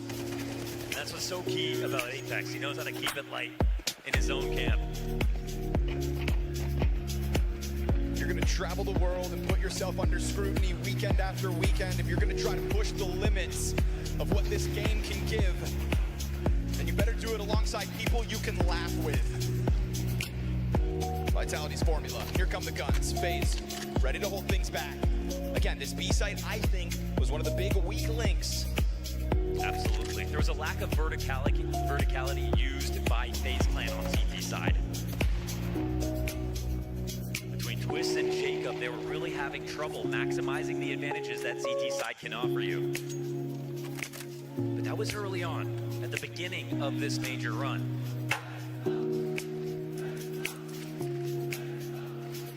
Few have learned faster than this lineup.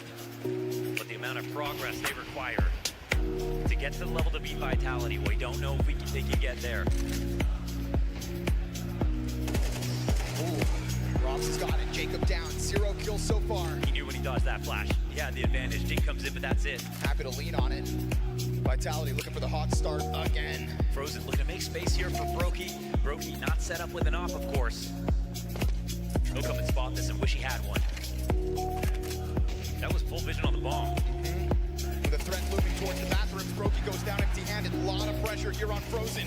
Oh, Robs is a threat. Spam through that smoke's gonna take him down by a third. Twist just throws himself out through that dumpster. Smoke went back turn, only for the one. There's another one for Kerrigan, a chance to strike, but no sir.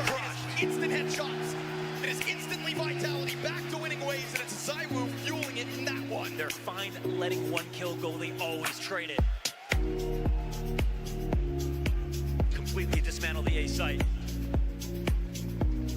Apex's soldiers are moving.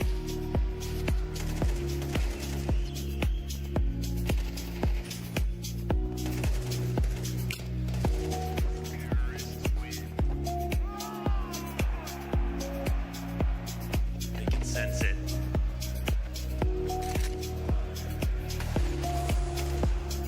Flushing Robson in a gunfight. Careful what you ask for.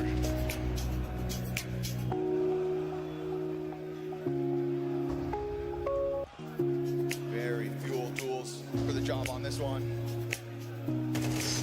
Robs finds Kerrigan already. Right side of Monster cleared up. That's going to get the connector players boiling over, hopping around, finding open space further. And they start to begin to understand that Faze are just sitting on a bomb site. And so Faze feeling that squeeze, trying to strike Robs rounds while he's off guard. But still, there's guards. Apex here to help him out on the monster side as everybody else gears up for the short hit. Yeah, Frag grenade on Jacob. Damn, man. Two of them on top of him. He's lucky to be alive. Just heaping on the damage. But it just shows you how well Vitality are moving right now. It's still Faze, standing brave in the face of this Vitality attack. We'll try to put Twist up front, Brokey right behind him. Jacob wounded the third layer, but does this all just get chewed up by a wild, flying, flamesy MAC-10? Loves to jump around these corners. You can see it, it's coming. 30 seconds, and they're going to prioritize Monster first. CT still just want the short side. Flamesy draws them in. Jacob gets his one. Apex on the scene. And that clock's not enough to best Frozen. The 5-7 fights on with a double kill, but that is it. That is all they end up finding to survive for Vitality as they'll take that 4-0 start. Hey, it's nice to keep the money low if you can, but ultimately, Vitality don't care how much they've got. They're on T-side. Things are on sale. They're not the team that are going to require enough to do well. Faze didn't have the money for it. Last round when Brokey was defending on the A site.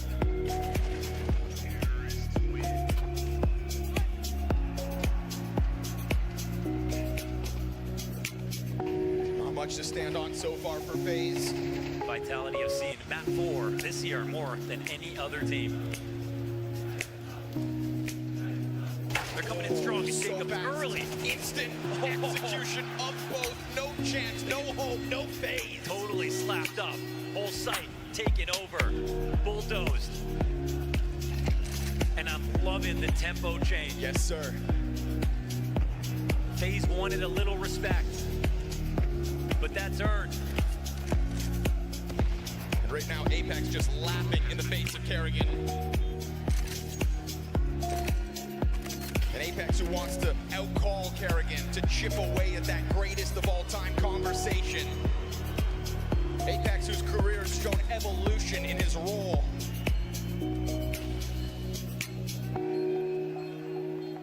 He's looking for 2 chips in 2 games.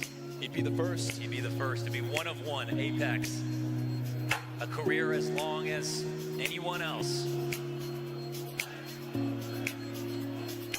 A lot of legends in this position ends up as coaches, edge up on the periphery of the game. They don't have an active role calling.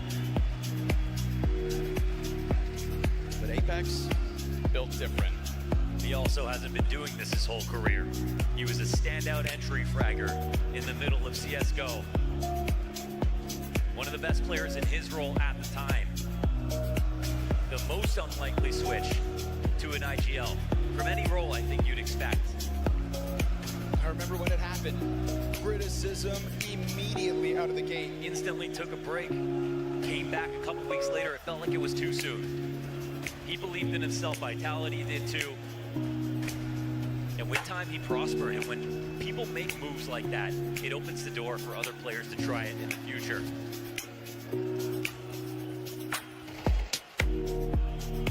Faze just makes such quick work of these gun rounds. That's nasty. You know, with the way that Jacob's playing it,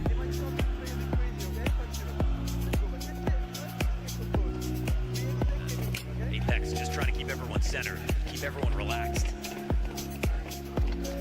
But also at the same time, I think keep the finger on the pulse of FaZe Clan. You know that a wounded animal is going to start to get wild, and that is exactly what FaZe Clan are. You know, this is a team that's been playing with their back against the wall almost all major long, and that's when FaZe pull out their best. When defeat is right on the other side. And so we'll sit here and we'll wait for it because they've earned that belief. They look to take this round slow. As you mentioned, wounded animal. If there's going to be desperation, sometimes you want to starve them out.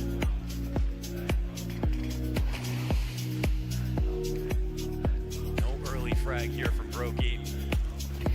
As he got vision on Zywoo earlier. Only going to get away with that boost one. If he doesn't capitalize on this offer right now, we don't know how many more times this half he's going to be able to get one. Money-wise, that's going to be a huge issue. Sitting posted on top of Dice, Frozen plays the wall in front of him. Kerrigan supports from behind. constant jump spot so that nobody has to worry about long. That's what's going to allow Broky to stay fully focused, laser sharp on the bathroom side as Frozen tiptoes his way into cover. It's temporary. 25 seconds, Vitality playing down with the clock. It's back turn. And as Karagi collects the headshot, Rox has got the answers back. Apex one as well. There he Broky is. loses his support system, but he'll strike down Apex, secure man advantage, and dive into the bank. It's gonna be Zywoo to plant the bomb. It's coming down to 10 seconds. Rob's gonna have forward control, but he can't defend this necessarily. Here it comes. They're gonna try to dive Zywoo. That's the cover. Rox with the headshots. Broky won the no-scope 6, but Rox is just so nasty. Oh man, Rob's from the bank, cashing in on those 3 frags. 6 rounds into this game, and Rops, a titan at the top of the scoreboard at 12-2.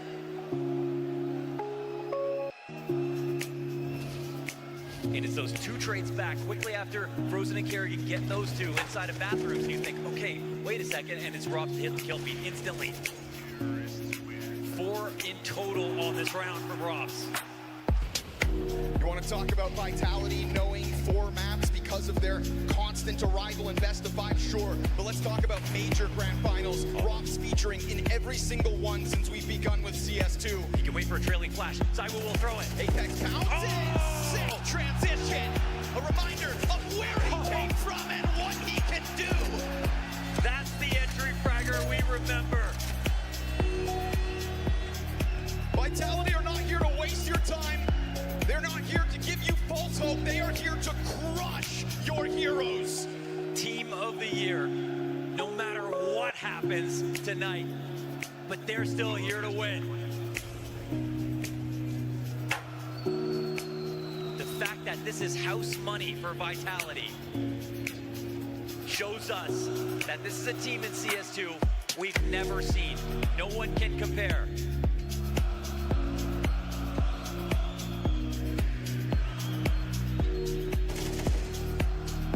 Their biggest threats, first rounded, they make it to grand finals.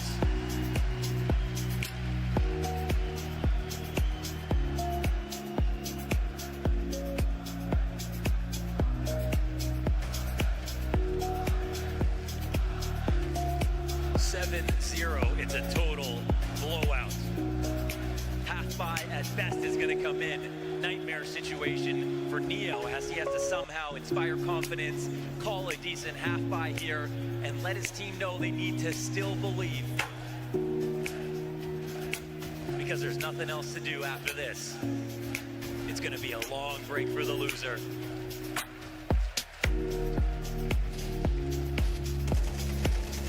Transition told you there was good things coming here from Apex. Doesn't waste the moments. Slams twists out of the round. IGL for IGL. Kerrigan's impacts a lot of the maps that he's been having. You've seen some really quality play. Apex fallen off a lot.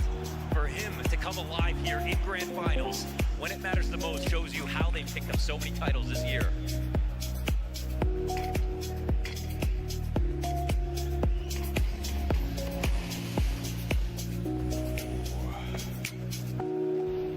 Faze have been the longest journey one could possibly take, from stage 1 of the major to the grand finals. I mean, Cinderella, eat your heart out. You've got nothing on the Faze clan.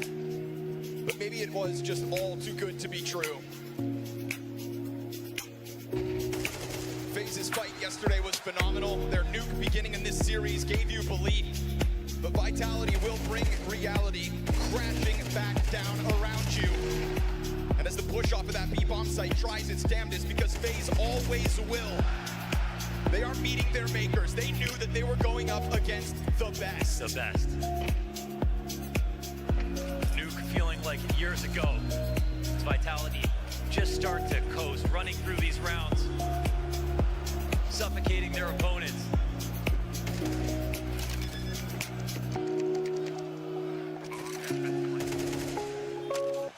When you have to grind from stage 1, there's a price to pay.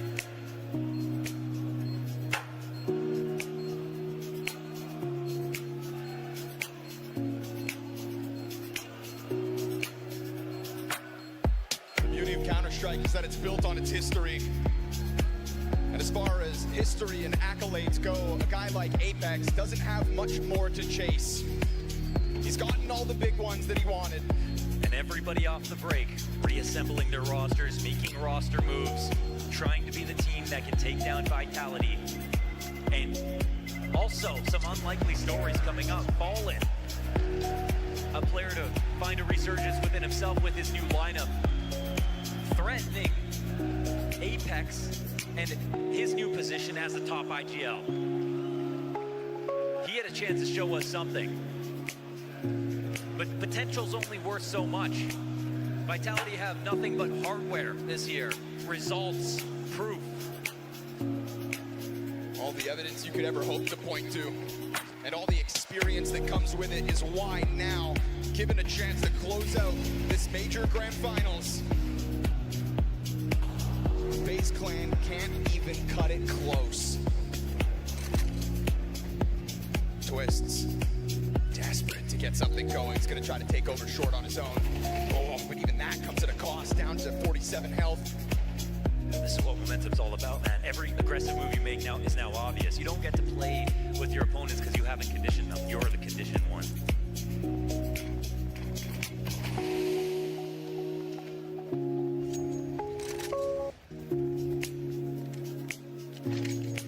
This is going to take luck, skill, and ingenuity.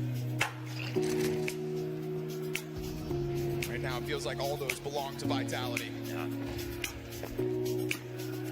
Are FaZe tapped out of confidence, or do they have a little more? 5v4. You gotta try to build that belief back, brick by brick. A 5v4 and damage on Rops is something to work with. But 4 rounds of a CT side at best. Doesn't sound like enough now, does it? Reforming this attack towards a 4v5 almost doesn't feel like a disadvantage for this team right now. Oh, instantly back. Ross, a part-time hopper putting this one together. Trying to take it over. Broky missed chance. Saiwu instant headshot shows the depth of his ability. Optimus push here from Kerrigan. He'll catch 1 kill as Apex's bomb plant gets denied, but it's gonna get picked back up. They gotta run at this. Oh! I think he might have it. It's close! Cover's good! Bomb planted! No chance! Just when you thought FaZe had a moment to catch their breath, just when you thought there was a sliver of hope, Vitality rip it away from you. No luck at all. Nothing going their way. Robs to get this kill with Saiwu beside him on a rifle, taking out the Opper on the other side. That's the depth of this team on display. Saiwu, the most efficient player in history. Set up by Robs, the damnation of FaZe Clan right now. Changed jerseys, switched projects, brought Vitality to the top, and will shove FaZe into the dumpsters here on Overpass at this rate. 18 kills in 9 rounds of play.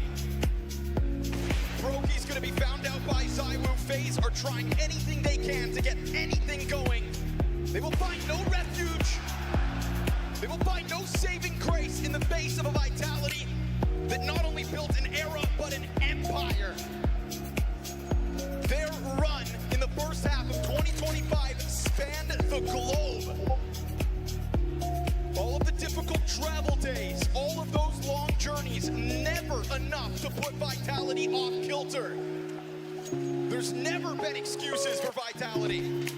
There's never been reasons to doubt. Apex doesn't care who the crowd is cheering for.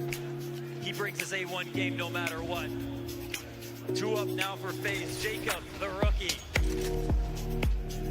Tasked to defend this B site, taking out one more victim of Saiwu. A double-digit T-side for Vitality. How desperate you must be. As the crowd that chanted your names as you took the stage this morning turns on you while you save. But this gun isn't just trying to save the next round, it's trying to save anything of this CT side. FaZe Clan fan favorites disrespected by Vitality in this 4th map of the Grand Finals. is what it looks like when you know how to win.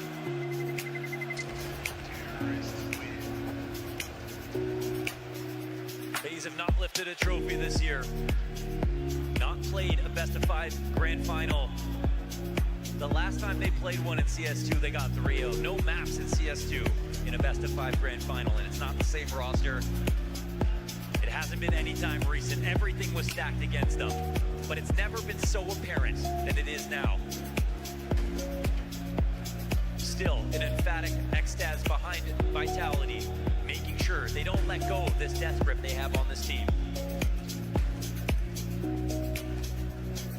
And that's because no roster in this major has been as scary as Faze, no matter what the scoreline has been.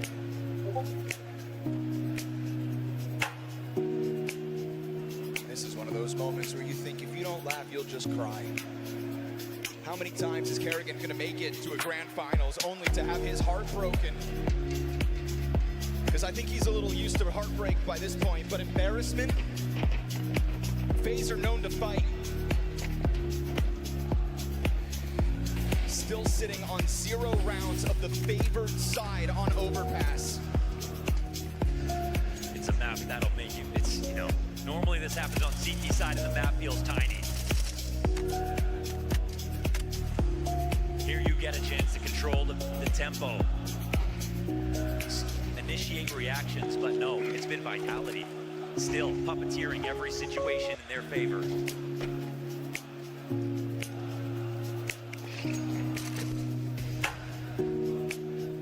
Roki sees the shadow.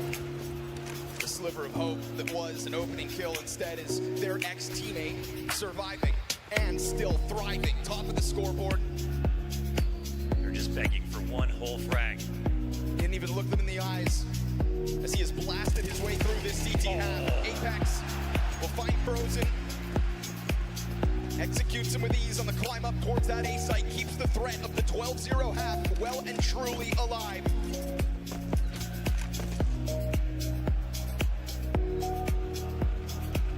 Nobody will ever be able to take Faze's name out of Budapest when you think of the run that they have made. Vitality had to stare the most stacked playoff bracket in history straight in the eyes and tell themselves, we are still the best. And what a display this fourth map will be if they can continue to just keep winning each and every round. This B-bomb site has nothing to say. No opposition can stand this test.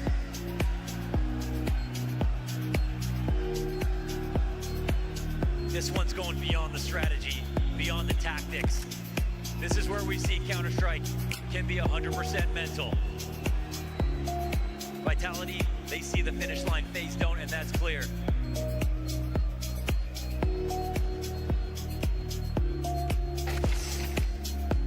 One for the road, Kerrigan.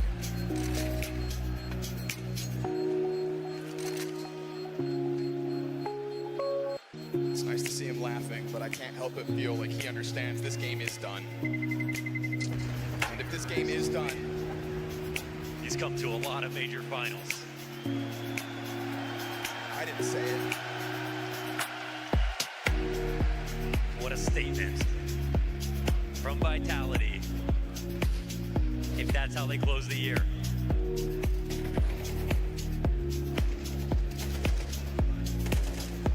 Here that has already featured so much success for Vitality, we thought it was damn near impossible for them to ever get better. Their struggles only began in the second half of 2025 as the evolution of all of their competitors took center stage. They've taken their rows out of the water. They're cruising. They're in the flow state. It's not the work they put in this game to get here. It's the work they put in this year to get this game. Frozen's off, finds Blamesy. Just trying to find that one. Weight of the world on FaZe Clan's shoulders. It always has been for this entire major run. Apex gonna make sure that it's one and only for Frozen on the off. Another 5v4 answered back instantly. Double op set up here for FaZe. One last stand. on the CT side. Roki trying to play ahead of the smoke. Yeah, he'll find it. Collateral shot, but Rox makes sure to send bullets back through. And so the numbers stay even as the scramble comes forward here for Faze. Just not the embarrassment. That's all they hope for. Rox into the AWP. Pop by Twists. Leave it to Zywoo to crush the Faze clan. A Tech-9 in hand. And a bomb over towards the bathrooms. He's not going for the bomb. He's going for the kills. He's going for the throats. To rip out the jugular and to crush their hope. By God, Faze clan find one. Majors are a celebration of Counter-Strike. And Vitality looking truly like the best team in the world.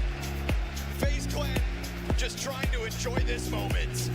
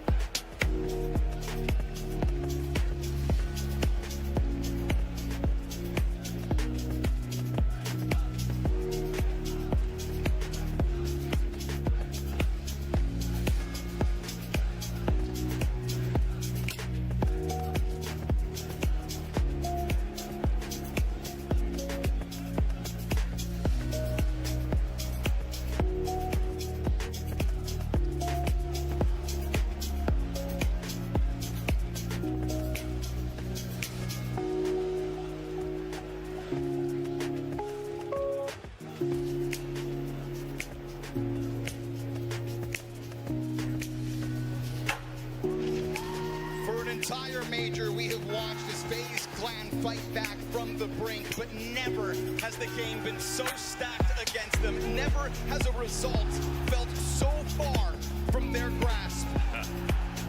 An 11-1 half to Vitality's favor on Overpass, showing us the depths that it takes to be the world's best. It's something we can all relate to in this moment. All you can do is laugh. We see the smiles on Faze. We see the smiles on Vitality.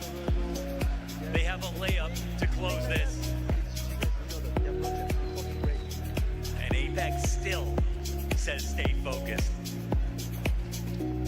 Never give Faze clan slack. That's the rule. Zywoo sitting behind the barrels, trying to be that world's #1. And as Berettas go down, it is a glimmer of hope here for Faze clan. Remember, they take pistols off Vitality. And so maybe a T-side run is still yet to be had. A little more room to fight with in Budapest. 4 versus 2 in the post plant. Flamesy and Rox over to the short side. Neither of them have a kit to play with. Twist goes deep towards Graffiti. And Faze clan still want to give each and every one of you a show. Tiptoeing their way in from short. It's both down, and it's a Faze clan pistol. But it's a long road to that 11 rounds of Team Vitality. And instantly all the words come out here from Faze clan. And again, it's house money for them. If they make something happen, amazing. If not, well, at least they didn't put their expectations up too high. This is why Apex said stay focused. It's another great pistol round here to stave off the embarrassment of an absolute shutdown of a map. And that's why everybody loves Faze. Why is Xstats pissed? Oh, you gotta love it. You have got to love it.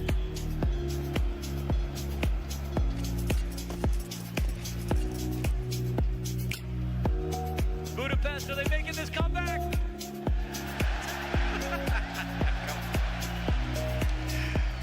They always wait until you think you've seen it all.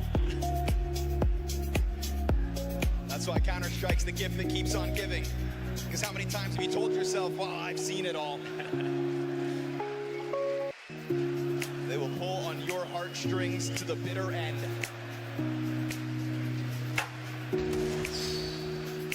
Little deagle damage. Careful now. You'd hate for it to be an embarrassing end.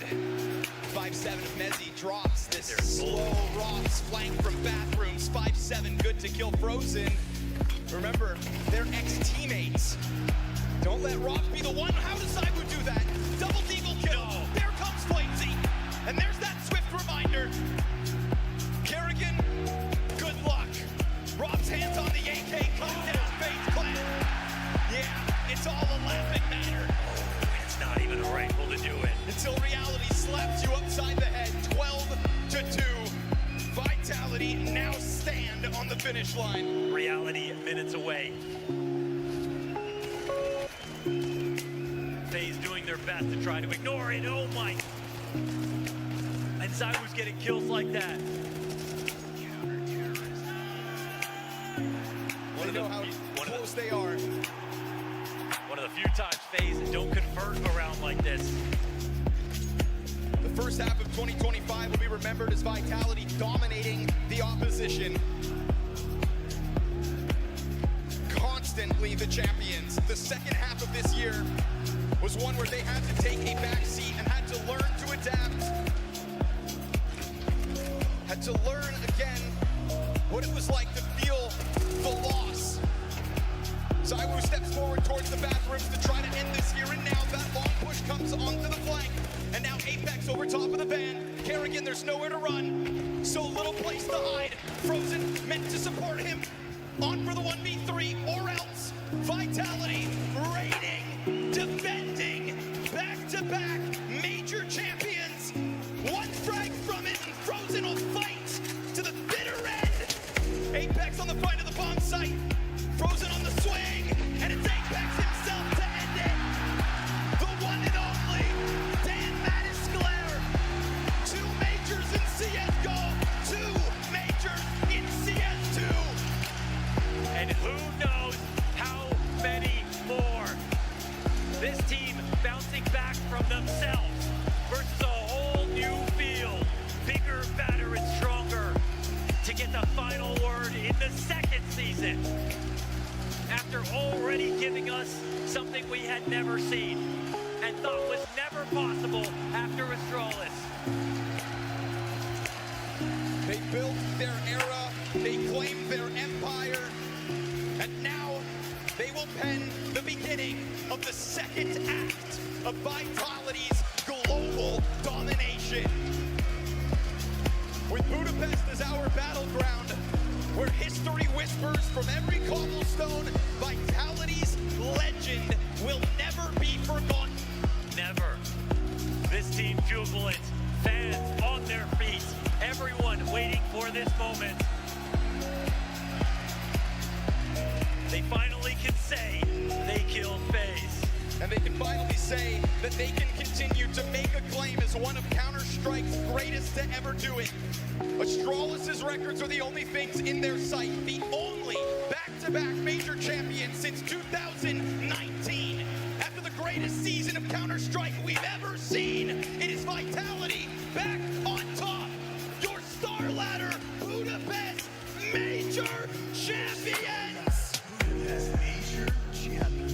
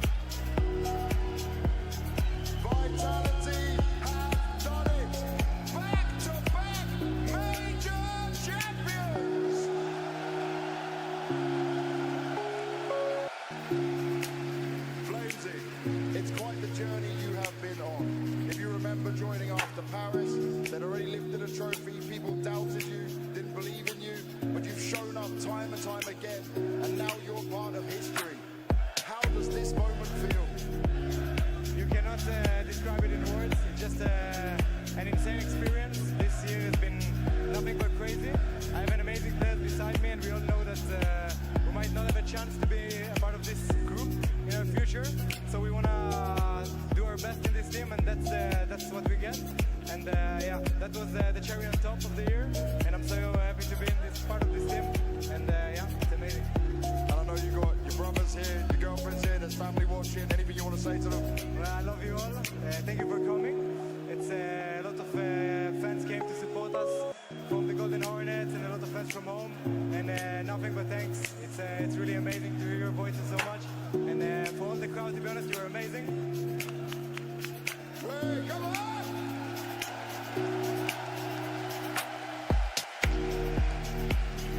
Messi, you were a beast in this grand final, man.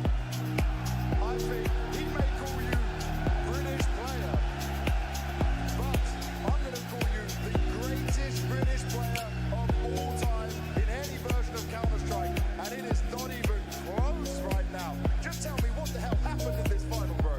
Well, I don't even know. This team is special. It's one of the greatest of all time. I'm just so grateful and happy to be part of this process and part of this team. They're everyone in this lineup, everyone behind the scenes do a great job. And yeah, I'm just like I say, crazy. It's insane that this is the life and this is what I'm part of. But yeah, thank you to all the fans in the arena. This was one of the craziest finals to play. Thank you so much. And I know you've also got your fiance there, you've got your baby as well. There's time away from home. There's a lot of sacrifice you need to do, but these moments make it all worth it. But what do you want to say to them for supporting all this way? Yeah, I mean they're everything here. Without them, it's impossible to do the job that I do today, and impossible to be able to focus on what I do. So everything I do here and all the sacrifices is all for them. So yeah, I'm just happy we could pull through today and end the season with a bang and end the season as one of the greatest years of CSC history. Exactly that. Thank you very much, Messi. Robs, the CS2 specialist. Grand final after grand final after grand final and one more. And two of these major trophies to your name. I saw you lift it first, and I don't think I've seen you that happy before. What felt different this time? I don't know. I mean,